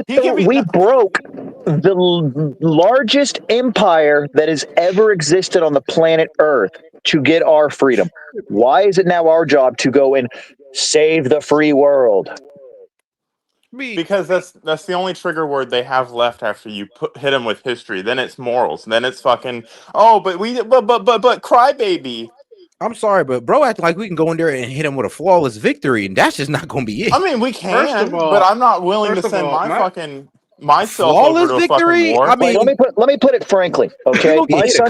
My son's about to be 13. I'm not happy with the fact that in the next 5 years, we're scaling up to the U.S. might be back in draft land. Not to mention, have you seen the drone warfare? You want to get fucking kaboomed by a fucking fiber optic cable fucking powered drone? Yeah, that's the situation I'm looking at. I'm legit debating breaking my kid's knees so he just is permanently fucking crippled. God damn! But think about it. No. Think about it. Everybody wants us to come in and solve their problems, and it's like, bro, we are not the world's soup kitchen. We have to constantly come in and solve their problems. We have to constantly. I mean, it's not like we didn't give them hundreds of billions of dollars worth of fucking military aid to fight their war. That wouldn't have lasted. It's like, and that's the thing. I appreciate that. Like, with the other two guys that were up here were Navy, so Navy in some way they sometimes get ground experience, but for the most part, it's a little bit of a different lifestyle than it's fire and forget, baby.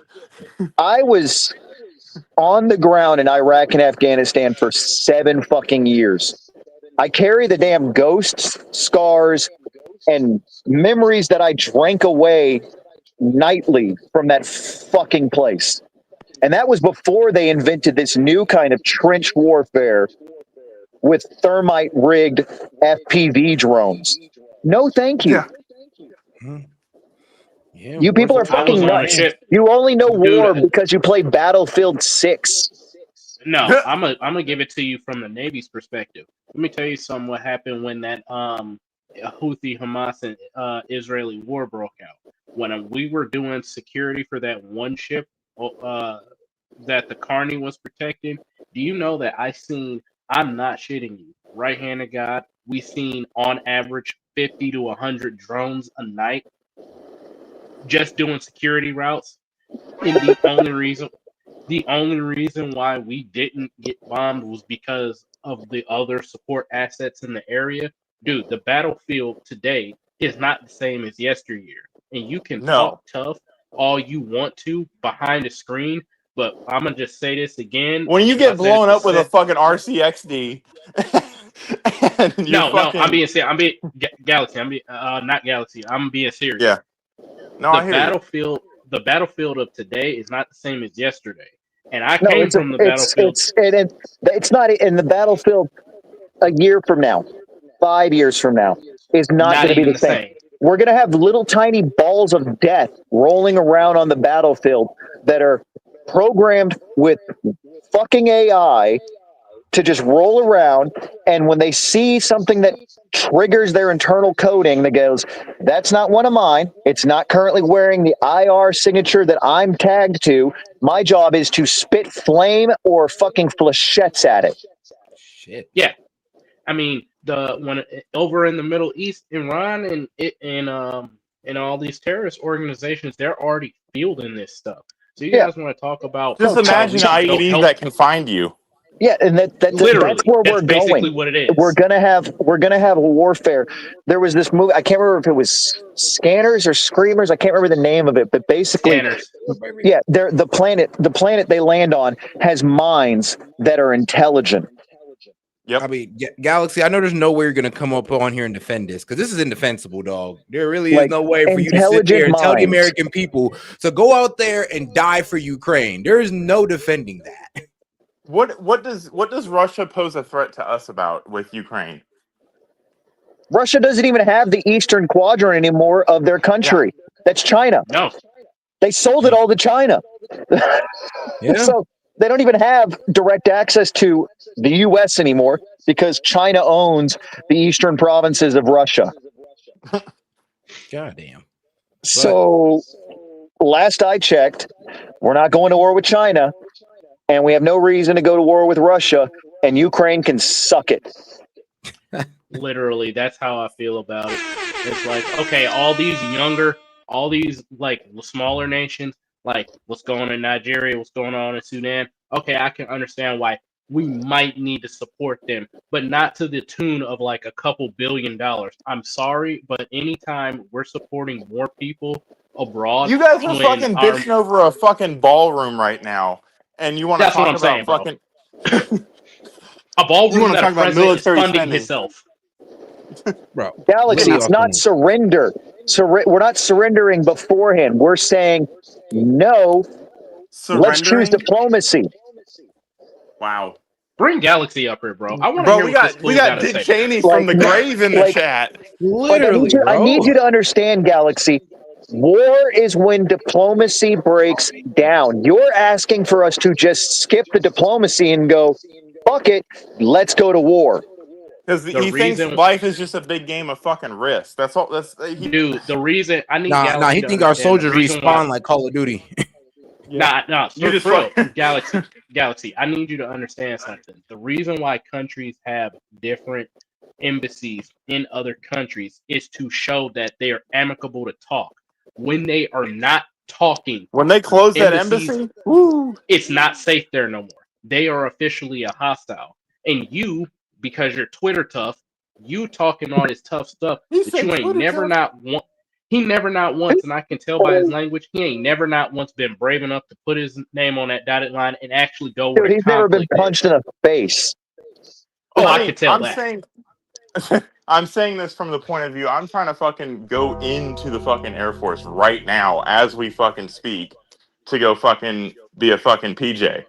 Like, I am not trying to fucking be trying to do an IV on someone while fucking waiting for a damn RC car to come blow me up.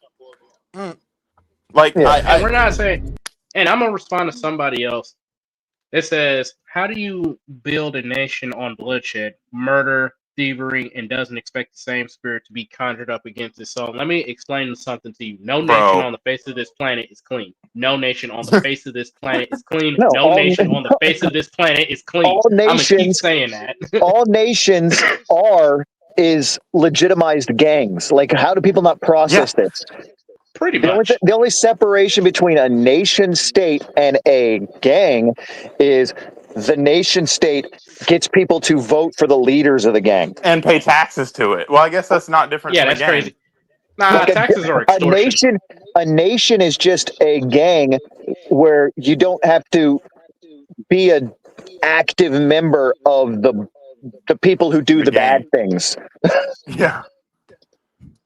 And all right, guys. I mean, let's get back into John Bolton, and then we're gonna get into reactions to some clips. Are you doing horizontals? I'm doing both. I see that. I'm looking at the stream here, and I'm like, wait, he's horizontal and in the fucking nice. Yeah, if you press the three little dots, you can turn off the vertical. It's a vertical preview button. Yeah. I just happened to see that, and I was like, wait a second, he's it looks horizontal. weird. It looks weird, and I'm still echoing, and I can't figure out which glitch is happening. So whatever. You know, sometimes people get confused on what chat they're in. Like my man BTK. And hold on, I do need to have some shout outs here. So shout out to the Government Hates This channel for sending in some gifts. Appreciate the support. Shout out Tony Tigers for sending in the pumpkin pie. I should have called you out a long time ago, but appreciate the support, sis. And yeah, that's about it. All right, I caught everybody. Oh wait, hold on. I didn't get Matt. Shout out to my man Matt as well for sending in a Sunday for 100 joules. All right. Now let's get back into our guy John Bolton. One more thing before you get back into it. At Bella 96,000, you need to take your ass to sleep. I know you're watching this, and you should be asleep. Is that your kid? It's my wife. Because I ain't finna deal with that crap tomorrow. Oh, I ain't trying to deal with tired bodies in the morning. God damn it. I should probably be sleeping. I got to be at work at 11, but fuck it. Man, trust me. We ball. Trust me, I gotta wake. I got a good 8 hours or so until I gotta wake up. I'm doing all right so far. All right, guys, let's get right back into our guy John Bolton, and then we're gonna go and switch it up to how much. We're gonna get into some X content. Well, not that type of X, not that X, but I'm Twitter about to say, yo, bro, I did not know we doing it like allowing that. Right? Nah, y'all should have just said fuck the monetization.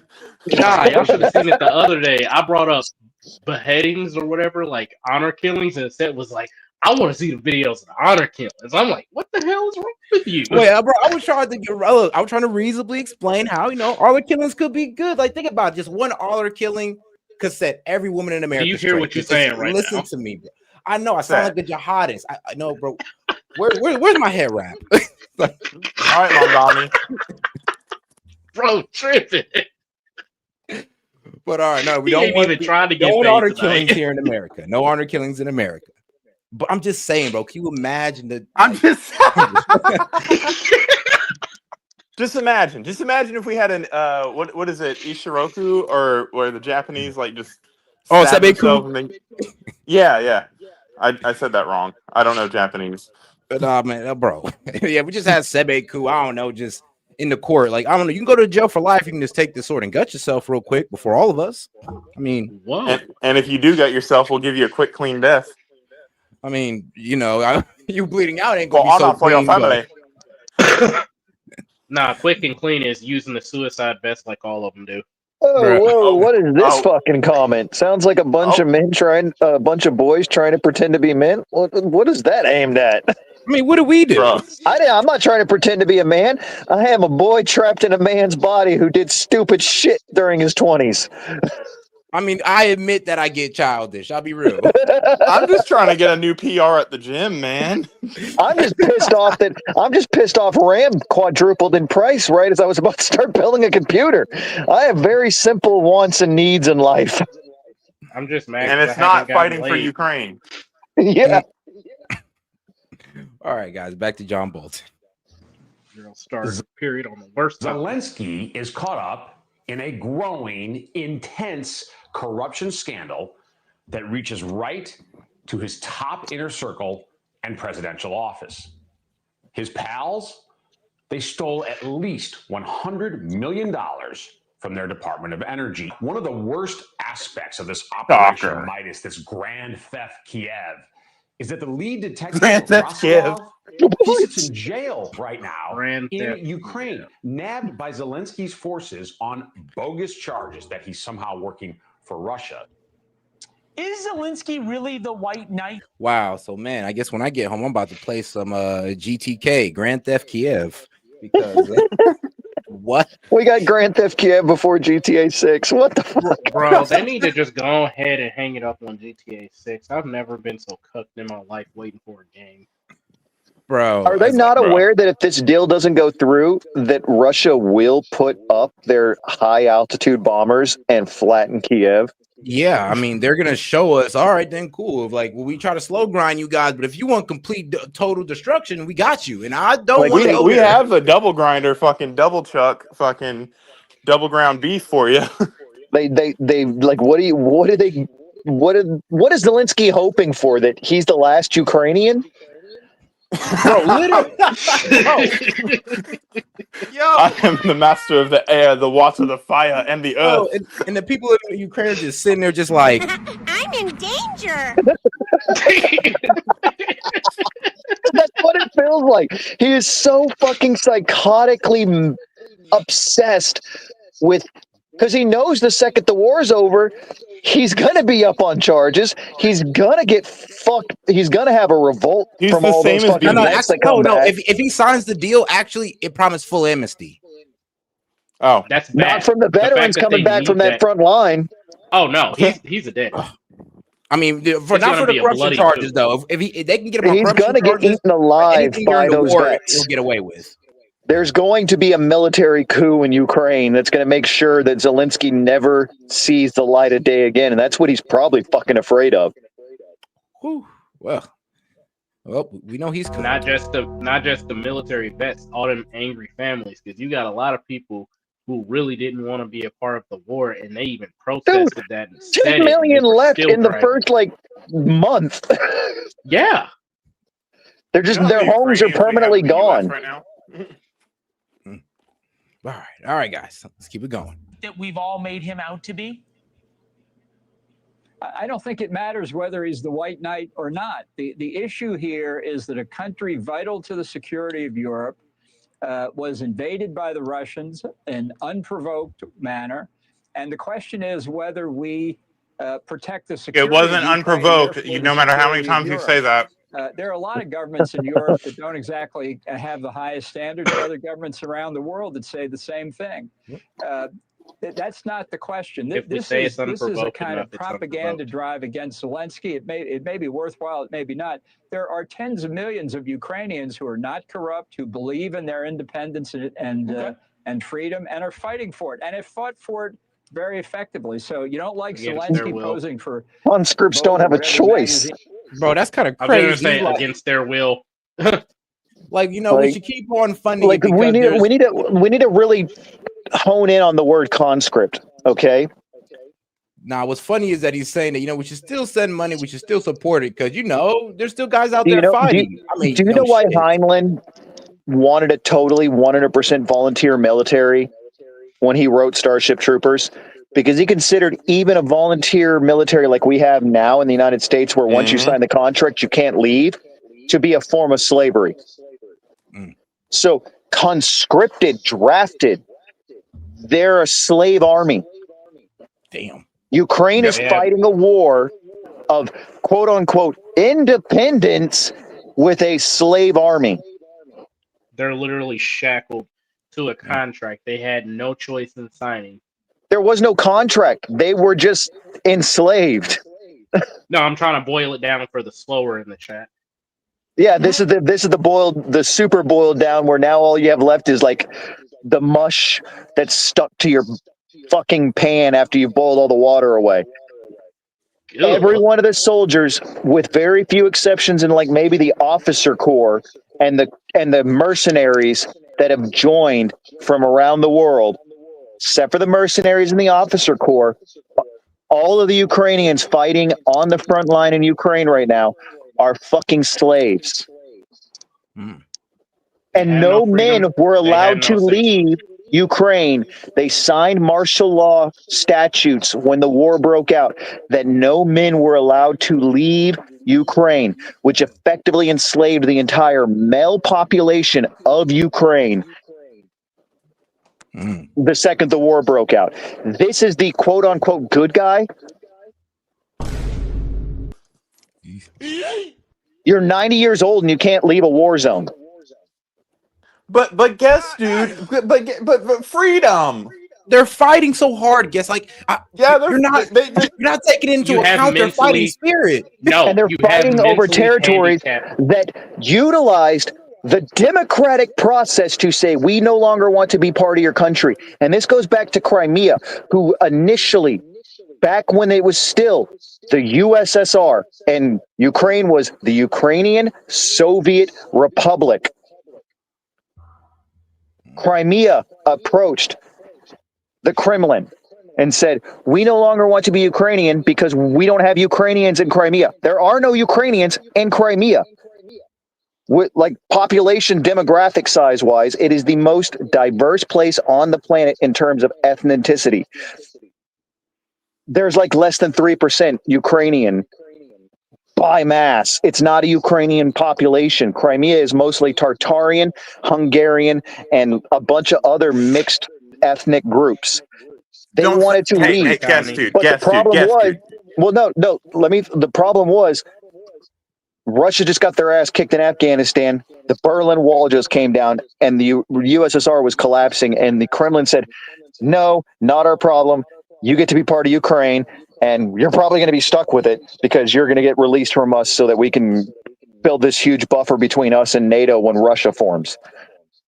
They got screwed out of having within the democratic process of the USSR's equivalent of their constitution stated any population group within a Soviet republic was allowed to break away. That's where these referendums come from. Crimea wanted to break away. Success, and then in '94 they had a referendum. They were then invaded by the Ukrainian military. Their capital in Crimea was locked down and all of their politicians were arrested and they were told, no, we're going to write your constitution and we're basically going to turn you into we're going to keep you as part of Ukraine because we don't want to let Russia ever have you. Enter 2014. And this is something that's been going on since the 80s. Crimea does not want to be part of Russia. Donetsk doesn't want to be not part of Ukraine. Donetsk doesn't want to be part of Ukraine. And the other one, I can never remember the name of. There are three provinces that do not want to be part of Ukraine, never wanted to be part of Ukraine. Donbass. Yeah, Donbass, and then there's a third one. They don't want to be part of Ukraine. They voted like democratic process, legitimate democratic process. But you guys are all arguing about freedom and fighting for democracy and blah blah blah blah blah blah. But when actual democracy is occurring in a country, you turn a blind eye to it because it doesn't fit your fucking narratives. And all right, yes. No, it doesn't fit the narrative of the propaganda that they've been fed by Ukraine and by our media. But all right, now just to slightly move. You had all that right, except for that part. I think that's the part we're missing. It's how it's sold to us. It's literally this just sounds like fucking Helldivers. I'm gonna cut you off there, and I'm gonna say something. whenever you have any overwhelming information, you should always take everything you have with a grain of salt and do your own independent research. Your lack of understanding, I'm not saying you, I'm just speaking to the masses.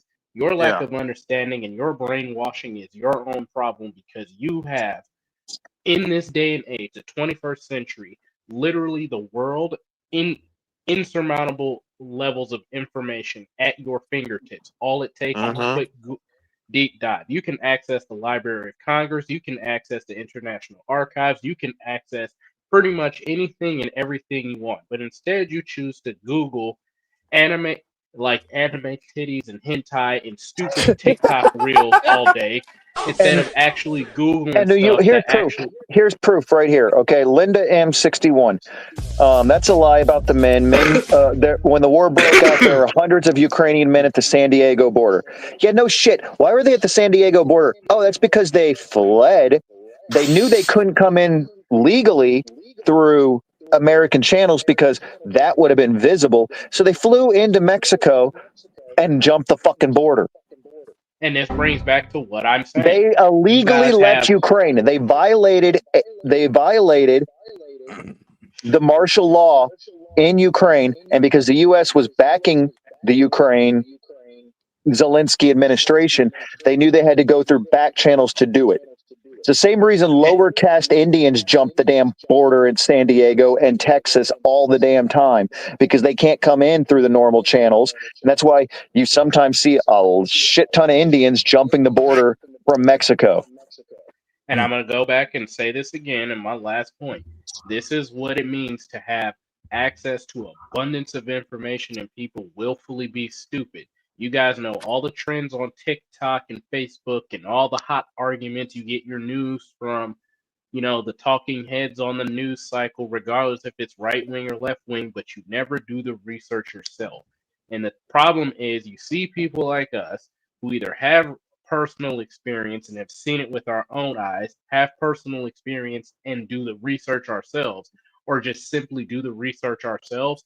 And you're like, you're wrong, you're this, you're that, you're wrong, you're this, you're that. If we're saying something like this for a very specific reason, and we're three people that don't know each other at all, I want you to remember this. We don't know each other, but we're saying virtually the same thing. And we're picking apart these people's story bit by bit, day after day, every time S.E.T brings up the lie. If we're saying I'm just really, really good at bringing up inconsistencies and propaganda. That's what I'm saying. Like, if we're doing this, at what point do you consider okay, let me go and fact check, see what they're saying is factual or not, and then just go down the rabbit hole. Not even a rabbit hole.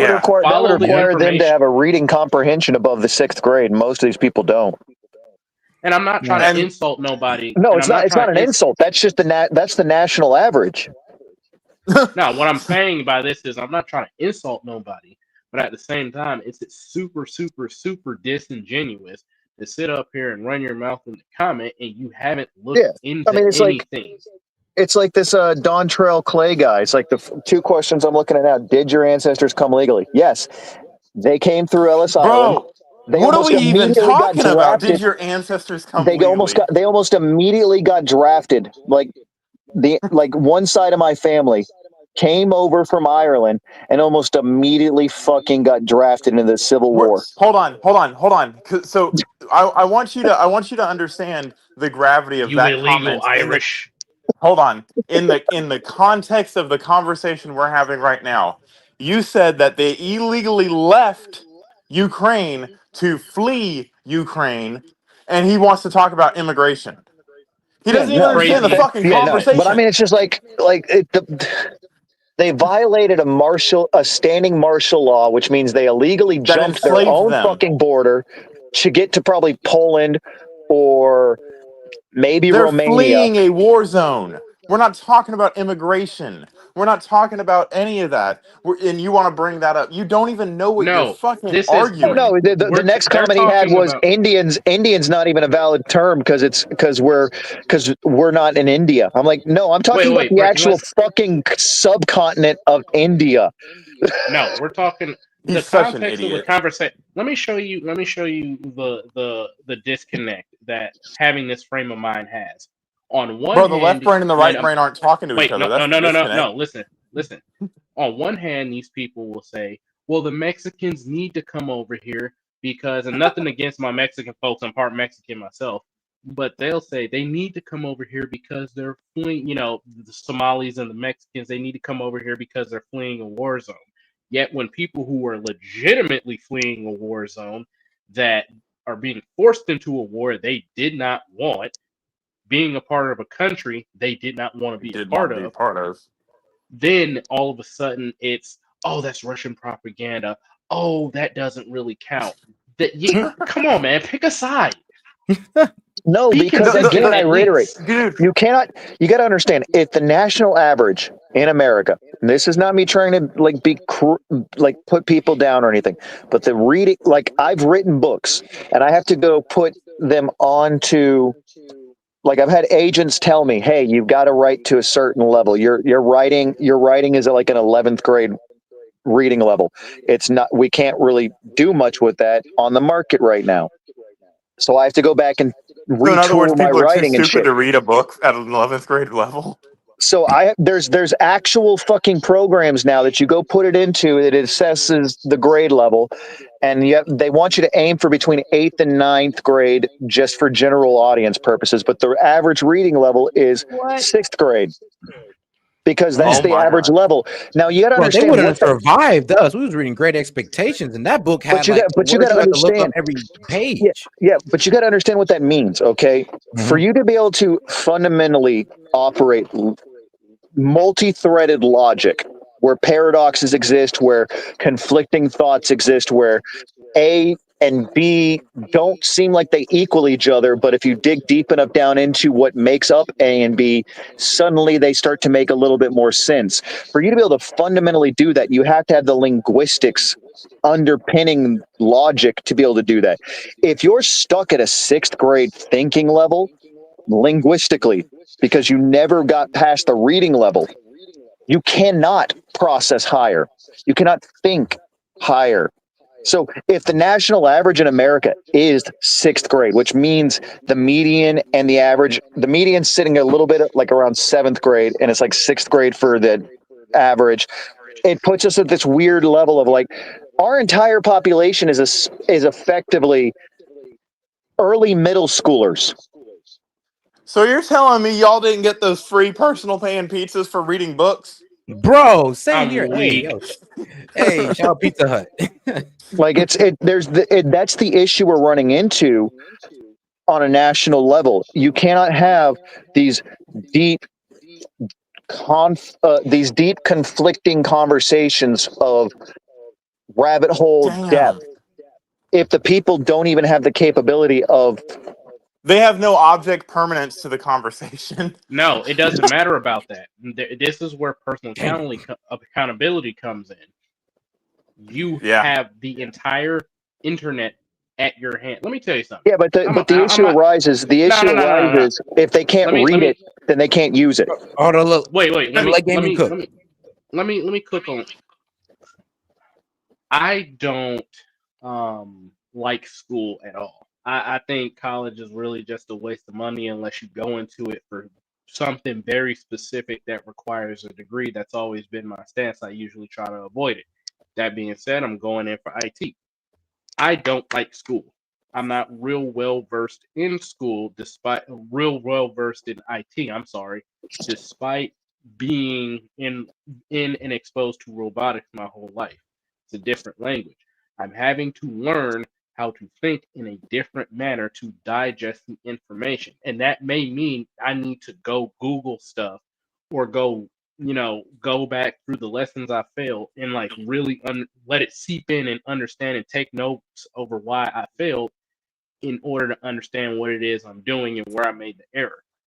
That's I the think that's process of the issue with, not to cut you off, but I think that's the issue with some people is they never get any negative feedback loop. It's always a positive feedback loop, no matter they never really quote unquote fail anything, so they don't never need to adjust their thinking. They never need to go back and And that's review anything. and that's It's and that's where I'm saying, like, the yeah. personal accountability with this line of logic, where if you say anything contrary to what I think, you're wrong. No, you're supposed to say conflicting things to get you to All right, really can I hammer down let on me let me why. let me let me explain it. Let me explain it real quick. We'll use a real world example, okay? Arthur All Price right, shoot. called me out.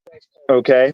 hmm Yes, Ellis Island opened in 1892. I stated that my ancestors came in through Ellis Island. Now, here's the question. Where did the Irish immigrants actually come through? Now, if I had said the actual name, how many people would recognize the name Castle Garden? I used a colloquial term of everyone knows, oh, everyone just came through Ellis Island back in the day. So I simplify down to the audience as best I can. I say Ellis Yeah, Island. They came in through Ellis Island. They signed it. The That's like story saying I everybody joke in about is, Washington's from Seattle. yeah, the story, that's the joke I use is we came in through Ellis Island. We got a fucking uniform, a shot of whiskey, and a bowl of potato soup. And the next thing we knew, we were on the Dixie line. yep. All right. Like, Because Now, it's a nobody guys, knows joke. Castle Garden. But now, let's go ahead and move if I on were to to more of have an gone immigration with the issue. literal, my ancestors from Dublin fled in 1858 and The fatal famine. came here through Castle Garden, and then were drafted in New York shortly after, and then ended up settling through Kansas and all over the Cajun territories, breeding in with the Cajuns until eventually I ended up in Texas. So That I'm gonna wouldn't have say been one more thing. that would have been too much information, and the people would have gone, "What the fuck is this guy talking about?" Because they don't know what the So fuck Castle Garden is. And all right, so I'm guys, gonna and we're say gonna go one ahead and more. switch topics on this one. And while we Hold on. switch Can I just topic, say? you, Can I finish my thought? oh, go ahead. Oh, Okay. Yeah, because I kept getting interrupted. So another thing that sorry. I wanted to touch on was how when I said earlier, because I'm trying to hammer something home with the audience, because I feel like if nobody ever takes a little bit away from a conversation, then it's a conversation that shouldn't have ever happened. And one thing that I really want the chat to like really hear what I'm saying, because I'm not trying, like, yeah, I may joke, but I'm not trying to be demeaning and talk bad about them.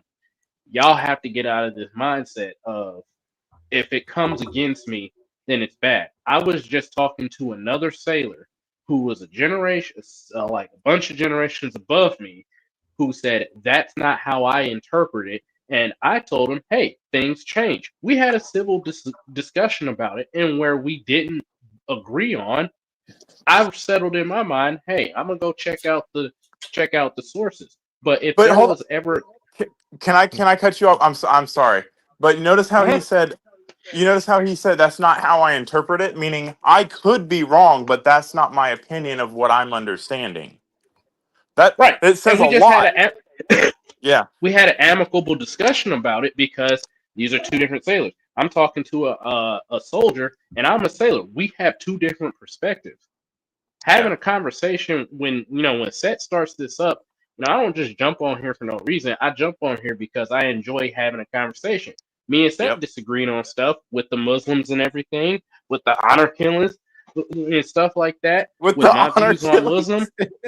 Yeah, but Buddy was wild. I'm gonna keep bringing that up. But we've had different opinions, and I've stated my point, and he didn't think it was right, and then all of a sudden the information come out, and it's literally almost verbatim of what I'm saying. Yep. So you gotta be willing to debate those ideas to see if they hold up to scrutiny, and if you don't, I'm gonna tell you one last thing before S.E.T switches it. If you spend any amount of time talking to anybody, regardless if you're in a relationship or not, if you spend any amount of time around anybody and you learn nothing, you've wasted your damn time. All right. Let's go ahead and move That's on. a good example is me and Monty have gone full throttle Fucking at each other a couple hours. times. The longest Not show just I've here. ever been We've on. gone over on Discord and gone for hours against each other. Yeah. And I will absolutely take anything Guest Dude says at face value, and I've tried to disprove it. I've been like, no, I didn't hear about that. I don't fucking know about that, and go look it up. Sure enough, And if you get into the fucking granular details, that's what takes so long, because you have to get into the granular details and actually nail down specific fucking things. It takes a whole new shape of argument. Like I've had the same disagreements with Set about fucking AI and how AI is gonna fucking morph, and like Set can think whatever he wants to think, and I can think whatever I want to think. Only time will tell to see whose opinion was the most right, because neither one of us are going to be right. Yeah, not right now. It's an opinion. Everybody has a that's fucking opinion. They're like assholes. Everybody has one, and they all stink. And that's why one of the things I've tried my best to do when I'm up here is, yes, I'm one or two levels below Dave asshole when I'm fucking in my mood that I'm in right now. But I'm not just up here talking out my ass, and I don't try to come up here with opinions. I try to come up here with, hey, these are the facts. This is what I've assessed based off of analyzing X, Y, and Z. I don't run my mouth on opinions because I don't care generally about opinions, and I don't want to sit up here and spit my opinions. My opinions are a lot different than what I come up here and talk about. Now, I will get in here and be like, hey, if we look at the situation in X, Y, and Z way, this is what the actual situation is. Like the Ukraine situation. Yeah. It is That's what it what I was is. about to say. Yeah. It is what it is. It's a multi-tiered geopolitical fuck up that arrived out of the collapse of the USSR. And unless you understand history going back to around 1985, you don't understand the Ukraine war. Nope. Nah, and Most you know people me, the don't way I know the like to do history of things the USSR. is I kind of like to lay out the facts, and if we can agree on the facts and we come to different conclusions, hey, I'll always be okay with that. But if I feel like, you know, you're missing something and you feel like I'm missing something, then there's always going to be a point of contention somewhere. But I mean, most of the time, I just lay out the facts. You guys lay out the facts to me, and sometimes we'll come to the same conclusions. Sometimes we'll come to different conclusions. It is what it is. It's not like I'm going to sit there and beef with you guys or start yelling at you guys over it. It ain't that deep. No, it's never that deep. But all right, guys, let's go ahead and get over to what's going on in Somalia. But in the meantime, all right, shout out to the original OGs. That was the founding fathers. But all right, nice. I like that clip. Good evening. Breaking tonight, President Donald Trump posting on Truth Social that he will terminate the temporary protected status for Somalis in Minnesota. In his post, he says the reason is, quote, Minnesota, under Governor Walz, is a hub of fraudulent money laundering activity. Like Ilhan Omar's marriage to her brother to get him inside there. Thank you. I mean, We need to get rid of Ilhan Omar. They was going over the records and they found a lot of potential fraudulent, fraudulent marriages, fraudulent, I don't know, even applications. They were talking about fraudulent applications, which I was a bit confused on. But yeah, pretty much fraudulent, a whole bunch of fraudulent marriage and fraudulent ways that they got into the United States. And that's going to be revoked. And of course, Biden kind of screwed these illegals with the, well, not illegals, but these asylum seekers with the TPS program, allowing a provision in there that allows the president to be overturned or to revoke it at any moment.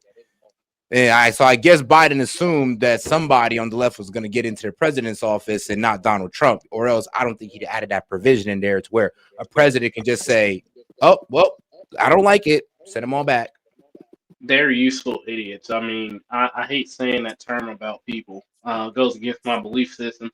But honestly, if we're going to look at it from a power play, Don't call them political useful idiots. They're perspective, low information voters. no, they're useful idiots. Let's call a spade a spade. They were in there solely to upset the balance of power, get more voters on one side of the block, and as soon as a political opponent or political leader that they wanted got in office, they were going to kick them out. They really don't want these illegals here. They're just here to serve a purpose, and that's votes, nothing more.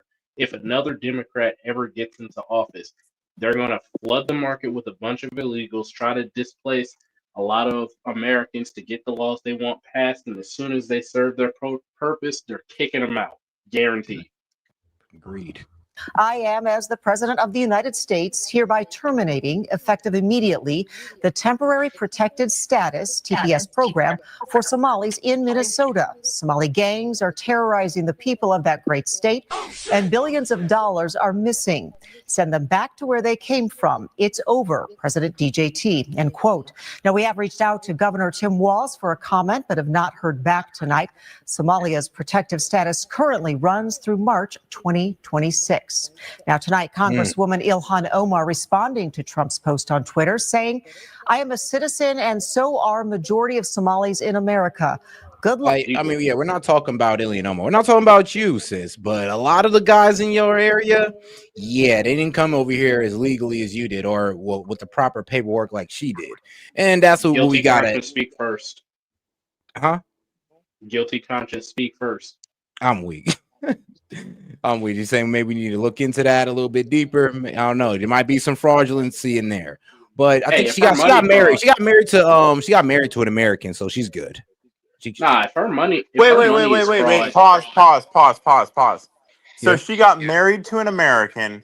Yeah, white guy, divorced too. that American, and then married her brother to get him in here. No. She married her brother before that guy to get him in, and then I guess she got married like later on. So she's a fraudster. Yeah. That's literally. why I say guilty conscience speaks first. Okay. And it's such an obvious loophole that people can just do it like openly, and there isn't really much we can do about it. But I mean, well, now we can. There is. No, that's absolutely such an obvious loophole that it's like marriage fraud is hard to prove. I heard that's why it's been such an obvious loophole that it's been a joke, recurring joke for late seasons in sitcoms. Drew Carey's show did it. I'm trying to remember. There was a couple other shows in the 90s that did it.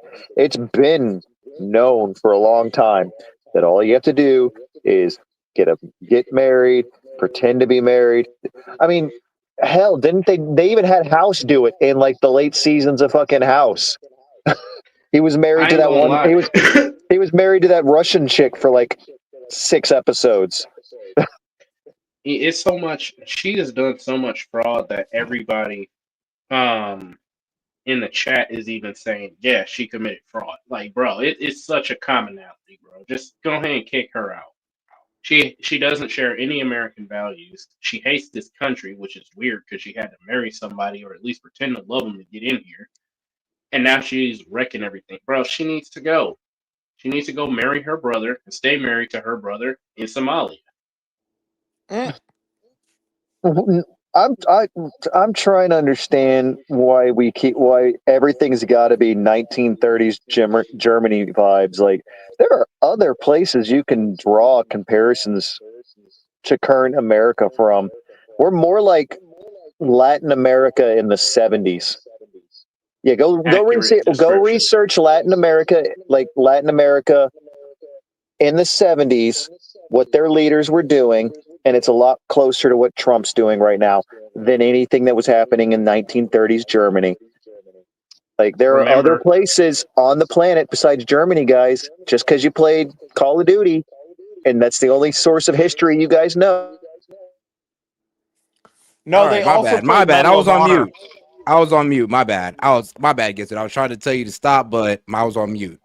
So, but hold on here. I got to go ahead and read Sid's super chat. Sid says there are 705 Somalian people on temporary protective status in the United States. Targeting any group this small is just pointless and unnecessary and punitive. I mean, hey, you got to catch them all. Hold on. Pause. Hold on. So by that definition, Sid, the Boston Bombers were 2 people, so we shouldn't target them? Damn. I mean, Sid, you might as well just come on here. That's a bit of an apples and oranges comparison. Nah, I'm gonna take it a step. I'm gonna go to extreme. By that comparison, child predators are only 0.5% of the U.S. population. So should we just leave them alone? I mean, yeah, I mean, let's be real. We got to uphold the law, even if it's just a small 705 people. Like, even if it's just a small 705, we still got to uphold the law on those 705 people. But no, I no, agree no, with you. no. Even if it was just It's 50. something Lord Biden did, so we can't go against it. And Lord it's something Biden is Donald Trump crazy. did, so I must go against it. Now, he may be coming from that logic. Well, actually, here's Sid himself to explain it. Sid, please explain yourself. Go ahead, buddy. Am I answering Monty's question about the Boston bombers? Well, so you can just explain your point with your super chat if you want. Yeah, I just think it's okay. 1 second. Who is echoing? Do you guys hear that? Sid, talk or get off. Nah, Okay. if there's somebody's echoing, we gotta. There is fix someone. it. It's guest dude. He's already addressed it. Okay. It's distracting, but whatever. Well, I muted for you, so talk, dude. Yeah, I just don't think it's what whose life is going to be made better by revoking these 700 people, not just in Minnesota, but in the country in general that are Somali, their temporary protected status, and sending them back to Somalia or whatever because some of them committed fraud. Yeah, people. So I got a question. Well, hold on, bro. We can switch them out for legal immigrants. You know, ones that are waiting in line. 700 free spots. We absolutely could. Well, if you're here on temporary protected status, you are a legal immigrant. I mean, we're kicking them off. Well, not if you got here fraudulently, Sid. What part of that is fucking hard to understand? Wait, stop yelling at him. Stop yelling at him, man. Let me ask him a question. Speak to him a little civilly.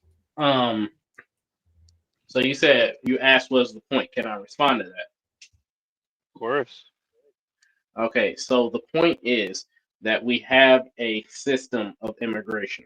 We have a system of immigration that has been basically taken advantage of.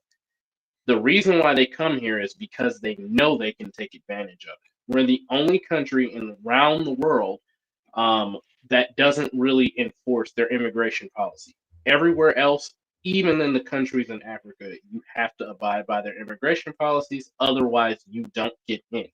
It doesn't matter if their lives are worse off. It doesn't matter what the circumstances is. The fact is, we have a law, we have a rule of law that everybody has to abide by.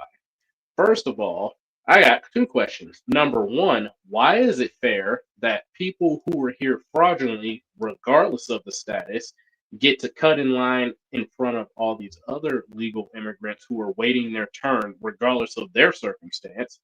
And number two, what do you mean by whose lives is going to be better from it? Are you saying that American lives won't be better from it? Are you saying that Americans won't be able to get those jobs, get those houses, get that extra income that the government is saving by kicking these people off of our systems, getting these people out of our healthcare system so Americans can actually get some healthcare that we pay into and pay for, that we desperately need and realistically deserve?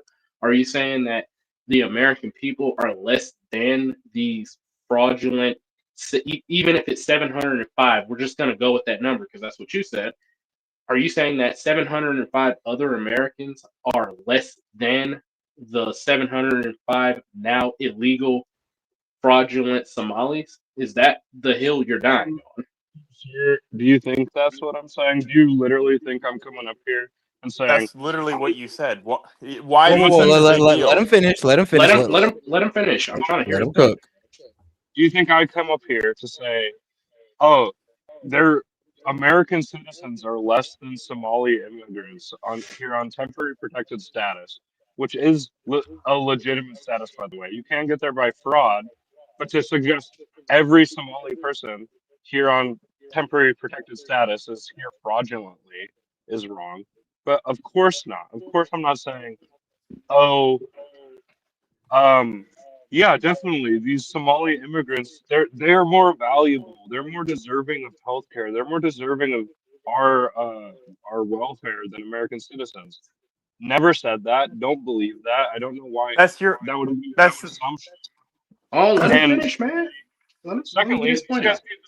these guys get their temporary protected status revoked. I'm sorry, bro, but that's not immediately meaning that 700 needy Americans are going to get their health care. That's not how our government works. It's not going to be translated down onto you because it hasn't yet. And we've been deporting people left and right ever since. Obama was the deporter in chief.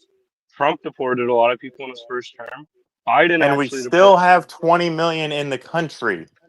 Now I'm gonna give him props. No, I'm gonna give him props on something he did say, and he's the first person I've heard say who is against certain types of immigration that said Obama deported more people than Trump because he did. I gotta give him props for that. Well, I do have to correct. That's not necessarily true because Obama redefined what deportations meant. So he was doing. They defined deportation as turning away people at the border, and I don't think most people classify that as deportation.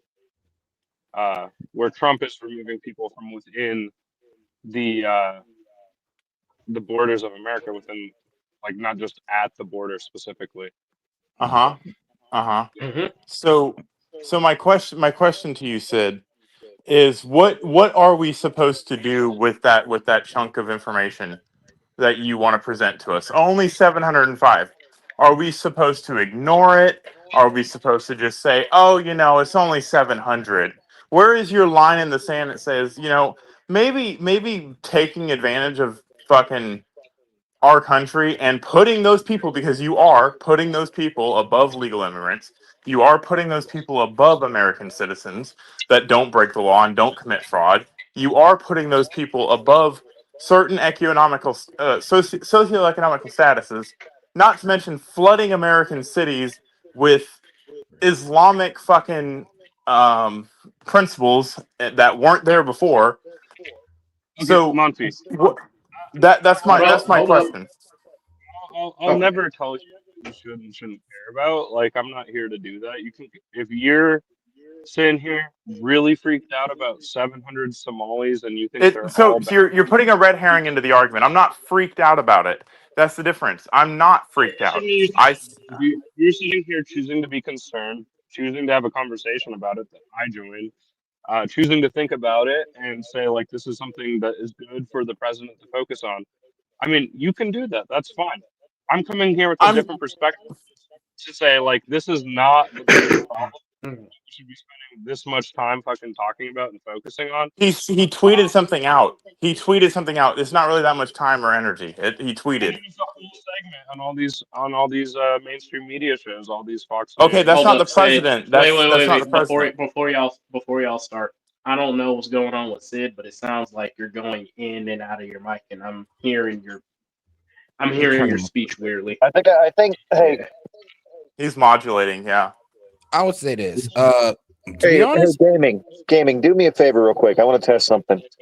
Mute yours real quick. Test.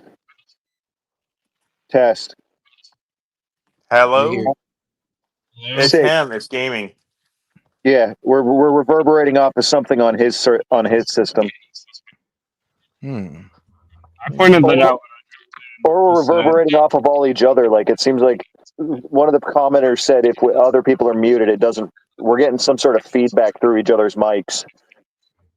I was getting ready to say you guys are on my headphones, so my mics are separated by a long shot. I'm in a different room from my phone. Yeah, I think it might just be all of us reverberating off of each other whenever we're not muted. Yeah. I mean, well, to kind of lean into Sid's point. Well, hold on. Just to lean into Sid's point, though. Now, Sid does actually have a good point, though, of these 705 guys are basically asylum seekers. And what's happening is they're revoking their asylum seeking claim and also looking, of course, into their paperwork. So is it worth it? In my opinion, yeah. I mean, like I said, we take those guys out and we can let in 700 illegal ones in. Not to mention the president got a mandate when he was elected that he was going to fix immigration. This is an immigration issue, and it's 705 more people to put on the fucking roster of people that don't need to be here or don't deserve to be here that are here that are no longer going to be here. So yeah, I see that as a. Do you guys, like, for example, do you guys all support the admission of 600,000 Chinese nationals into our colleges here? Like, is that... No, I'm actually 100%. Absolutely not. Like, if you want my but this guy won a mandate. You asked a pointed question that requires me to give an opinion, so I'm going to go ahead and give it. was pointing This to opinion is Iraqi. based off of a few things, but I think we should shut down all immigration for 10 Yeah, years. I agree with that. You're so Sid. That's the thing. And I know where you're going with this argument or this line of questioning, and I'm just going to tell you, no, I don't agree hand and fist with every single thing that a Republican does. I don't agree hand and fist, you know, over every little thing. So your little gotchas and the, did you see this? Don't you hate your great leader now? Is not going to work on me. Okay, Who I would you say get. is betraying Pause real Would you quick. say Ned, is betraying Ned, how exactly is wanting to shut down immigration racism? It's not. Oh my God. Wait, who said It's Because you do realize nationalism. that It's not racism. I'm Irish German descent, and I would also be shutting down Irish German immigration in that assessment. It's a whole clock everywhere block of immigration for 10 years. I'm sorry, maybe there's someone else, but who said that's racist? Are you talking to like a chatter or something? Or Yeah, are you no, talking to yeah. Like that's the thing is like we get these kind of weird opinions that pop up, and it creates these cycles of just like the debates can't actually become proper discourse because these kind of thoughts bubble up and churn up into the discourse all the time. Like Sid, me and you have had conversations. We've disagreed fundamentally on a few things, but we can have civil discourse. That is because we both are willing to bring our assessments of the facts. I personally don't give a shit about 700 Somalis in Minnesota. I don't. I just don't care. I don't give a shit about Minnesota at all. I don't think about Minnesota ever.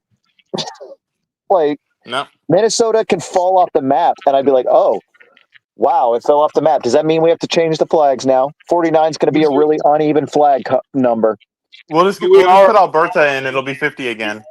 Like that's like, but the point is, gaming brought up a point. Every other country upholds their immigration laws. Erbil, which isn't even a recognized country, like Kurdistan. I have Kurdistani visas in my passport that I had to get double checked by the Iraqi government because they're like, wait, Kurdistan's giving out their own fucking visas now? Those fuckers. Inside of Iraq, Kurdistan was like, no, people are coming through our territory. We're going to give them visas. So I had visas from both Kurdistan and Iraq when I was contracting. That's how secure their immigration is. In a war zone, war torn country. Yet we can't manage our own damn immigration here and supposedly the greatest country on the fucking planet. we can manage our own immigration. We Wait, can don't. I don't. Can I jump back in? Yeah, go ahead. Yeah, that was the point I wanted to Okay. make. Is like, I wanted to back up your point with actual on the ground evidence of Yeah, because visas. I was getting ready to say, because while I was deployed to Bahrain, I had to get visas, and Bahrain is basically an offshoot of Saudi Arabia. But that's not the point I'm getting ready to make. One I'm getting ready to make is this: it's not about the 705 Somali immigrants, whether they have status or not. What you have to remember and to take into account is that Americans in general are sick and tired of other people coming into our nation, not doing anything for the nation, taking their baggage from their home country, bringing it here, and because certain people on a certain ideology are so suicidally empathetic, they're more than willing to duffel over and try to force us to duffel over with them to support whatever garbage they brought from their home country here. And honestly, this is kind of when what you're seeing isn't necessarily Americans don't care type of thing. This is more or less us being like, we're sick and tired of being everybody's soup kitchen. And the other thing to back that up is who's to say that by us taking in all these immigrants, we aren't then shooting other countries in the foot? You know, economic brain drain is a real thing and it's a type of warfare, right? other countries will come over here, use our institution, make it harder for Americans to get into the same institutions that they worked hard to qualify for. And then once they take all the knowledge that they learn over here from our world-class institution, they go back over there and they prop up their own. How is that fair to us? Why do we always have to come second?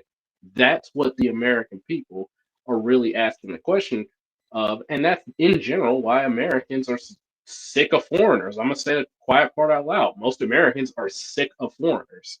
If Japan can say we don't want foreigners here unless they're American, and only certain Americans that don't cause problems, but yet we still watch anime, we still buy Japanese merchandise, and we still support them as a country. Why is it so unfair that Americans can't say the same thing when we literally prop up the world economy, we literally patrol and play security guarantor for a variety of nations? We're literally called on to give money to other nations that could care less if a tornado, an EF5 tornado, or a hurricane blew through the nation. The only nation that actually stepped up and helped us was Mexico. That's why I got so much respect for them.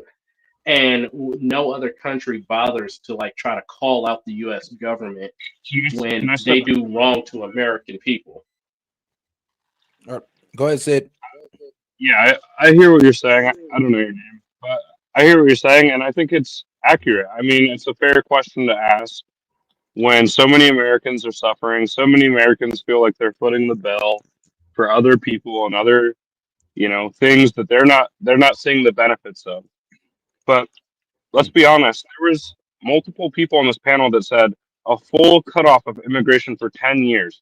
You know what? We're not having children at the rate of replacement. We need a steady line of immigration. I don't know if you remember going back to Okay, I got to cut you off Completely there. disagree, but keep cooking. Sid, I disagree. No, let's say cook. I want him to finish it. Let's say cooking. He triggered all of us with that one, obviously, but let him cook one.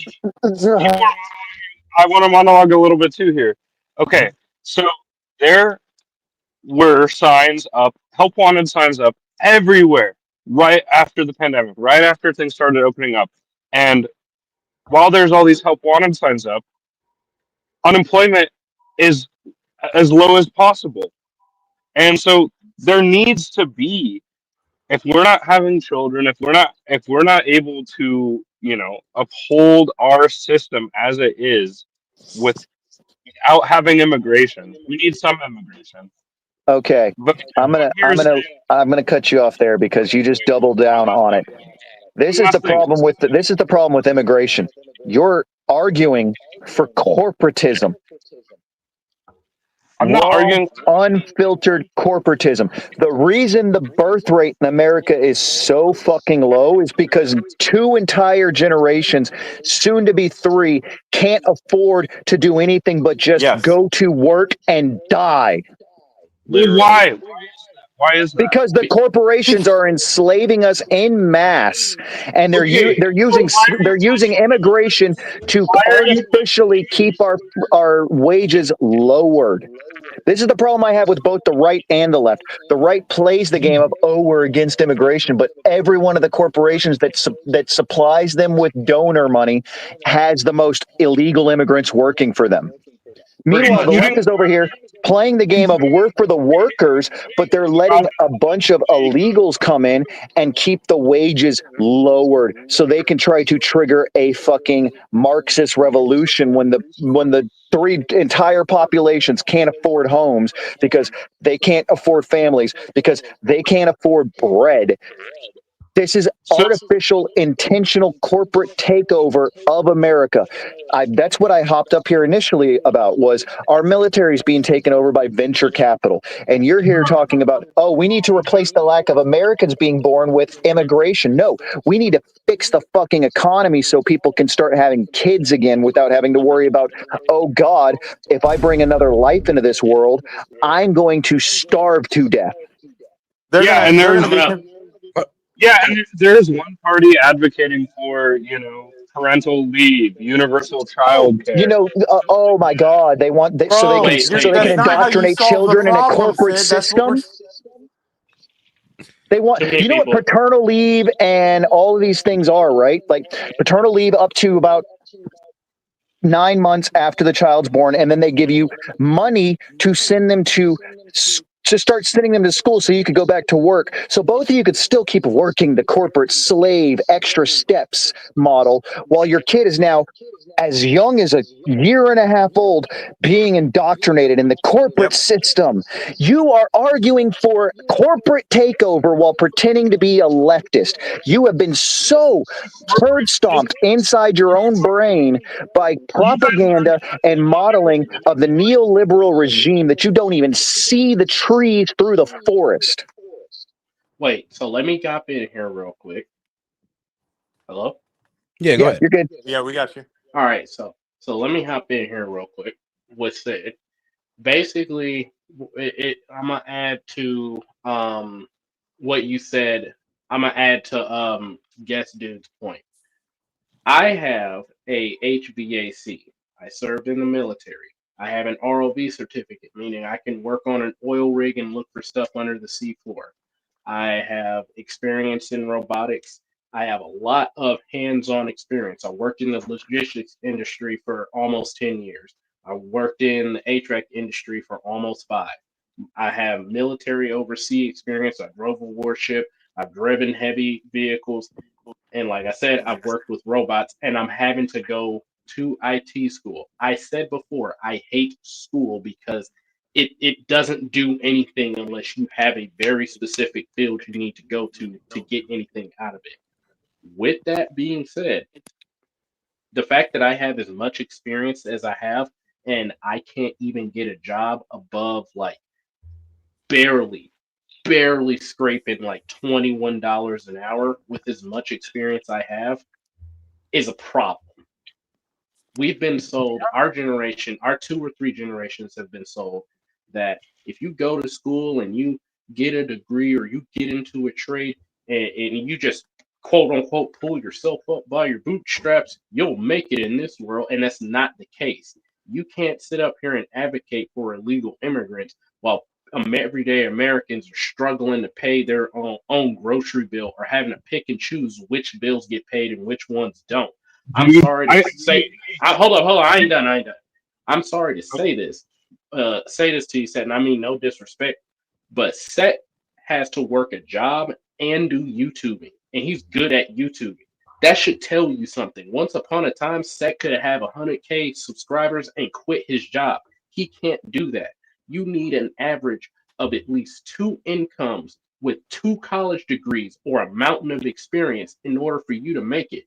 My mom works a 6-figure job for Home Depot, and we're still barely scraping by because the cost of living, the interest rates on houses, the interest rates on bank loans, the interest rate on pretty much anything you need just to function in this nation is so messed up. So sitting up here saying we should use illegal immigrants to fill the gap because something happened with COVID because people were like, hey, guys should up the wages so we can try to at least have our wages be half of what our cost of living is because you guys screwed it up after we kept telling you we don't need to stay in the house for an entire year. And we don't want to go back to working for pennies because now the cost of living is through the roof. Saying we need immigrants to supplement the workforce that's all obviously messed up and suppress wages for the corporate elite is pretty messed up. I don't care Oh yeah, what and side I'll double I don't down on care this. what I don't All right, care now hold what on. side Before of you, Well, this'll double down gaming. So I'll bring personal anecdotal, but this isn't just my personal anecdotal. This is the anecdotal of almost every 100% disabled veteran currently in America. We make between 3,800 a mine month too. and 4,000 a month, depending on dependents and everything. I make 4,000 a month as 100% disabled. I am currently having to work a full-time job that is countermanded by my disabilities. I'm having to work a job that is making my disabilities fucking worse just so I can stay above the fucking current poverty line. yes, I'm trying to see where. $4,000 a month. All right, $4,000 a hold on month is now. Now, $48,000 a year. now, That is guys, fucking nothing in this economy. Now, I And do we want got to a let Sid respond. Hold on, 2.5% guys. rate. We got a 2.5% increase for next year when the fucking inflation rate is 7%. Now, all right. Now, I do hope Sid kind of realized what was, kind of triggering about that. Because let's be real, you're kind of saying F the American people when you say, well, instead of helping them fix affordability so they'll have more kids, let's just invite in a whole bunch of immigrants that's used to a lower And standard make of it living. Just worse. F them. F them. But Well, go no, ahead, you Sid. could. Listen to what I'm No, you not saying. couldn't, because if you could, we already would have. That's what I'm saying, Sid. And it's my turn now. Everybody else had their fucking monologues. So the idea, like everybody else has been saying, the idea that Americans just don't want to work and Americans are lazy and blah blah blah blah blah blah blah is it's like giving an alcoholic a drink. You have a problem and you want to solve it by increasing the problem. It does not work that way. That makes the problem worse. And now you're giving more and more control over our country to foreigners who already have been shown not to assimilate, foreigners that have been shown to commit crimes, foreigners that have been shown to, commit fraud in this instance that we're specifically talking about, and have taken over an American city and damn near imposed Sharia law in it. So it goes to everything for me. It goes to the point guest dude made, the point gamer made, that absolutely, you're right, Sid. We do have declining birth rates. It's fucking the people that can afford to have kids, and the people that can't afford to have kids don't have kids.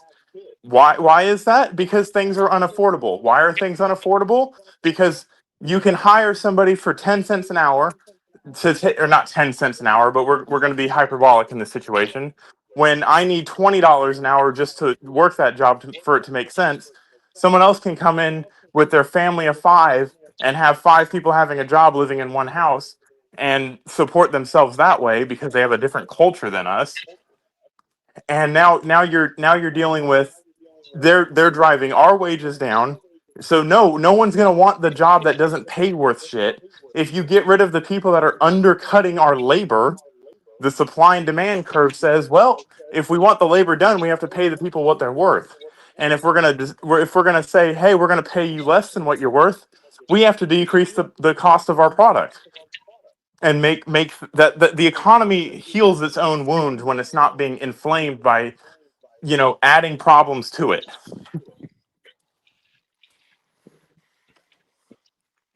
And All right, that's Sid. all I have to say on that. All right, go ahead, Sid. It's all you.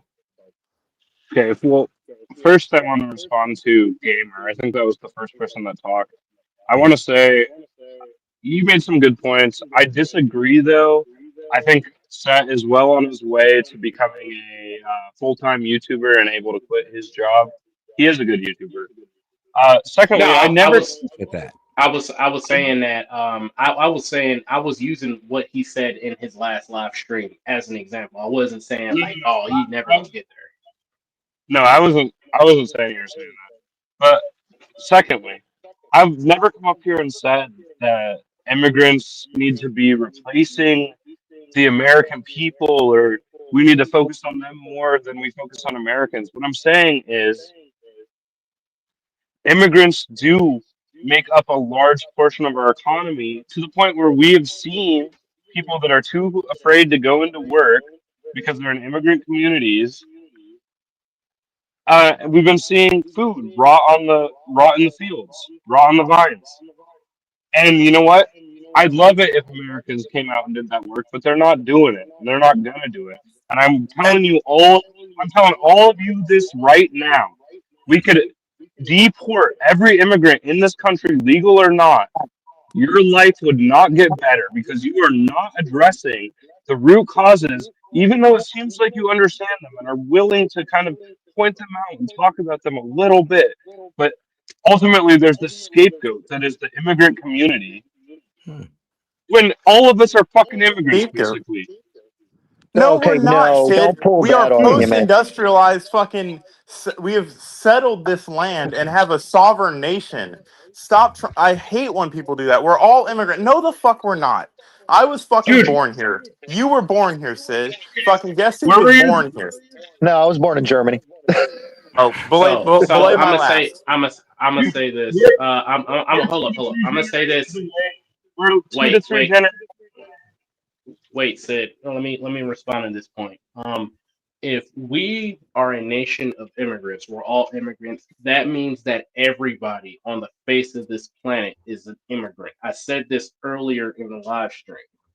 No country has ever been founded without bloodshed and conquering. No nation. I dare you to find me one. Even the Polynesian islands over there in Southeast Asia were all conquered at some point and were forcibly subjugated by a bigger nation. It is called Yeah, the bigger fish gets. Hold up. It's called the bigger fish gets the meal. Period.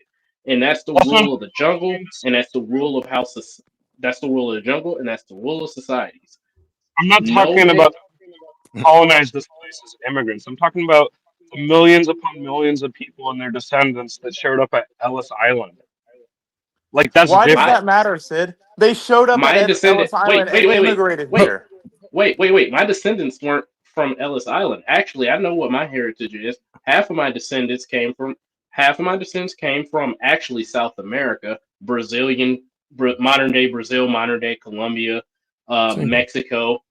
Another portion of my descendants came here through the actual Muslim slave trade from Northeast Africa, came over here on boat, ended up in Florida, and then the slaves that ended up over here actually ended up under the very first president of the United States, President George Washington.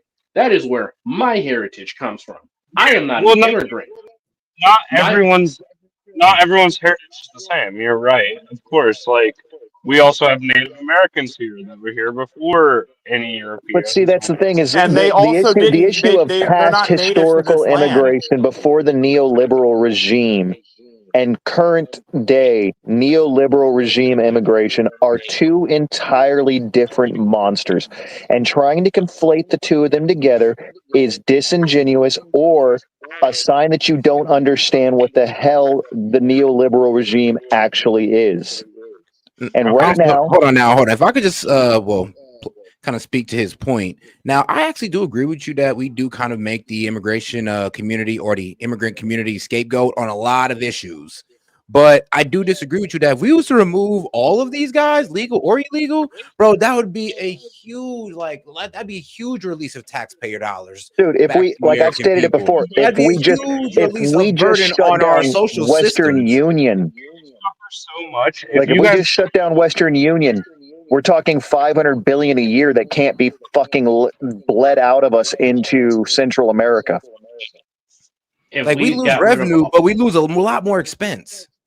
if we Yeah, got you rid of lose all the revenue. illegal Your GDP becomes more concentrated on a national stage, and your economy, while it may put up smaller numbers, people can afford houses. People can afford health care. You're not getting thousands and thousands of hundreds of thousands of dollars in fucking emergency Medicaid But hold relief on, no, going to but hospitals. I do agree with Sid when he says we do scapegoat the immigrant community because there's some things that they are really not involved in that we try to tie them into, like they're just the evil, like they're Which just is the why evil I stain don't. upon It's not. America. It's not the immigrant community that I'm targeting. It's when I bring these up, these topics up, I don't give a shit about the actual immigrant.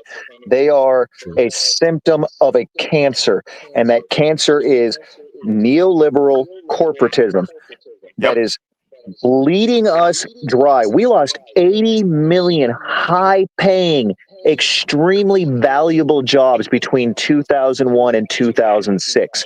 50 million of them were outsourced to fucking India, and Yep. 30 million of them were sent to Mexico. I'll put it to Not to you like mention how this many from were my sent to Canada. I'll put it to you like this. I actually, because I follow the housing market and I follow the internal job growth markets. First of all, let me address something. If we got rid of said, and I'm addressing this to you specifically, if we got rid of every single illegal immigrant, I showed set the video with the nation's best realtor, and she even said half of the reason why Americans can't afford the house is one, because of the boomers, and two, because we're having to combat illegal immigrants on the housing market stage. Second, the other reason why Americans can't find jobs that pay more is because a lot of these companies that do that outsource work, well, a lot of the presidents, they made it illegal to like basically outsource work. So what they did was they would they would form a duplicate of their job in this other nation. So, like, take Walmart, for example, because they're the most egregious at doing this. They'll form Walmart call centers where they take all the calls and they'll form them over in India. And what happens is because they can't hire H-1B visas, they say, oh, we're just hiring internally. And what they do is they dragnet a bunch of Indians that work in that call center over there and they pull them to the continental United States. We're talking like 80, 60 million jobs gone in an instant because a company found a loophole. That's not right. And that's what's pissing people off. Yeah, and it's these corporations that are actively finding every fucking loophole. It's like, go to any sit-down restaurant, because that's the industry I'm in right now. I work in the restaurant industry. I work in kitchens. Okay, you go to any sit-down restaurant, Chili's, Applebee's. They've all shifted to a fast food model because volume beats actual quality. They push out exactly what it does. Huge fucking volume, and now because they use predominantly illegal immigrants for their kitchen, it tamps down the wages in there while the work level progressively increases, and the volume of what does that mean? They make more money. Yeah, and it's because the stockholder model of the neoliberal regime is set up in such a way that they have to produce. They are fiducially liable every year to produce at a bare minimum 1% increase on investment. So do you know what that?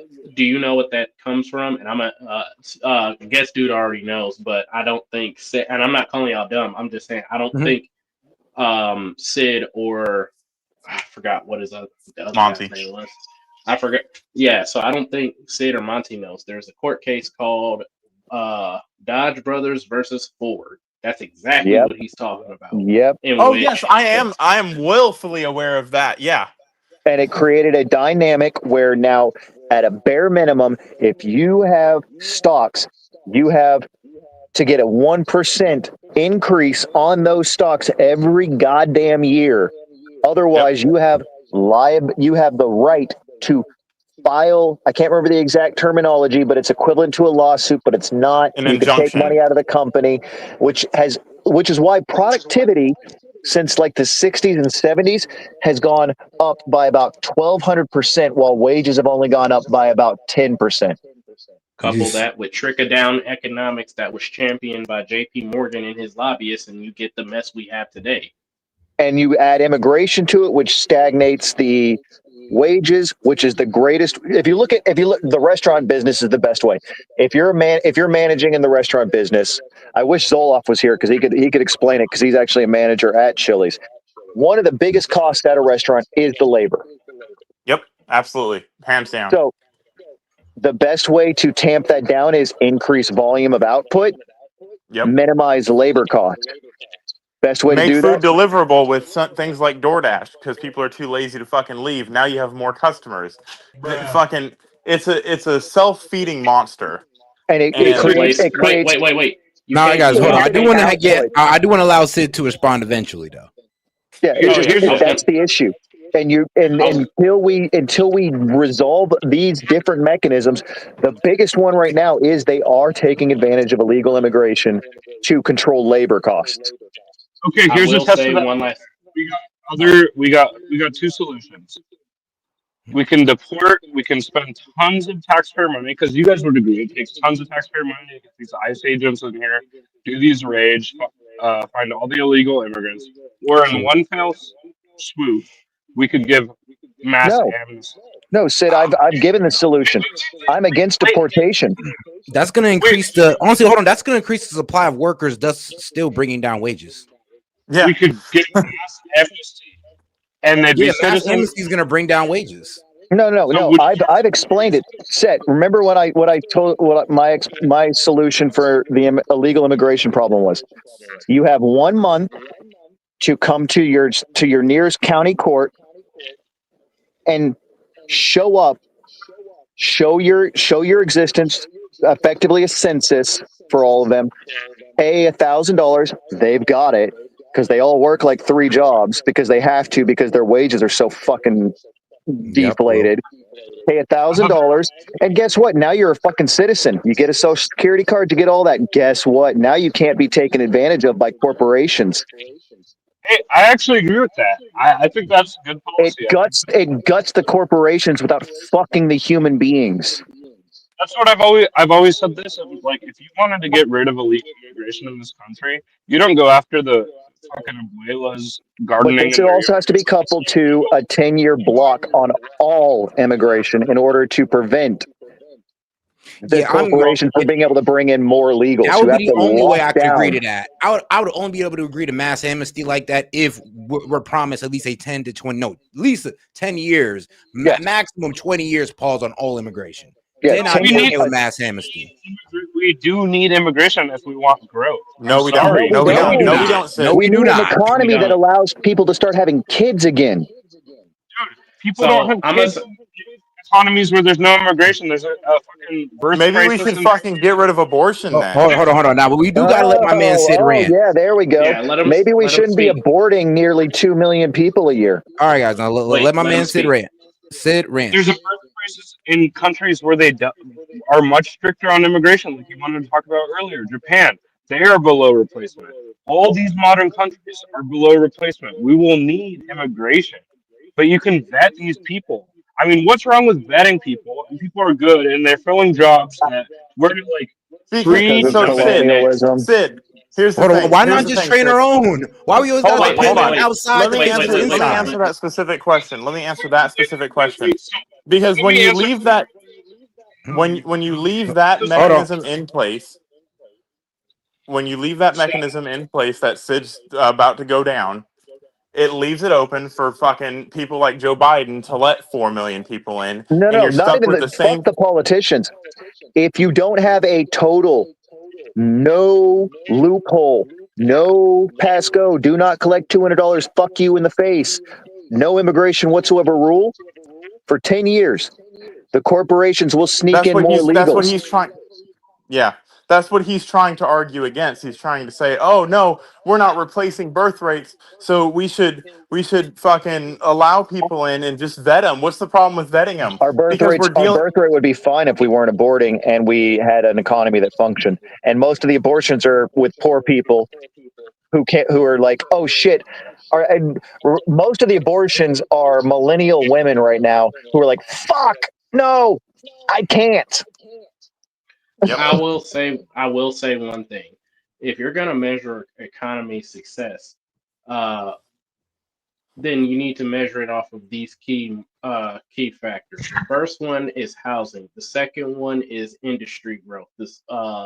Another one is job opening and job opportunity, and the last one, believe it or not, and this is going to be crazy, is creativity. So when you look at these different things, you need to look at China, Japan, and South Korea. I'm going to go somewhere with this real quick because he said look at their birth rates because they closed off to immigration.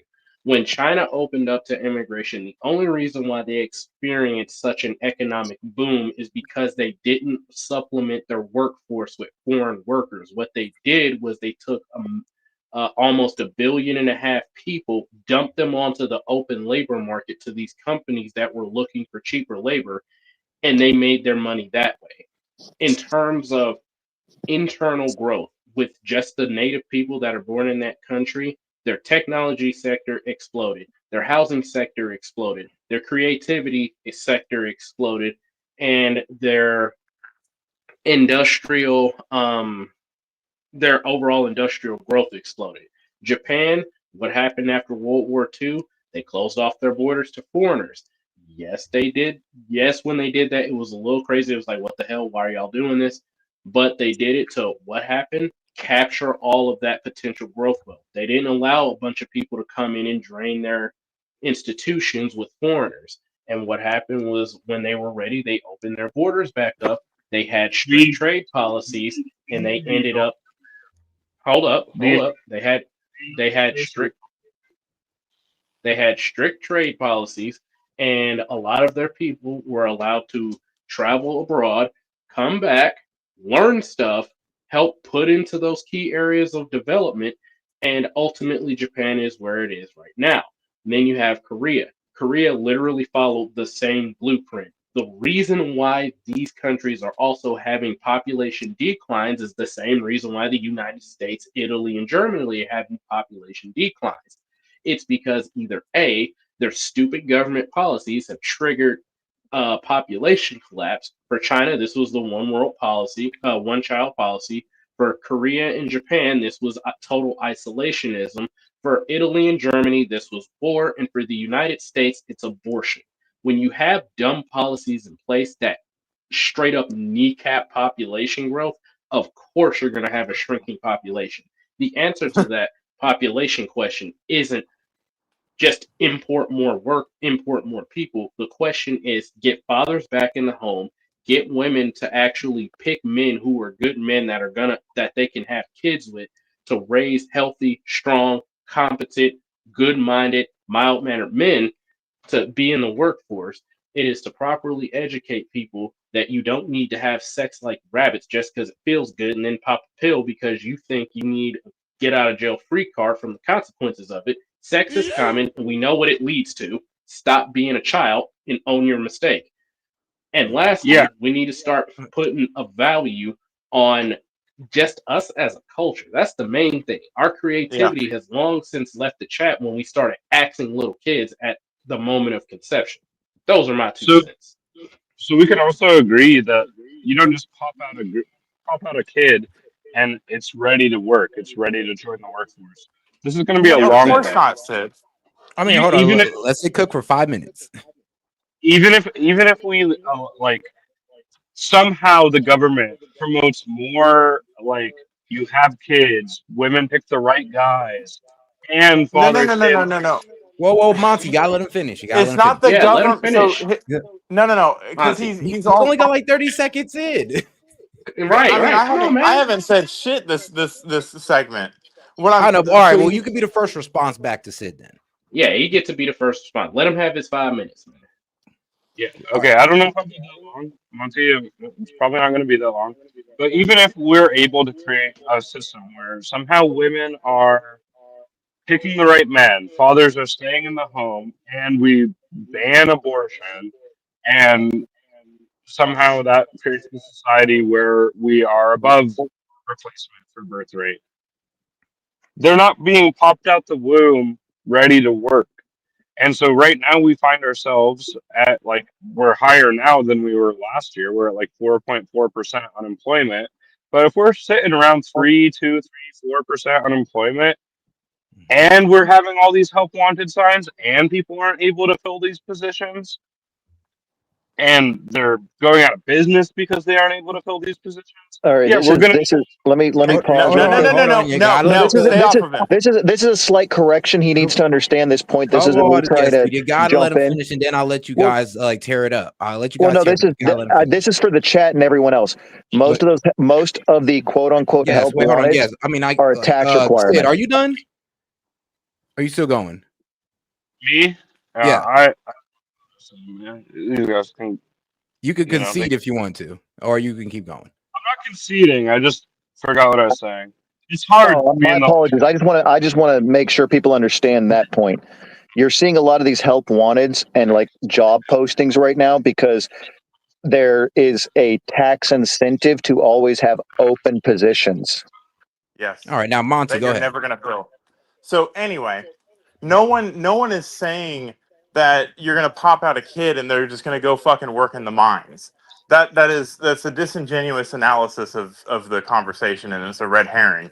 And you base everything you just said after that on that. So when you have no. Okay, so and no one let me finish, so you're not gonna finish either. when you saying that's have what you're saying. I'm saying that is something that we need to take into consideration, because as good as it would be if and we're all I'm having trying to, if you'll let me finish. this long period of time where I'm those trying to take that into consideration and articulate a point if you'll let me finish. workforce. Okay, but you said, So "Oh, that's a stupid point," but you totally misrepresented me, man. So if you're gonna you do that, literally missed you. So did I ever say that we're gonna pop kids out and they're gonna go work in the mines? Then why did you say that? I didn't say you did. Anyway, you're gonna create, and here's the thing, it's not so bad to have a declining population when fucking supply and demand dictates that you have so many people competing against you. If we have less people fucking competing for goods, fucking things will get more affordable thing, and in the meantime you can have, for example, post the fucking Great Depression and after the war, before the baby boomers, society was doing good. Why was society doing so good? Fucking post-war fucking success and revolution, economics and all that fun shit. We didn't import a whole bunch of fucking people. No, we had a fucking baby boom, and it fucking just it exploded our fucking population. Now we have declining birth rates. Why do we have declining birth rates? Well, because shit's unaffordable. Fucking labor's undercut. You talk about help wanted signs. Well, all of these things, we've increased productivity, like Guest Dude said, by 1,200%, and wages have stagnated.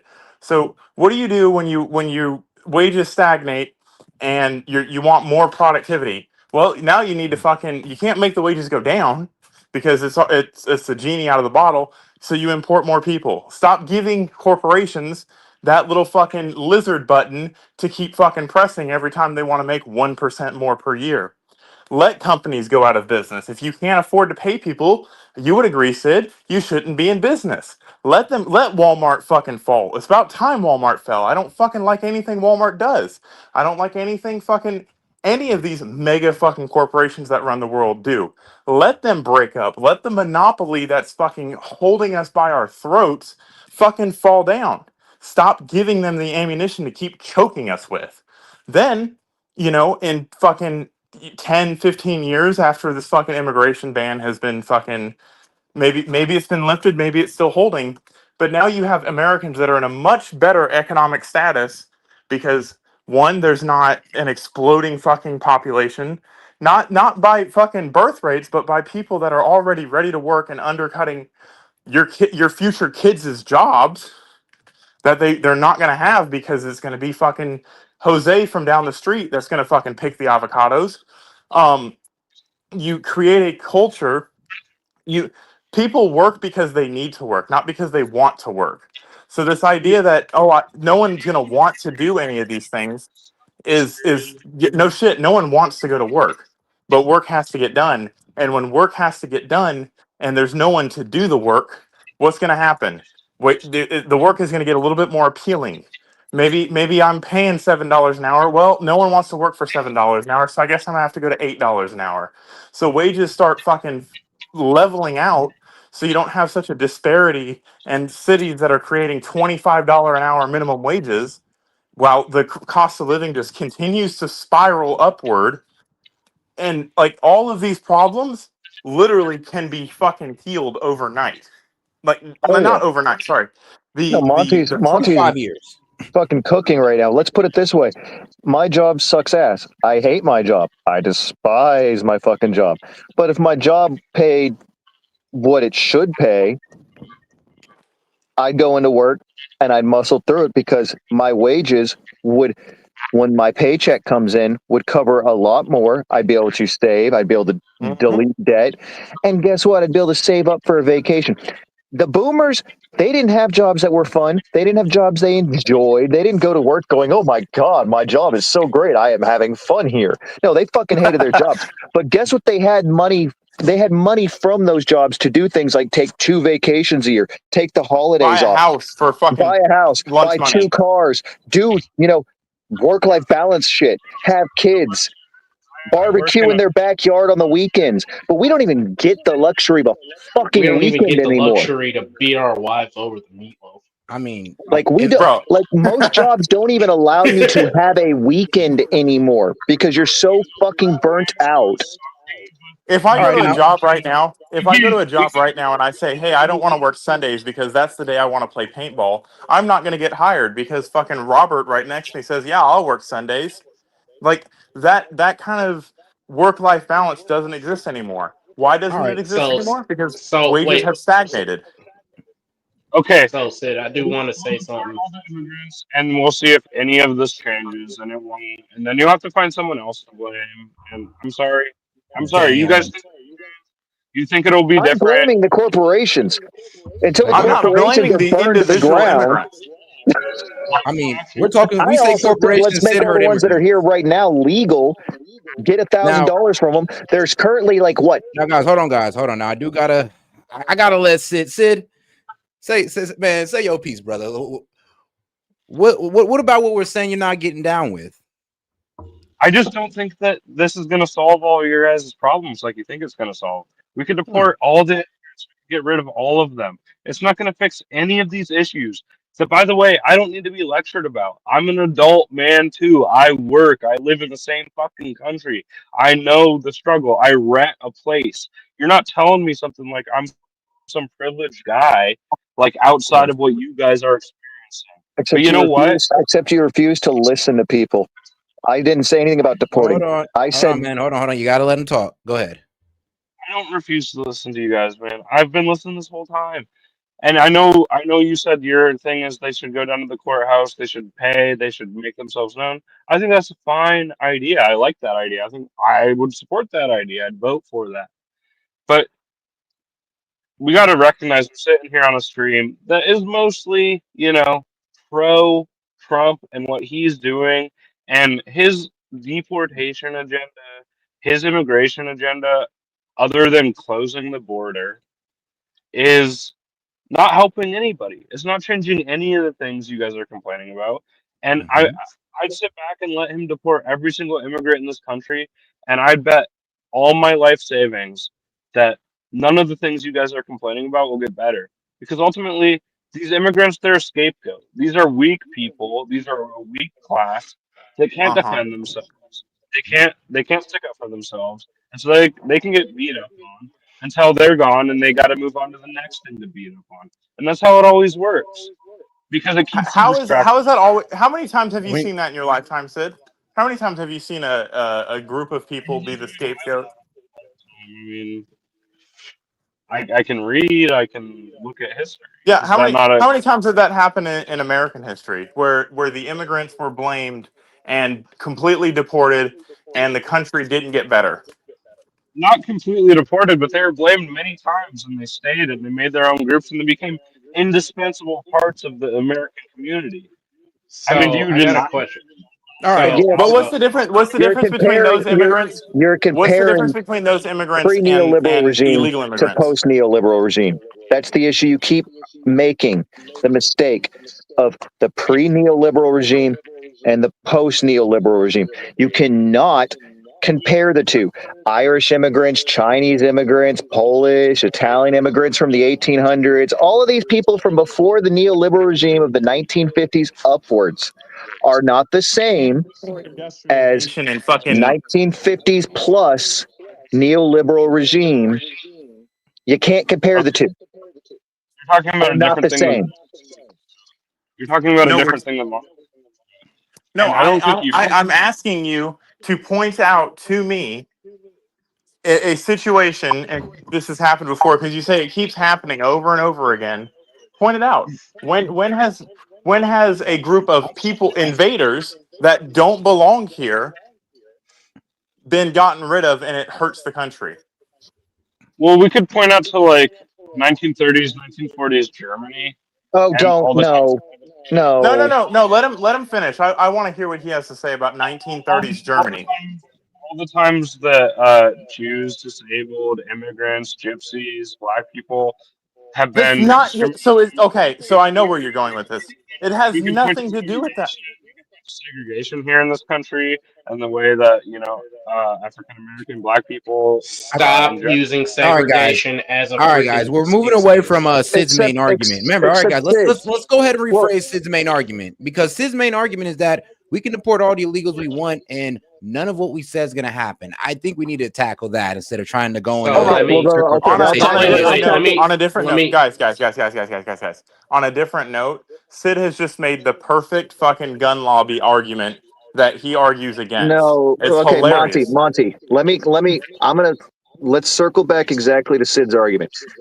Hypothetically, if 20 million people were kicked out of the United States over the next 2 years, if Trump got exactly what he wanted, all 20 million, that's 20 million job vacancies. Yep. Are you fucking kidding me? And you don't think the economy would immediately, overnight, wage increase if it became illegal to have an illegal immigrant? I'm going to tell you right now, factories are already paying more in border states because they've been raided by ICE and they're starting to fire the illegals. There is not 20 million people to fill those jobs, bro. What? Okay, Dude, where are you getting your numbers from? Because there are currently close to 15 million. There are currently close to 15 million people who have fallen off the work rosters. We have nearly 6 million homeless Americans. Yeah, there's 21 right there. We've all got. Hey, tap me in. Gonna go fill all those jobs for sure, dude. For sure. So let me put this into perspective for you, Sid, so we can get some grounding. I'm currently in a legal battle with my last employer because they fired me because I needed time off of work. They didn't give me, because I sustained an injury, they didn't give me EEOC for, which by law you're supposed to get, and I didn't get EEOC at all. That being said, my legal team advised me that I need to find a job making a certain wage, making at what I was making or above that wage. Mind you, I was making $21.36 an hour. I need to find a job that makes at least $21.36 an hour or greater within my state. Do you understand that majority of the jobs that are in my state that pay that much are typically jobs that either I have to go back to the same job I was working, or I have to have some sort of advanced degree. That's unrealistic. Hold up. What would you do if immigrants? What would be different if immigrants were? So I'm finna tackle that point. What would be different is I would have the same job outlook that I had before and honestly during COVID. Because before and during COVID, I was working in the HVAC field and I was able to make $22, $23, $24 an hour doing installs instead of competing, or instead of working for a company that's competing with another company who hires During this almost. time, we had no immigrants. During this time, did we not have immigrants or illegal? During this time, we didn't. Hold up. Before COVID, we did not allow 4 more million people into the country. So no, we did not have the. Can I finish? Wait. Million, I guess. So here's the thing. There weren't 20 million other people who were here that were driving down the cost of wages. Part of the reason why people came here since then? Do you really think that?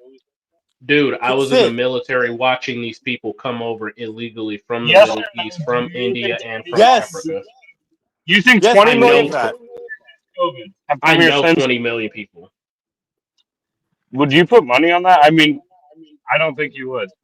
Hey, Seth, look it up real quick. Let's just do that. Sid, I'm just as angry about legal immigration. Like, fuck H-1B visas. Fuck legal immigration. Fuck these corporations bringing in people from countries that are used to making $0.25 an hour. So they're happy to make $5 an hour, which allows them to stagnate our wages, so that we're arguing over $15 an hour being minimum wage in America when the federal minimum wage is still what, $7.25 an hour? It's 2020. It's 2025, and the federal minimum wage is $7.25 an hour. You No, that exists purely because that is what they're paying the illegal immigrants, right? So when they give them their A little fake less. social security numbers and they make them look all good on their I-9s and they do all their fake paperwork to get them in, they're paying the illegal immigrants $7.25 an hour. So everything looks above board. Wait. I've already So guess dude. Wait, guess dude. Let me. amnesty. I don't know what you're saying. I've already advocated for amnesty, and I do want a higher minimum wage federally. I Guess advocate for dude. You're both. an idiot. You're an idiot Wait, then. stop. Let me get in here. So guess dude. I'm gonna do you one better.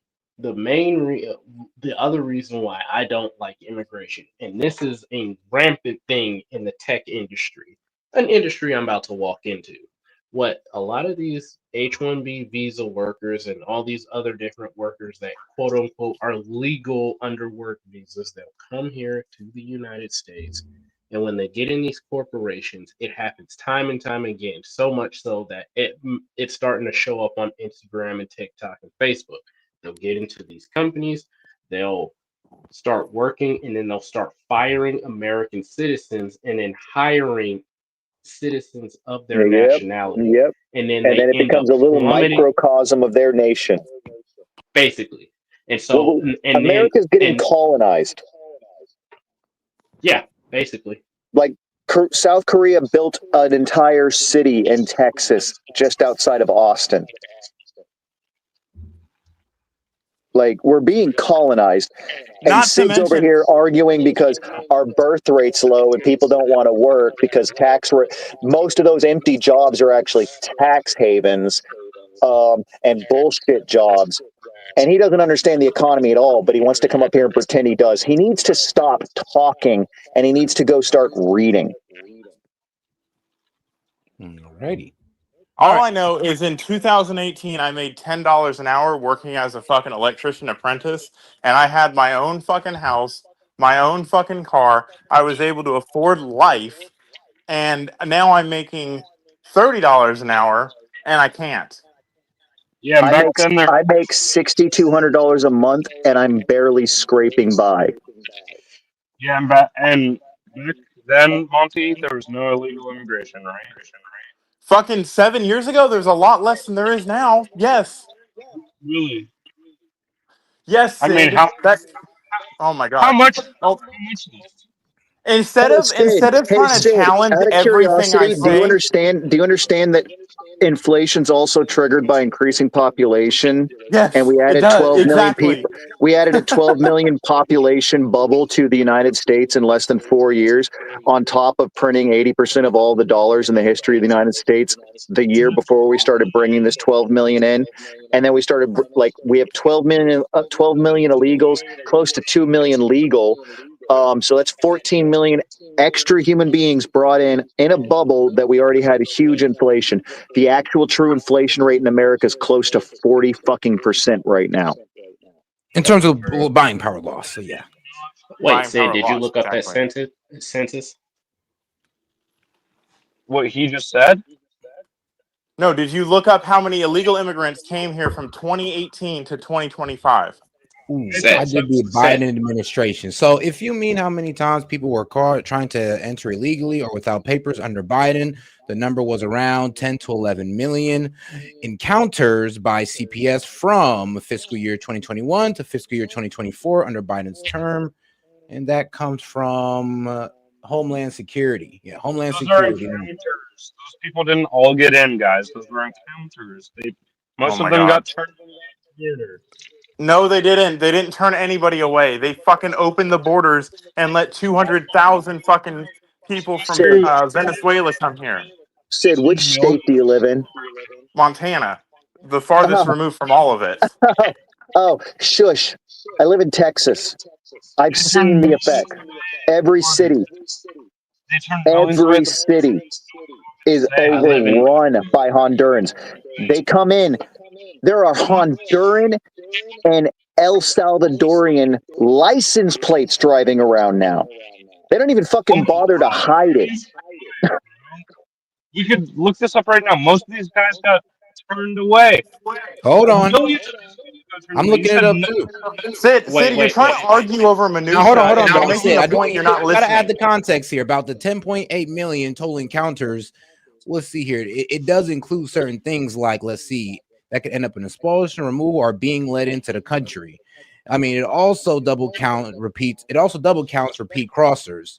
So the number is a bit skewed. Like, let's be real though, but Sid is right. We can't say that all 10 million of these people came in, but it is quite plausible that a good amount of them did come in. A good amount of them did, and he's trying to argue over minutia when we're talking about fucking numbers. Oh, your number's not So these accurate enough. So encounters your whole could have point's actually led wrong. into them being led into the country or even expulsion or removal. Monty knows the exact number because he said 4 million under the Biden administration. That is. Yes, it was 4 million. Wait, Monty, give me a second. Give me a second. There's 20 No, million. I'm not gonna sit here and let you argue over minutia when I'm trying to make a point and you're trying to fucking argue about fucking stupid fucking numbers. The numbers don't. The difference between 20 million and 4 million is not minutia. That is a big difference. 20 There's million 20 in million total. total. There is an estimated of 20 million illegal immigrants in this country right now. Not all of them came in under Biden, but 1/5 of them did. Hey, here's a fun fact about the H-1B visa. You're allowed to bring your fucking family over, and a lot of them end up staying even after you leave. Visas is illegal. It's a totally different conversation.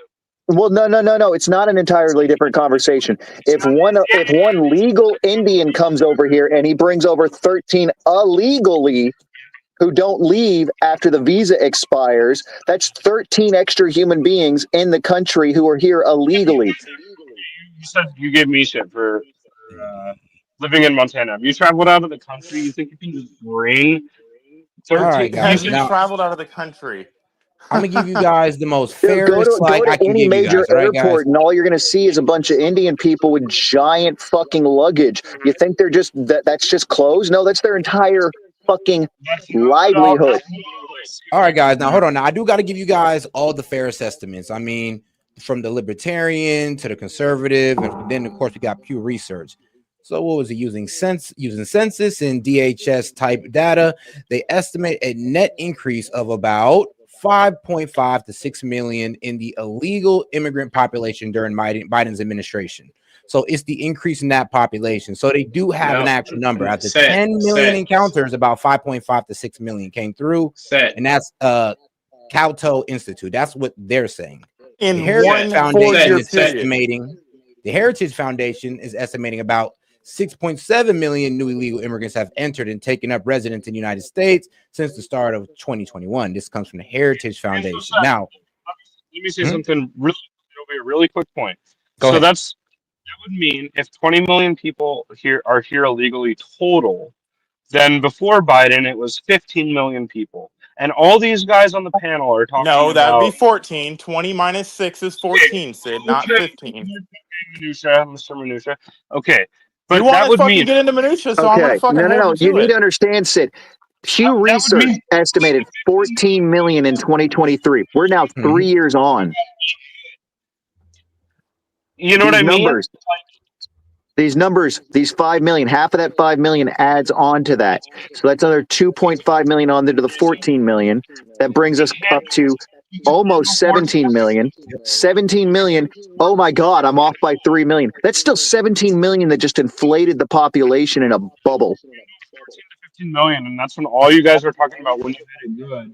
And we're making money and could afford stuff.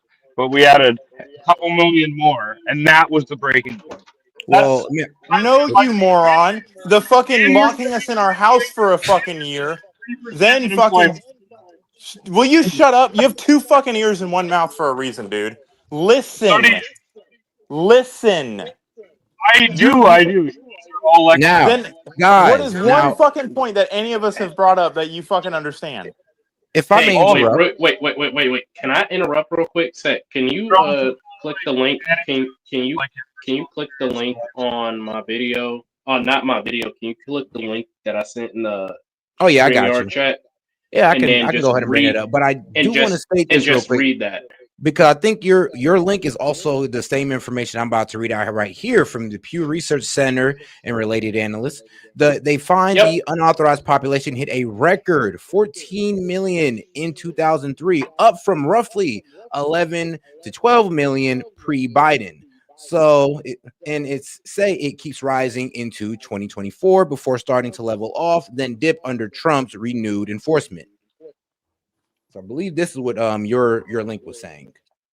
Yep. So and we're just according to ChatGPT and it estimating all the numbers, about 5.5 to 7 million people added to the illegal / unauthorized population during Biden's term. So close to 10 million. You can round up to 10 million. So in other words, what it basically, in other words, he was just talking a whole bunch of hockey. And even if we did remove all these people, you would still end up having a bunch of housing open up. That would immediately open up a bunch of housing. That would take the strain off of our social support systems. That would take the strain off of our healthcare and medical systems.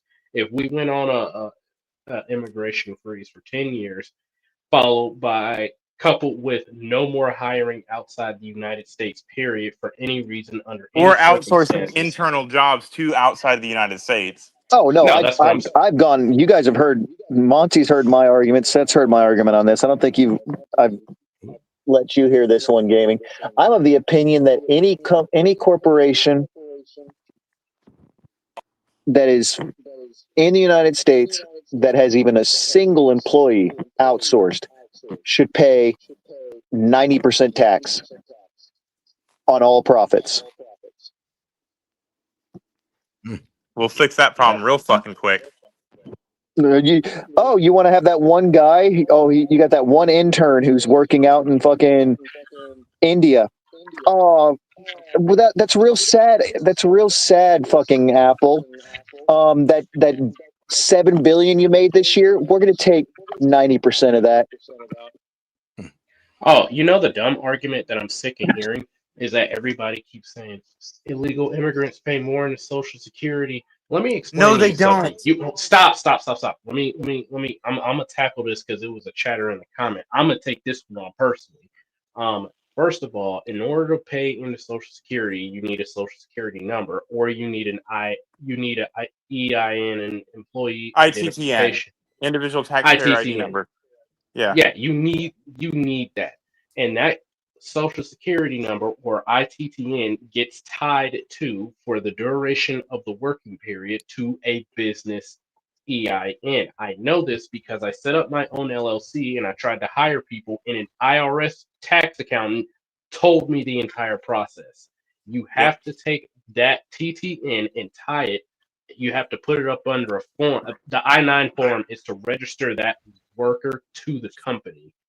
So you can't do that if you don't have a ITTN or a Social Security number, because the form will be invalid. The IRS won't even register it, and actually they'll flag you for fraud. So essentially what you guys are saying, without saying it, is immigrants money launder the most. Yep.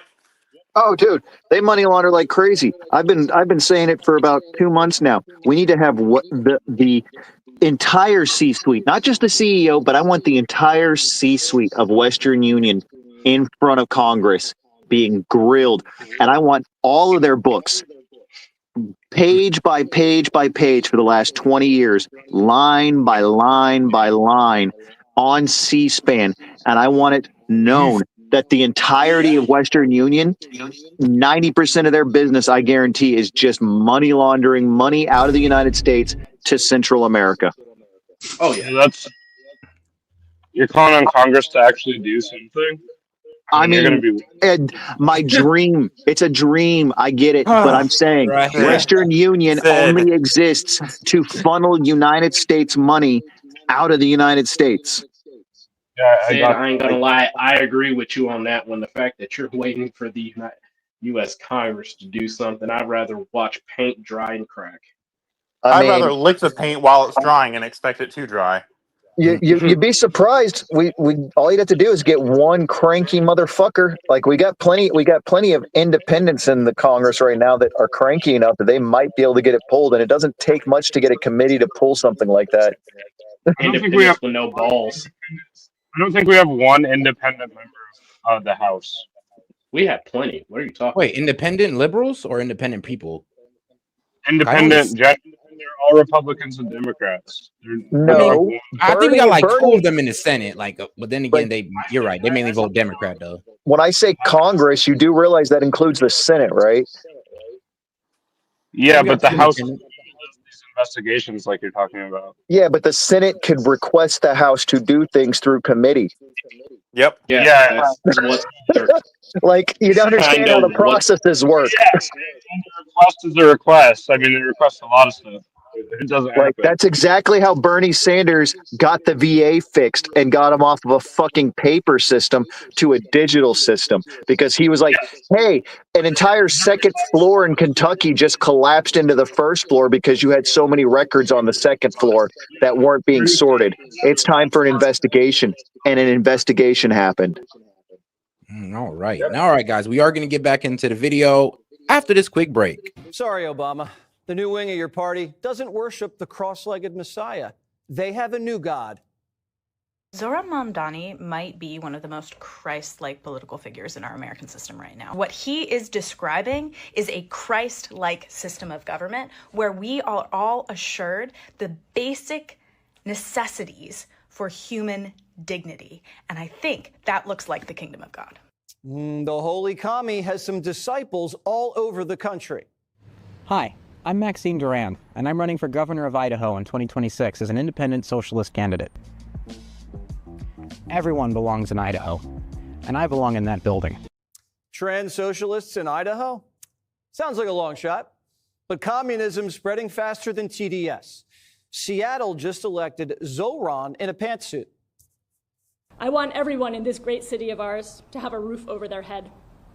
I want universal childcare and free K-8 summer care. I want social housing. I want much more land and wealth to be owned and stewarded by communities instead of corporations. That's Katie Wilson. Like a true socialist, her parents helped pay her bills. But CNN wants to set her up with a new sugar daddy, the Destroyer. Have you ever met him? Have you talked to each other at all since either of your victories, which are so important on Coast to Coast? Not yet, although I certainly hope to. Uh-oh, AOC is going to be jealous. Katie won her race and went straight for the picket line, boycotting one of the biggest companies in her city. While baristas are on strike, the baristas have shared that the best way to show our support is not to buy Starbucks in solidarity.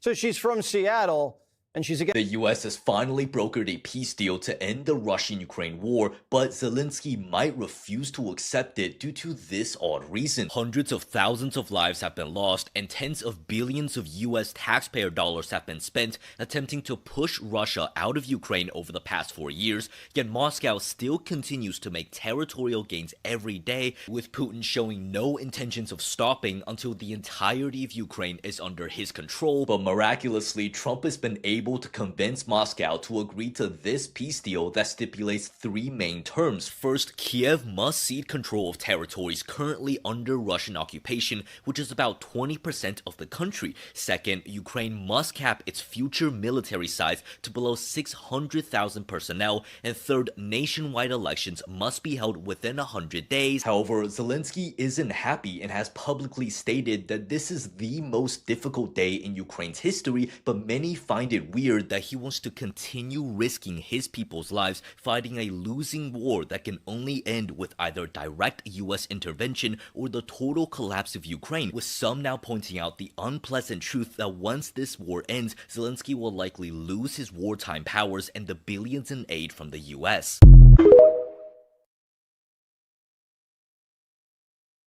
So, hey, yo, Sid, I actually do want to know, what do you think about this development with the whole Ukrainian war? Like, what do you think? I think it's a bad deal. I think it's totally been a fallout for the Trump administration. I think both Moscow and Kiev don't really want to accept it, and the war is just going to continue. because Putin needs all of Ukraine. And the quicker we understand that, the quicker we understand this war. But So you don't think that Putin's going to accept it because he actually wants all of Ukraine? well, to the extent he does accept a peace deal, it's not going to be a peace deal. It's just going to be a break. And when we reward someone this much, it's only going to result in another war between either the Baltic states or and Ukraine and China and Taiwan. I mean, it's going to show that war pays. And you know what? It will be China invading Taiwan, and we have commitments to them allegedly, and it's going to be another mess that we're involved in, and we're just going to reward this stuff. I understand that Ukraine's not going to get their maximal wishes. They're not going to get everything they want. They're going to have to make some painful concessions. But this deal, even people in the Trump administration were privately speaking about it. Like, I don't know what's going on here. Yeah, I know everybody, because that's the thing. I think there's been that propaganda that, well, we could get a better deal for Ukraine, but that was never true due to the way Ukraine's performance. Look, this peace deal, in my honest, like analytic view, is this reflects Ukraine's performance on the battlefield and overall in this war, due to the fact that this was overly weighted in Russia's favor, which, trust me, I'm not really a fan of either, but due to the fact that it's overly weighted in Putin's favor, this kind of shows the results on the battlefield are in Russia's favor. And the fact is that a lot of people have been getting strung along thinking that Ukraine could win this. Well, it only shows that if they accept it, which I don't think they will. I don't think this is going to go in. Fair. Europe has released a counteroffer, which I do think is much better, and it plays off this deal, so it does have some of this. But here's the thing. You know how there was a discharge petition for the Epstein files? Right now, there's another one going through the House on placing sanctions on Russia. And that will pass. They have 80. I mean, that would obviously pass the Senate. Lindsey Graham has had his bill in there for months now. And if this goes through the House, it's going to be another example of not only Trump, but Mike Johnson being overridden on what their policy preferences are. And we could actually start supporting Ukraine in some sort of meaningful way now that isn't just 2 weeks this, 2 weeks that. We'll talk about it later. I'll make my decision in 2 weeks. I'll finally know if Putin wants peace in 2 weeks and, get these toothless deals that aren't going to work the same way that they work in Ukraine or Israel and Gaza. I don't know. I don't think that, honestly, the way that everybody's framing it, in my opinion, is so dishonest. Like, as if this is a loss for us, as if we're letting Putin get what he wants. And here's the thing, it's not like we didn't try. Like, the next level is damn near starting World War III. So I think people are pretty unreasonable in their judgment of America and how this turned out. But part of this would be giving Russia voting or a membership vote in NATO, basically. It's saying NATO will not expand. Why should Russia get to decide? Why should NATO exist anymore? I mean, well, let's be real. We're kind of telling them not to do it as well. And everybody been telling NATO not to do this. And this is what kind of got us into this. NATO is a defensive alliance, man. I get that, but who wants a defensive military alliance on their border? It was a defensive alliance against whom? Against Russia. The Soviet Union. The United Soviet Socialist Republics, not Russia. Yeah. Okay, Russia actually applied to join NATO on at least 2 known occasions, and there are rumors that there were more. It's just proven why it's still relevant. They are the only country right now, the only superpower invading another sovereign state for conquest, for land. So the United States didn't spend 20 years in a quagmire in Iraq or Afghanistan. Did we invade? Yes. Don't piss on my shoes and call it rain. We're not currently staging up to invade Venezuela. We are. So we're the only superpower. We didn't spend some time in the Balkans in the 90s. We didn't invade Panama in 91. The only one, right? The supposed good guy. Did you check your watch recently? It's 2025, man, and we didn't invade any of these countries. We're currently still in Iraq, man. We didn't invade any of these countries. There's also talks on the table about reinvading Afghanistan, man. I understand that. So don't you play games with the Russia's the only superpower doing invasions. No, Russia pushed back against NATO expansion. They told them there was a red line and there were legitimate talks on the table about letting Ukraine into NATO. There was not legitimate talks on the Yes, table. there were. There were. Never Underneath the Obama administration, there were, and then underneath the Biden administration, there were. Couldn't be admitted to NATO because you can't be admitted to NATO if you have territorial disputes, which there's an There were ongoing no territorial disputes that would have blocked them because the referendums had passed. Pretty much every NATO member had said this, and no, the referendums had nothing Oh, to do so with we it. didn't let Georgia into NATO when they were currently involved in a situation with Russia? Territorial dispute. So we didn't break that rule. Turkey wasn't dealing with issues on their border when we let them in. What do you mean is Syria? Like that's not a territorial dispute. There's no question. That literally is. It's Ottoman territory. They were both debating about who held the area. They still have the Turks still have territorial disputes today with the Kurds. So don't lie. The history tells the truth. They're still fighting over territorial disputes with the Kurds today. They're fighting over territorial disputes with the Kurds, and they were admitted. And the Armenians. And the Greeks. Turkey and Greece are literally constantly on the verge of going to war with each other. So, no. There's not territorial disputes. This is not the same thing. Oh, so if Turkey and Greece go to war with each other, we're supposed to just go to World War III because of bullshit? Like, no. Like, stop. No.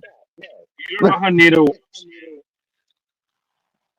He says that to two service members. Oh, so the historical alliance between Greece and Russia wouldn't suddenly be lit back on fire if Turkey invaded Greece?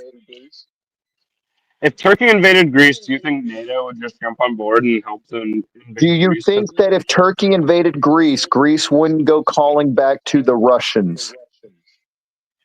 They'd probably go calling back to the entire international community that would probably condemn Turkey, except for the Russians. And Oh, but no, but see, Turkey's part of NATO, and that's given Turkey carte blanche to do things like continue the Armenian genocide all the way up until the 90s.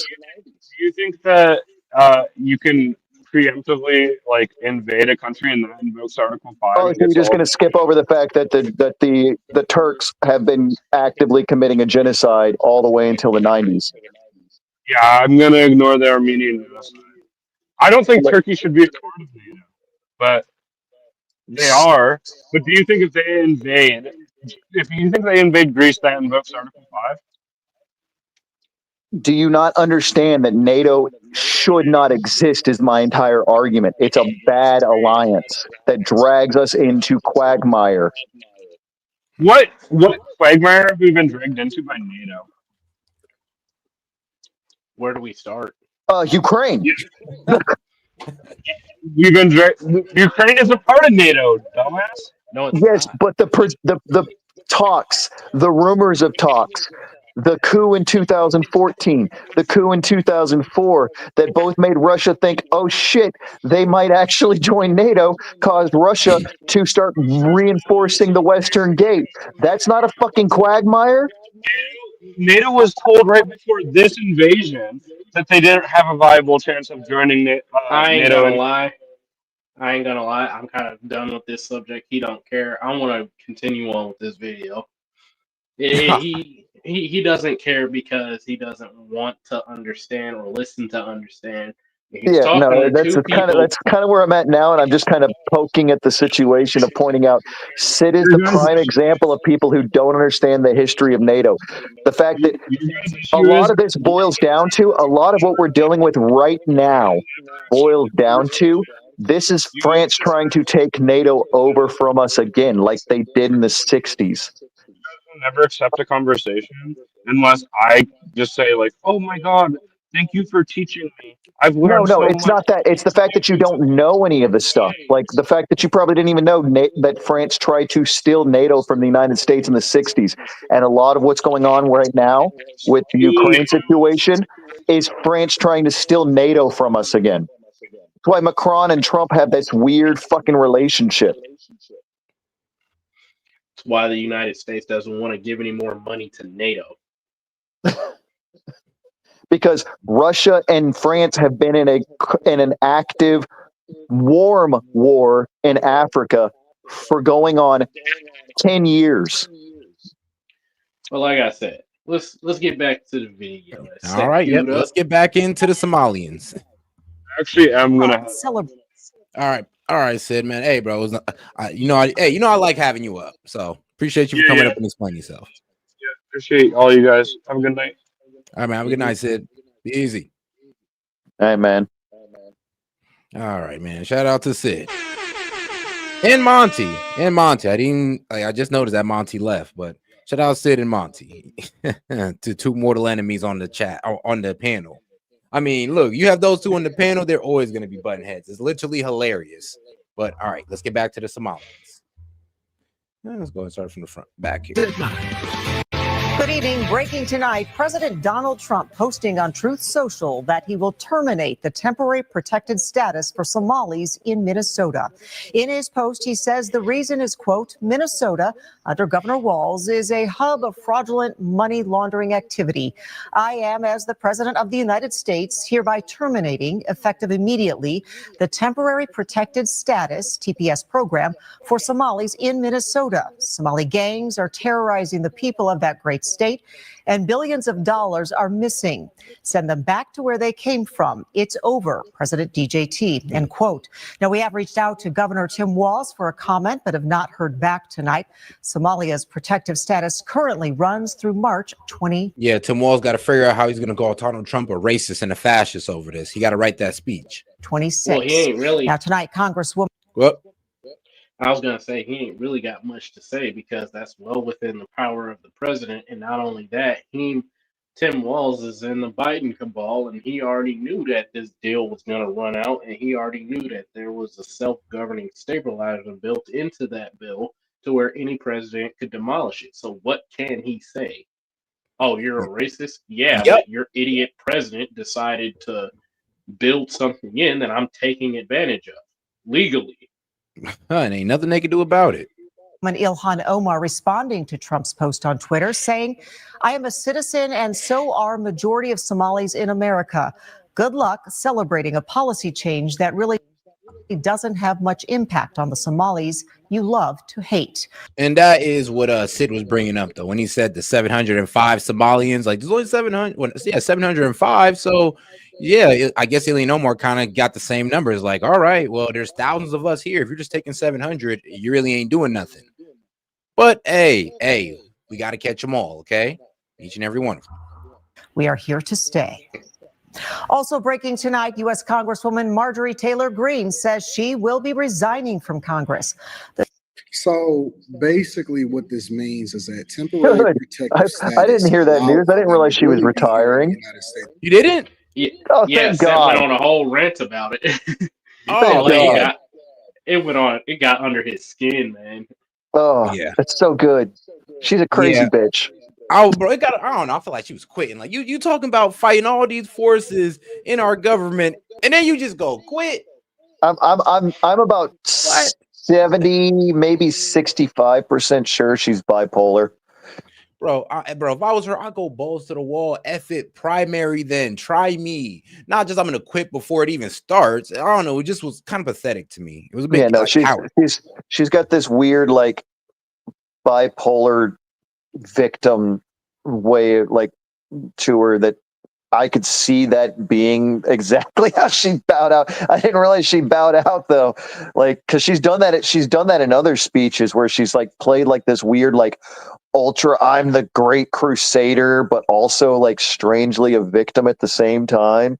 Yeah, and it's a weird like it's got that bipolar energy, like Kanye's kind of energy. bro, she related herself to a battered wife in an abusive relationship. Oh, With she her, went full Kanye. yeah, bro, she went there. She went there, Oh, bro. she off her meds.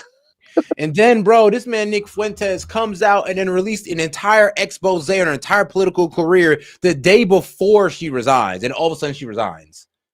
Like, that's what made it even crazier. Like, Nick Fuentes just pretty much lays out how she's just been honestly just been whoring out to the speaker and to the old speaker in Congress, or the old House speaker, and how she's just been aligning herself with honestly with anybody or any movement that can like rebrand herself so she can elevate herself to a senator or governor, because the Republican just been telling her ass no all her life, or all her time in No, she's got the and I mean, it's one of those things is like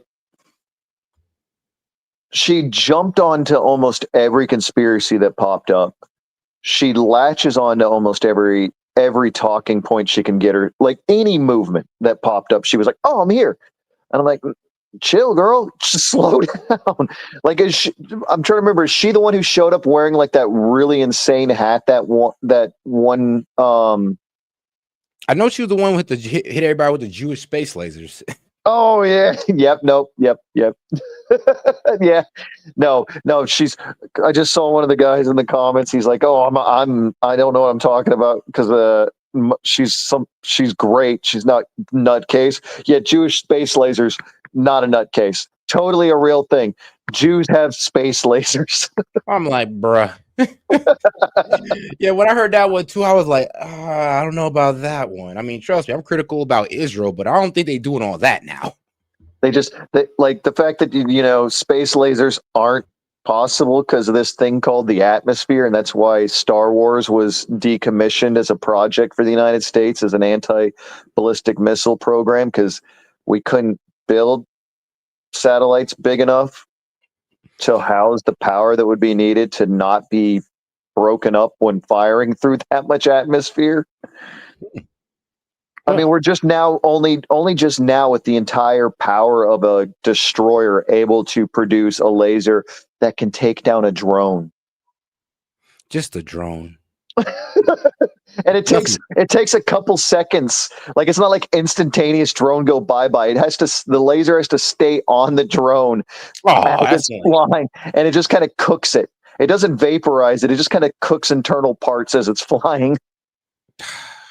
All right, man. Well, all right. Well, we'll get back to the video. That just disappointed me. I'm thinking we're over here firing lasers, even if it doesn't make it explode, just makes it malfunction. I think it was the UK. The UK just released declassified their test videos of Dragon something. I'd have to look up the name, but their lasers, like, it's really accurate. It does the job really well, but it has to sit on the drone for, I think, like 5 or 6 seconds to cook some of the internal components to make it fall out of the sky. So it's not even like instantaneous. It's like, and that's with like large amounts of the power of a destroyer. And I'm assuming gaming can explain just how much power that actually is. If you're pulling huge amounts of a destroyer's power plant to fire a single laser. So basically, you'd have to run nothing else besides the engine and have it going at a certain speed in order for the turbine to spin up enough excess power to power that laser. So think about it like this. It's a dead-in-the-water ship firing a gun. So basically, it's like it kind of does what it needs to do, except it makes the ship an island for 2 seconds.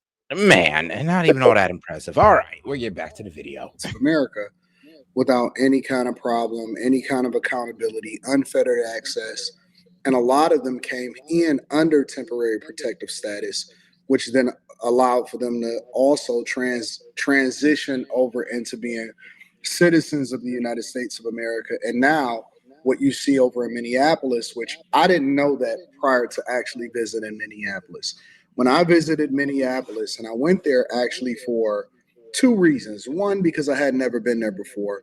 And 2, we chose to go there because I had never been there before, and my daughter wound up having a taekwondo tournament.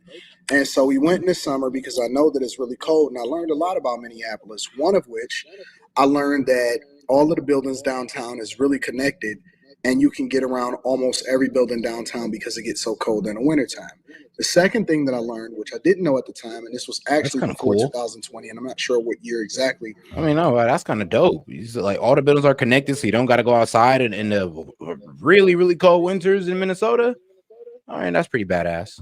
Had to be 2016, 15, something like that, was that the Somali population was booming. The way that the Arab and the Chaldean population operates over in Dearborn, Michigan, is the way that the Somalis, probably a lot more, over in Minneapolis, and it's a much bigger city than Dearborn. And so they started taking over everything. They started taking over government. They started trying to run for mayor. They started trying to take over city council positions. And now it is a booming Minneapolis Somali population. And what I've learned subsequently is that they actually came in, most of them under temporary protective status. Now, the Biden administration never stopped it, right? They just let it keep running and let it keep running.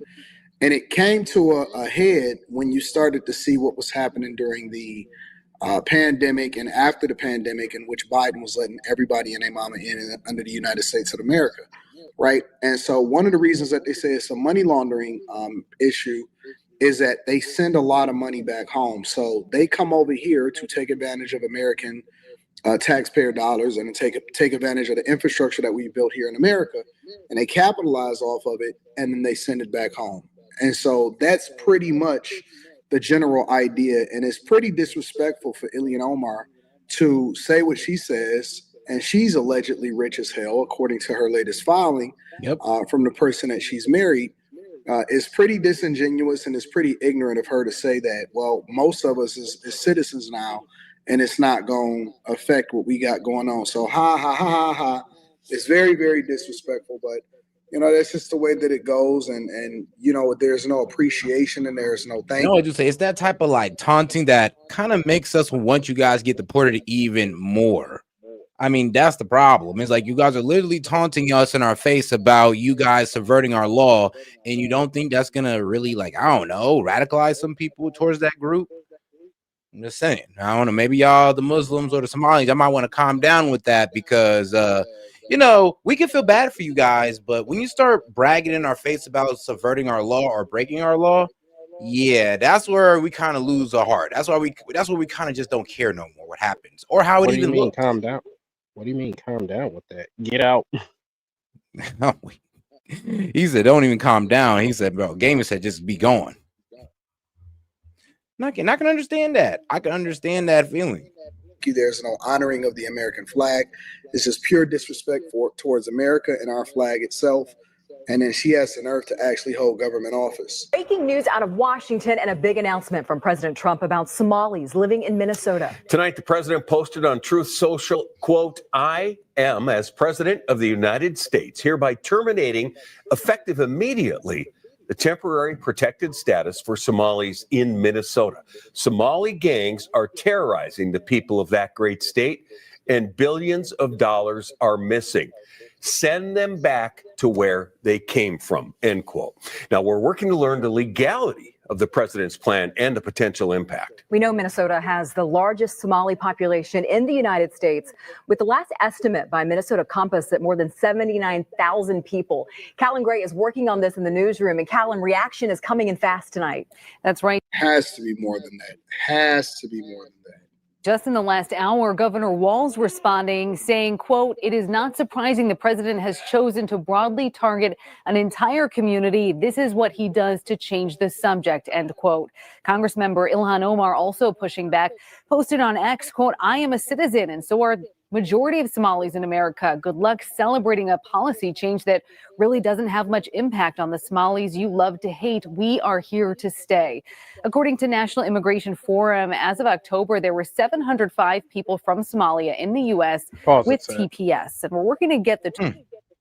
I will say one thing about the whole good luck, come and get us. He can also, with the stroke of a pen, revoke citizenship.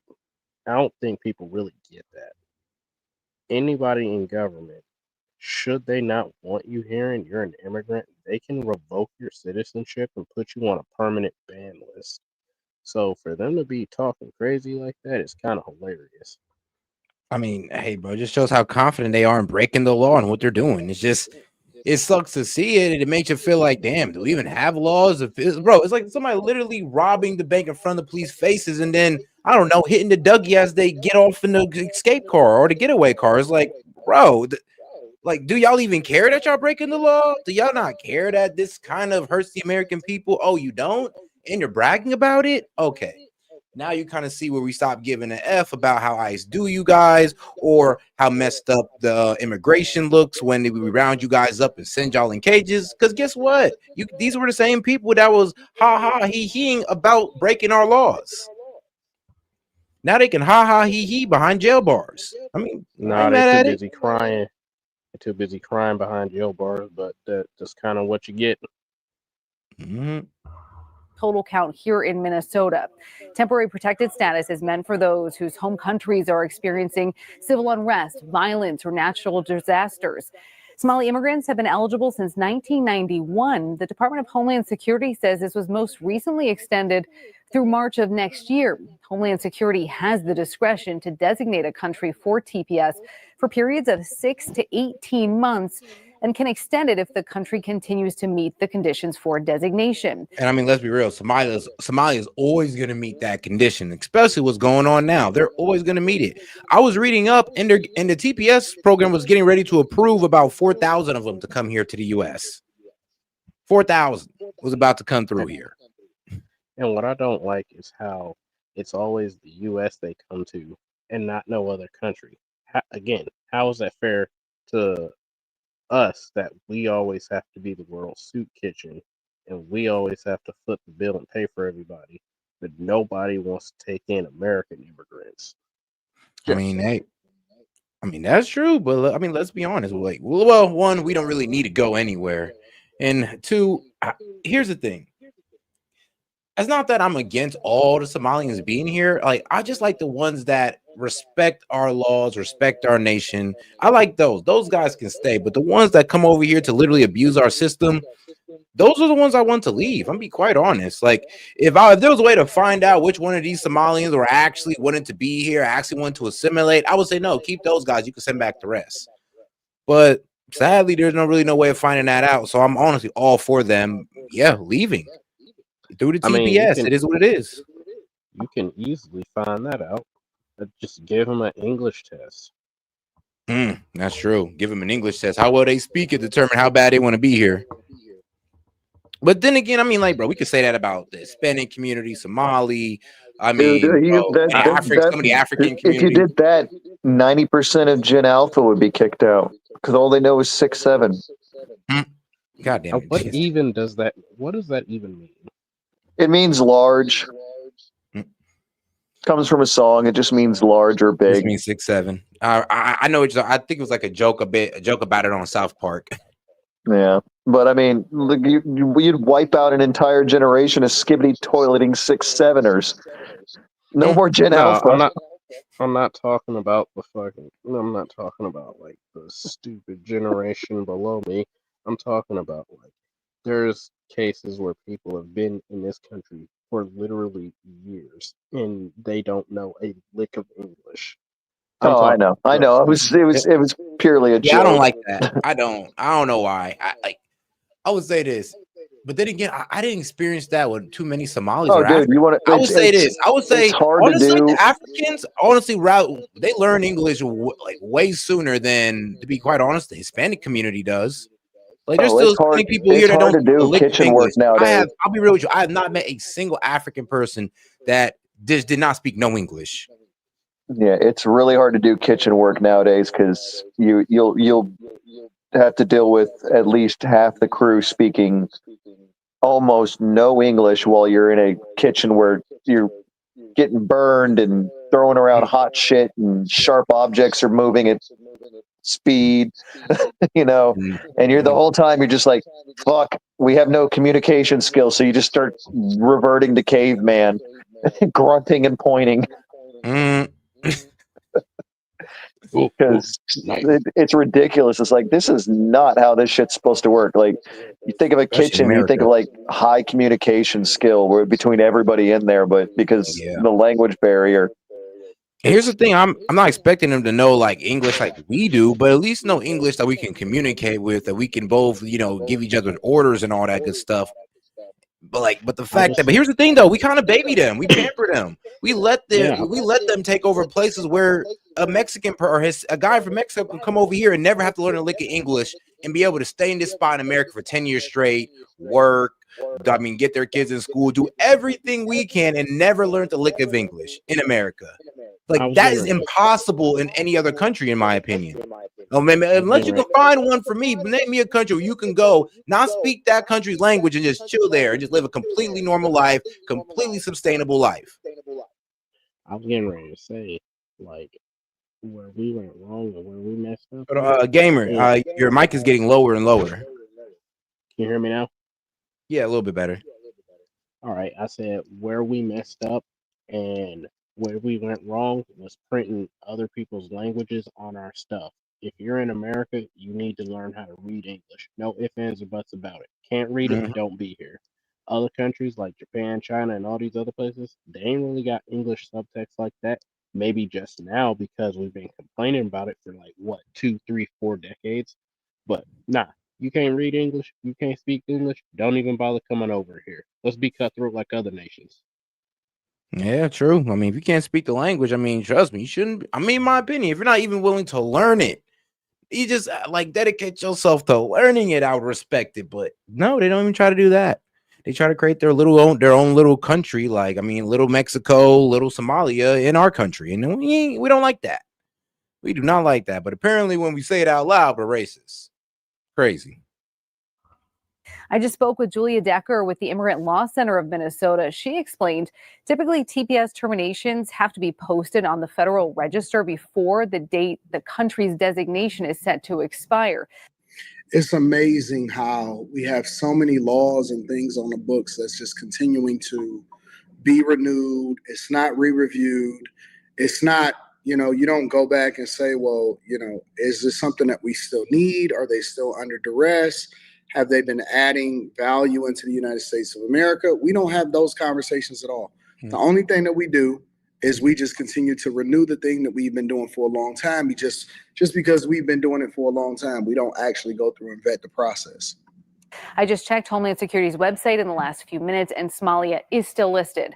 Decker also explained this is not done state by state, so the federal government will have to end TPS for all Somali immigrants, not just those here in Minnesota. The Minnesota chapter of the Council on American Islamic Relations tonight. Okay, then. So it would have to be for all Somali immigrants, not just the one in Minnesota? Really? Yeah, I said that. Really? Okay. My bad. I did not hear you when you said that one. He said it goes for each and every one of them, not just the ones in, Minneapolis or, Minnesota, but all through America. Yeah, that number's gonna go up from from 700 to probably like, I don't know, 7,000. Worst case scenario, I doubt more 70. like close to 70. $1 million. Close to $1 million. We're talking about 6 digits. Yeah, I don't know. Somalians, maybe 6 digits in Somalian immigrants through the TPS program, bro. If we did sweep an H-1B visa bans, it would hit the Indian community hard. And that was the other thing I wanted to. That was the other thing I wanted to say. There's a lot of Indians nowadays that do Uber and DoorDash. Haven't you noticed? I know in my state, it's been Indians galore. And bro, Indians are taking the tech jobs. Bro, they're taking the what was it else? That call center. I think that's the most disrespectful thing. I've seen T-Mobile do it, Cash App do it. I think that's the most disrespectful thing, to have most of your business done in America, but your call center is mainly Indians. AKA, you feel like Indians could better communicate and help us than our own people, than people who actually speak our English, not the broken one that we get with them. They be saying stupid stuff like, hey, my name is Todd. Man, I can hear the curry from on the other side of this phone, bro. Your name is not Todd. Bruh. Try to say the most American name. It's like, all right, bro. All right, come on, bro. Just be honest with me. Just give me the Indian name. I ain't gonna be mad. Hello, my name is Matthew. How are you? So Trust me, I feel you. I feel you on that one. Especially when it comes to the Indians and tech, and of course the call center, and so basically telecommunication. It's egregious what they do. And I'm be honest with you, all those telecommunication jobs could have been for honestly. And this is what pisses me off. I thought the telecommunications sector was a beautiful thing for our women. They could work from home, have their little job. They ain't got to really do too much. It was beautiful. Then they sent it all overseas. I was pissed. I was like, bro, this was perfect for the women. I think, and a lot of women was pissed when those call center jobs start closing down and going overseas. Like, trust me. Somebody said, my name is Jeff. Shout out Gastro. All right. Says this will tear families apart, calling it a political attack based on hateful rhetoric and urging the president to reverse the decision. But Republicans are praising the announcement. Republican State House Speaker Lisa Dameth, who is running for governor, shared the president's post saying, quote, President Trump is right. Fraud is out of control and unacceptable. Going on to say anyone involved in these criminal activities should be swiftly deported if they are not lawfully present in the U.S. Republican House Majority Whip Tom Emmer tonight thanked the president. Kevin. Okay, that's Kellen Great. Now, Minnesota's Republican delegation in Congress, including Tom Emmer, shared a letter with us that they just sent to U.S. Attorney for Minnesota Daniel Rosen. And in this letter, they're asking for an investigation into Governor Walz's, quote, inaction and improper handling of fraud. They're also asking. There is a lot of fraud that is happening in these Democrat. I just saw a comment, and it made me think of something. What's up? English really is the most spoken language around the world. The British Empire spread like a goddamn plague over like 75% of the planet. How I know, bro. They still disrespect the pimping. How in the damn hell are the bulk of the immigrants that are coming to America, the second British Empire, right next door and don't know the language? That's a good point. Maybe because I don't know. They're not really I guess they really don't accept our culture like that, to be quite honest with you. No, that just proves it's an intentional level of disrespect. Yeah, it gotta be. Because it's just like, come on. If you live next door, your entire economy is beholden to us. At any given time, the United States could be like, you know what? Let's go ahead and have U.S.-Mexico War II and make sure that Mexico City is a crater, and they couldn't do shite about it. Yeah, but let's be real though. There's always going to be contempt where people are beholden to for some. Yeah, but I mean, it's not. But it could be a mutually respectful thing. It's starting to seem very much like, because it's not Hondurans, because they all learn how to speak it. It's not El Salvadorans. They all learn how to speak really good English. It's Mexico. And the thing I'm noticing is like, it's definitely Mexico, and Mexico's got the same kind of energy Quebec has with the Canadians. It's a pure disrespect thing. They actively aren't learning English. And when they do learn English, it's just so they can get by just enough. But then when I say deport all these idiots, bomb their country, when I say stuff like, man, we should start treating countries how they treat each other, then I'm the bad guy. But if we did, then we wouldn't have as many problems, because other countries would have to worry about another country wiping them off the map. Well, been here in Michigan, right? One of the biggest things that's happening here in Michigan is there's a huge conversation around where our taxpayer dollars have been going. Billions of dollars have been misappropriated, can't be accounted for. Spending.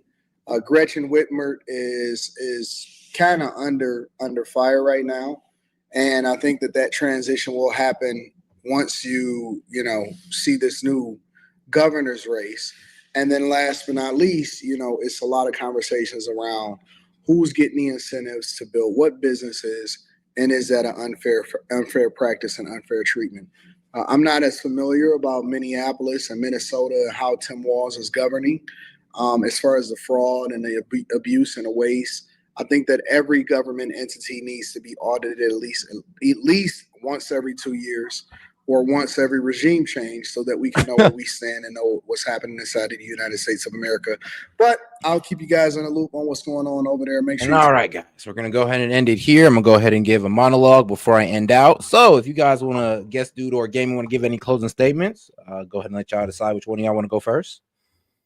I mean, I'm getting ready to just go pass out. So it was cool hanging out again. Haven't had a chance to hop up here in a bit. So, man, glad to have you on, guest. You know, it's always fun. Oh yeah, man. Shout out to my man, guest. I'll go ahead and give my last. Like I said, every conversation you have with everybody, try to always take something away from it. Don't be that person that sits up there, says stuff, and then learns nothing.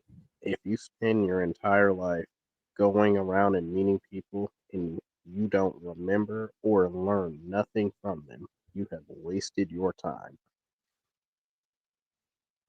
All right. Shout out to my man gaming. All right, guys, we'll go ahead and get to this monologue, man. You know me, I love doing these monologues now. What can I say? It's starting to become fun for me. But all right. Now when I do these monologues, I kind of write down topics I want to talk about throughout the podcast. You know, while these guys are bringing up different topics and all that stuff. And I'm like, you know what? That'd be something good to talk about at the end. And I want to talk about right now, or the first thing I want to talk about is the mental health police that Zohran Mamdani wants. And, you know, the road to evil is paved with good intentions. Is it not? Is it not? All the good intentions in the world, but you can see how some atrocities can be done through this. Like I said, you know, social worker shows up and what we thought was a mental case, like somebody pick up the phone, like I think I need a social worker. And, you know, they're over here sounding all shooken up and all that good stuff. The social worker comes over and now the social worker is being held hostage. Why? Because the guy who called him over just killed his wife and now he got the social worker too. It's like, you see where things could go wrong. You kind of see where, social worker walk into somewhere where you actually might need a police officer. So yeah, the mental health police, maybe we can keep them at the station. Yeah, we bring in somebody whose mental capability may be in question. Let's arrest them and bring them to the station instead of just trying to talk it out with them in public, because you never know if it's going to go violent or not. And that's damn near all Zohran Mamdani's policies. I mean, it means well, but when you actually implement them, it's actually going to end up hurting the people you're trying to help. And that's just the way it is for a lot of socialist policies. I mean, it means well, but like I said, the road to evil is paved with good intentions. It is what it is. Now, let's go to the Ukrainian peace deal. Probably my second time talking about this, but as I've been listening to all the opinions, man, y'all are being, people are being unfair to the U.S. Y'all acting like we didn't try. We put money behind this. We was talking crazy to India and China about supporting Russia. We get them to back out a little bit, and it still ain't work, and it's still our fault. I mean, what did y'all do? Europe, what did you do besides cry about the possible invasion of y'all country, but you didn't want to put boots on the ground over it? I mean, Ukraine, what did y'all do besides lose on the battlefield? Nothing. We're over here kicking out taxpayer dollars, kicking out weapons for 2 years straight for the free ski. And now that we want to go ahead and make some money off it, we're the bad guys. Now that we're trying to bring a peace deal to it, but it's not overly favored for Ukraine because for some reason the propaganda around the world that was sold to us that Ukraine was winning. Well, now look where we're at. Now everybody's all disappointed. Everybody's in shock going like, how is this overly weighted towards Russia? Because Russia was winning. Like, that's just a fact of the matter. And it's kind of crazy how there's people whose sons won't go out there and fight, who themselves won't go out there and fight, but want us to keep funding that war. I mean, there was even somebody in the chat that was like, well, you guys are being cowards. You should go out there and defend Ukraine. I mean, why we got to die? Why has it got to be us that got to die? I mean, Europe is the one that's complaining, talking about they're next. Europe, why don't you go out there and go out there, step in front of Russia, take back that region from Russia and do it for Ukraine, or stop talking, or put up more money and then watch more Ukrainians die. I mean, it's up to you.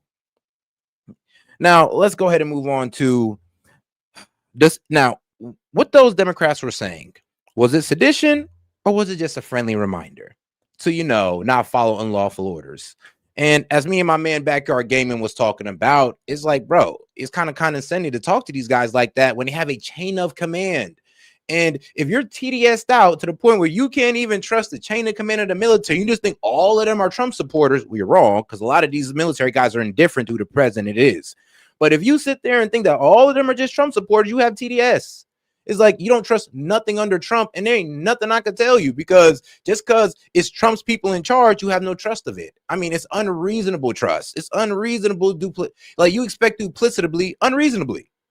So I can't really talk to guys like that. But the reasonable guys, I could sit there and I can explain.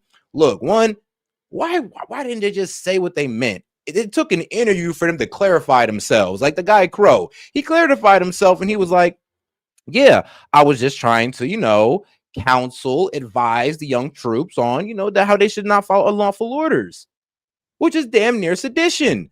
Now, I'm not no lawyer, but I'm gonna be honest with you. When you read out what sedition is or what they would count it as, well, it kind of lines up, to be quite honest. When you're sitting there trying to advise or tutor them about what military law is or what an unlawful order is, yeah, you are doing that. You're not their trainer. You're not their higher up. You're just some Congress guy, AKA you have no say. I mean, focus on your constituents and what's going on over there as a congressman should. And the higher ups will focus on these military youth as they should. Stay in your lane. But for some reason, Dems don't know nothing about staying in their lane because, look at the district judges. They couldn't stay in their lane. And then they had to get put back in their lane by the Supreme Court, thinking that they could tell the president what to do. But they can't. So, Dems, learn to stay in y'all lane. Please. Please and thank you. All right. And now let's get into immigration, because that's actually a pretty good debate. Sid brought up some good points. They all did, honestly. Now, when Sid was talking about, well, if we deport these guys, nothing is going to happen, I stay quiet, but I extremely disagreed with my man. But I want to hear everybody talk. I wanted to hear Sid explain himself to see if maybe he can somehow water it down and convince me a little bit. But he was going balls to the wall saying that, if we deport all these people, nothing will happen. And sorry, Sid, but economically, that doesn't make sense. Like, if you increase scarcity in the workforce by deporting all those illegals, you're going to get that minimum wage bump that you want. Not just illegals, but even the legal ones in your example, in your very extreme example. If we deported all of them, bro, I guarantee you wages are going to go up. If we deported all of them, made it impossible for these employers to go overseas, wages are going to go up. You're going to start seeing more U.S. born employment across the board from all income levels, from low income to high income, because the illegals damn near screw us with the low income jobs. Shoot. Even when Sid said, well, what, you expect our kids just to start working like as soon as they hop out the womb? Of course not. But they can start working at 14, dog. They can start working at 14, 16 and start getting a job and start actually going out there on the farm, picking some fruits, just like we had the illegals doing, but they're getting paid more to do so. They're learning some fiscal responsibility and some hard work. What's wrong with that? Why we got to invite immigrants from that? Why can't we use our youth? Back in the day when back in the day when they was working the farms, they used their kids. They used the kids and local help when you couldn't use immigrants. So why the hell we need immigrants? I ain't gonna lie. It also kind of irked me a little bit when he said, oh, because the birth rate is low, we need to just invite in more immigrants. I'm like, bro, you don't fix what's inside by looking outwards. You could take that for personal development and anything in life. Anything in life. You could apply this saying to anything in life. You can never fix inwards looking outwards. And for some reason, everybody want to look towards immigrants to fix our goddamn problems. And I do not understand it. Because if you're telling me that you rather just sell us out for immigrants, let them come in and have kids, instead of trying to make things more affordable for the American people, I ask Sid, are you really for the American people? Do you truly care for the American people? Because I think you do. Actually, I believe you do. I ain't even going to do that to my boy Sid. I believe you do, but I think your opinion is a bit misguided. I'm just going to say it like that. It's a bit misguided in my personal opinion. But all right, now let's go ahead and get over to, of course, the birth rate. Because like I said, I ain't gonna lie, Sid brought up a really good point, the birth rate and it being low. And this is where I got to turn on my guys who are the disbelievers of multiculturalism, right? we will get taken over if we do not get our shit together. We can't sit here and I'm sorry, but it's going to sound crazy, but we can't sit here and make affordability with the reason why we get taken over by different communities because they're coming over here and they don't give a fuck. Maybe it's because they're used to living in poor situations and all that. Well, it's either we get these guys up out of here or we got to get used to reproducing ourselves. But honestly, we need to do both. Okay, we need to get them up out of here and start reproducing ourselves so nobody can ever create this BS excuse for us again. But we do got to work on affordability. We do got to work on the family structure. We do got to make laws that support the family structure or have programs that support a family structure and have laws that would, I would say, push you, that would motivate you towards starting a family. There was a time in I'm just gonna say it. There was a time in Nazi Germany. This guy Hitler, bro, of all motherfuckers, Hitler was out here giving people 25% off on homes for every kid they had. Motherfucker, why, like, how that man think of that, but we can't. Now, let's gotta remember that Hitler was this was like a full-on social society with, I think everything was based on how much work you put in and all that good stuff. But yes, housing and given housing, and it got discounted based on how many children you had. You tell me we can't come up with something like that? Greatest country in the world. You tell me we couldn't come up with a program that incentivizes us to have kids, more tax breaks for having kids. You take less of our money because we're having goddamn kids to put right back into America, to re-put into the workforce, to be the next innovators in this society. I can't get a tax break. Like, damn, my nigga. But hey, I guess this is the way they doing us right now. All right, now here. Now, mass amnesty. The whole mass amnesty part, I don't know, that's not going to work. I think if we gave mass amnesty, that's really going to, bro, we're really going to dull wages because now we've added way more legal workers to the workforce. That's still going to stagnate wages. It's not going to help us out doing mass amnesty. I may agree with how Guest Dude want to implement it, but in a way that still doesn't solve the pricing problem of labor. Like, it kind of doesn't. And if we want to fix that problem, we got to add scarcity to our market. So when Sid was talking about 4.4 unemployment, I'm in my head like, look, man, in my mind, actually, economically, the way it works out is that the more scarcity in the unemployment market, the more people get paid. Just the way it is. I mean, the scarcer something is, it either come from work to a product to a service, it's more expensive. That's just the way it works economically. But hey, I don't know. You can look that up if you want to. I mean, hey, you don't gotta sit here and jump down my neck because you disagree with me. But all right, now let's see here. Any questions in the chat that anybody brought up while I was ranting? Nope. Any more topics I got on here? Nope. All right, bet. Fantastic. All right, guys, I'm gonna go ahead and head out on this one, man. I appreciate y'all for tuning in, and shout out to you guys. Sid, Monty, just saying.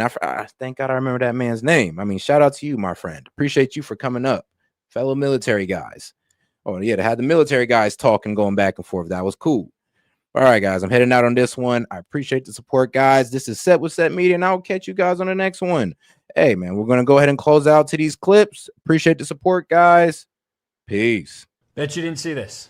This is our country. So this dude is the same dude that was just freaking out at some other Jewish coalition conference or something.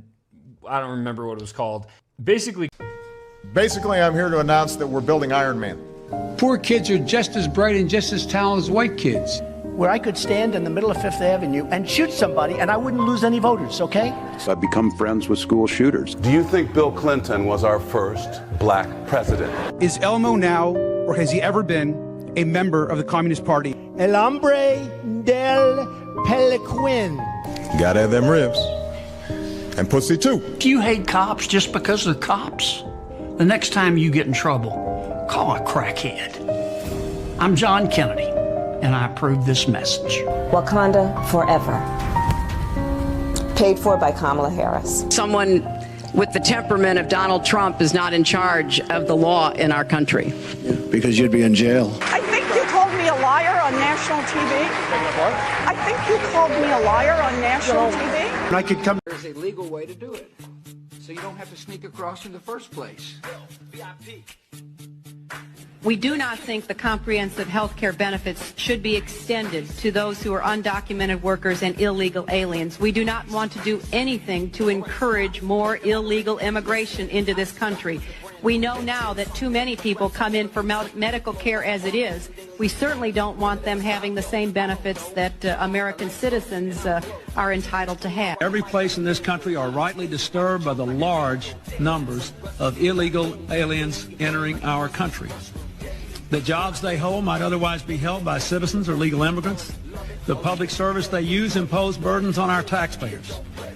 That's why our administration has moved aggressively to secure our borders more, by hiring a record number of new border guards, by deporting twice as many criminal aliens as ever before, by cracking down on illegal hiring, by barring welfare benefits to illegal aliens. Even as we are a nation of immigrants, we're also a nation of laws. Undocumented workers broke our immigration laws, and I believe that they must be held accountable, especially those who may be dangerous. That's why over the past 6 years, deportations of criminals are up 80%. And that's why Think shit sweet till I send out the guys. I done said it before and it ain't the last time. You think you gonna take these jobs? I'll send you back over that wall and make you climb. Come through trim, deporting your father, your sister, your brother, your cousin, your mama. Just sent 300 national guards to the rack. Donald Trump went, this is Sparta. We catching their ass outside and sending their ass back home. And I got shot with that fire. How I survived? Man, that shit unknown. Government won't even answer the phone. He said that I'm doing that shit that he won't. Why are they talking about switches on guns like we not the ones that gave it a go? Tell you something you don't know. Chicago fucked up cause the government slow. Murder rate number was low. Everybody killing cause everybody is broke. And why is everybody broke? Because the immigrants taking the jobs you won't. Send them back over the wall, take notes. I send them back on a plane, a boat. I don't want them in the country no more. I don't want no one looking for work at the store. Why the fuck is they making the city look bad? Why the fuck is they rhyme around waving that flag? I got so sick of this shit and I'm mad. I called Joe Biden that night and I bragged. They deep in the street, then you know it's DT. Free Larry Hoover, I'm really GD. And I hop in the back of a black truck. Camouflage bulletproof vest and you cannot attack us. Stupid little boy better back up. I get the snapping and turn the whole city to back up. Ain't no more New Mexico, I rename. They don't know we about to use Chicago for training. I put 300 guys in the streets in this place. We making America great, it's amazing. Think shit sweet till I send out the guys. I done said it before and it ain't the last time. You think you gonna take these jobs? I'll send you back over that wall and make you climb. Come through trim, deporting your father, your sister, your brother, your cousin, your mama. Just sent 300 national guards to the rack. Donald Trump went, this is Sparta. We catching their ass outside and sending their ass back home. And I got shot with that fire. How I survived? Man, that shit unknown. Government won't even answer the phone. He said that I'm doing that shit that he won't. Why are they talking about switches on guns like we not the ones that gave it a go?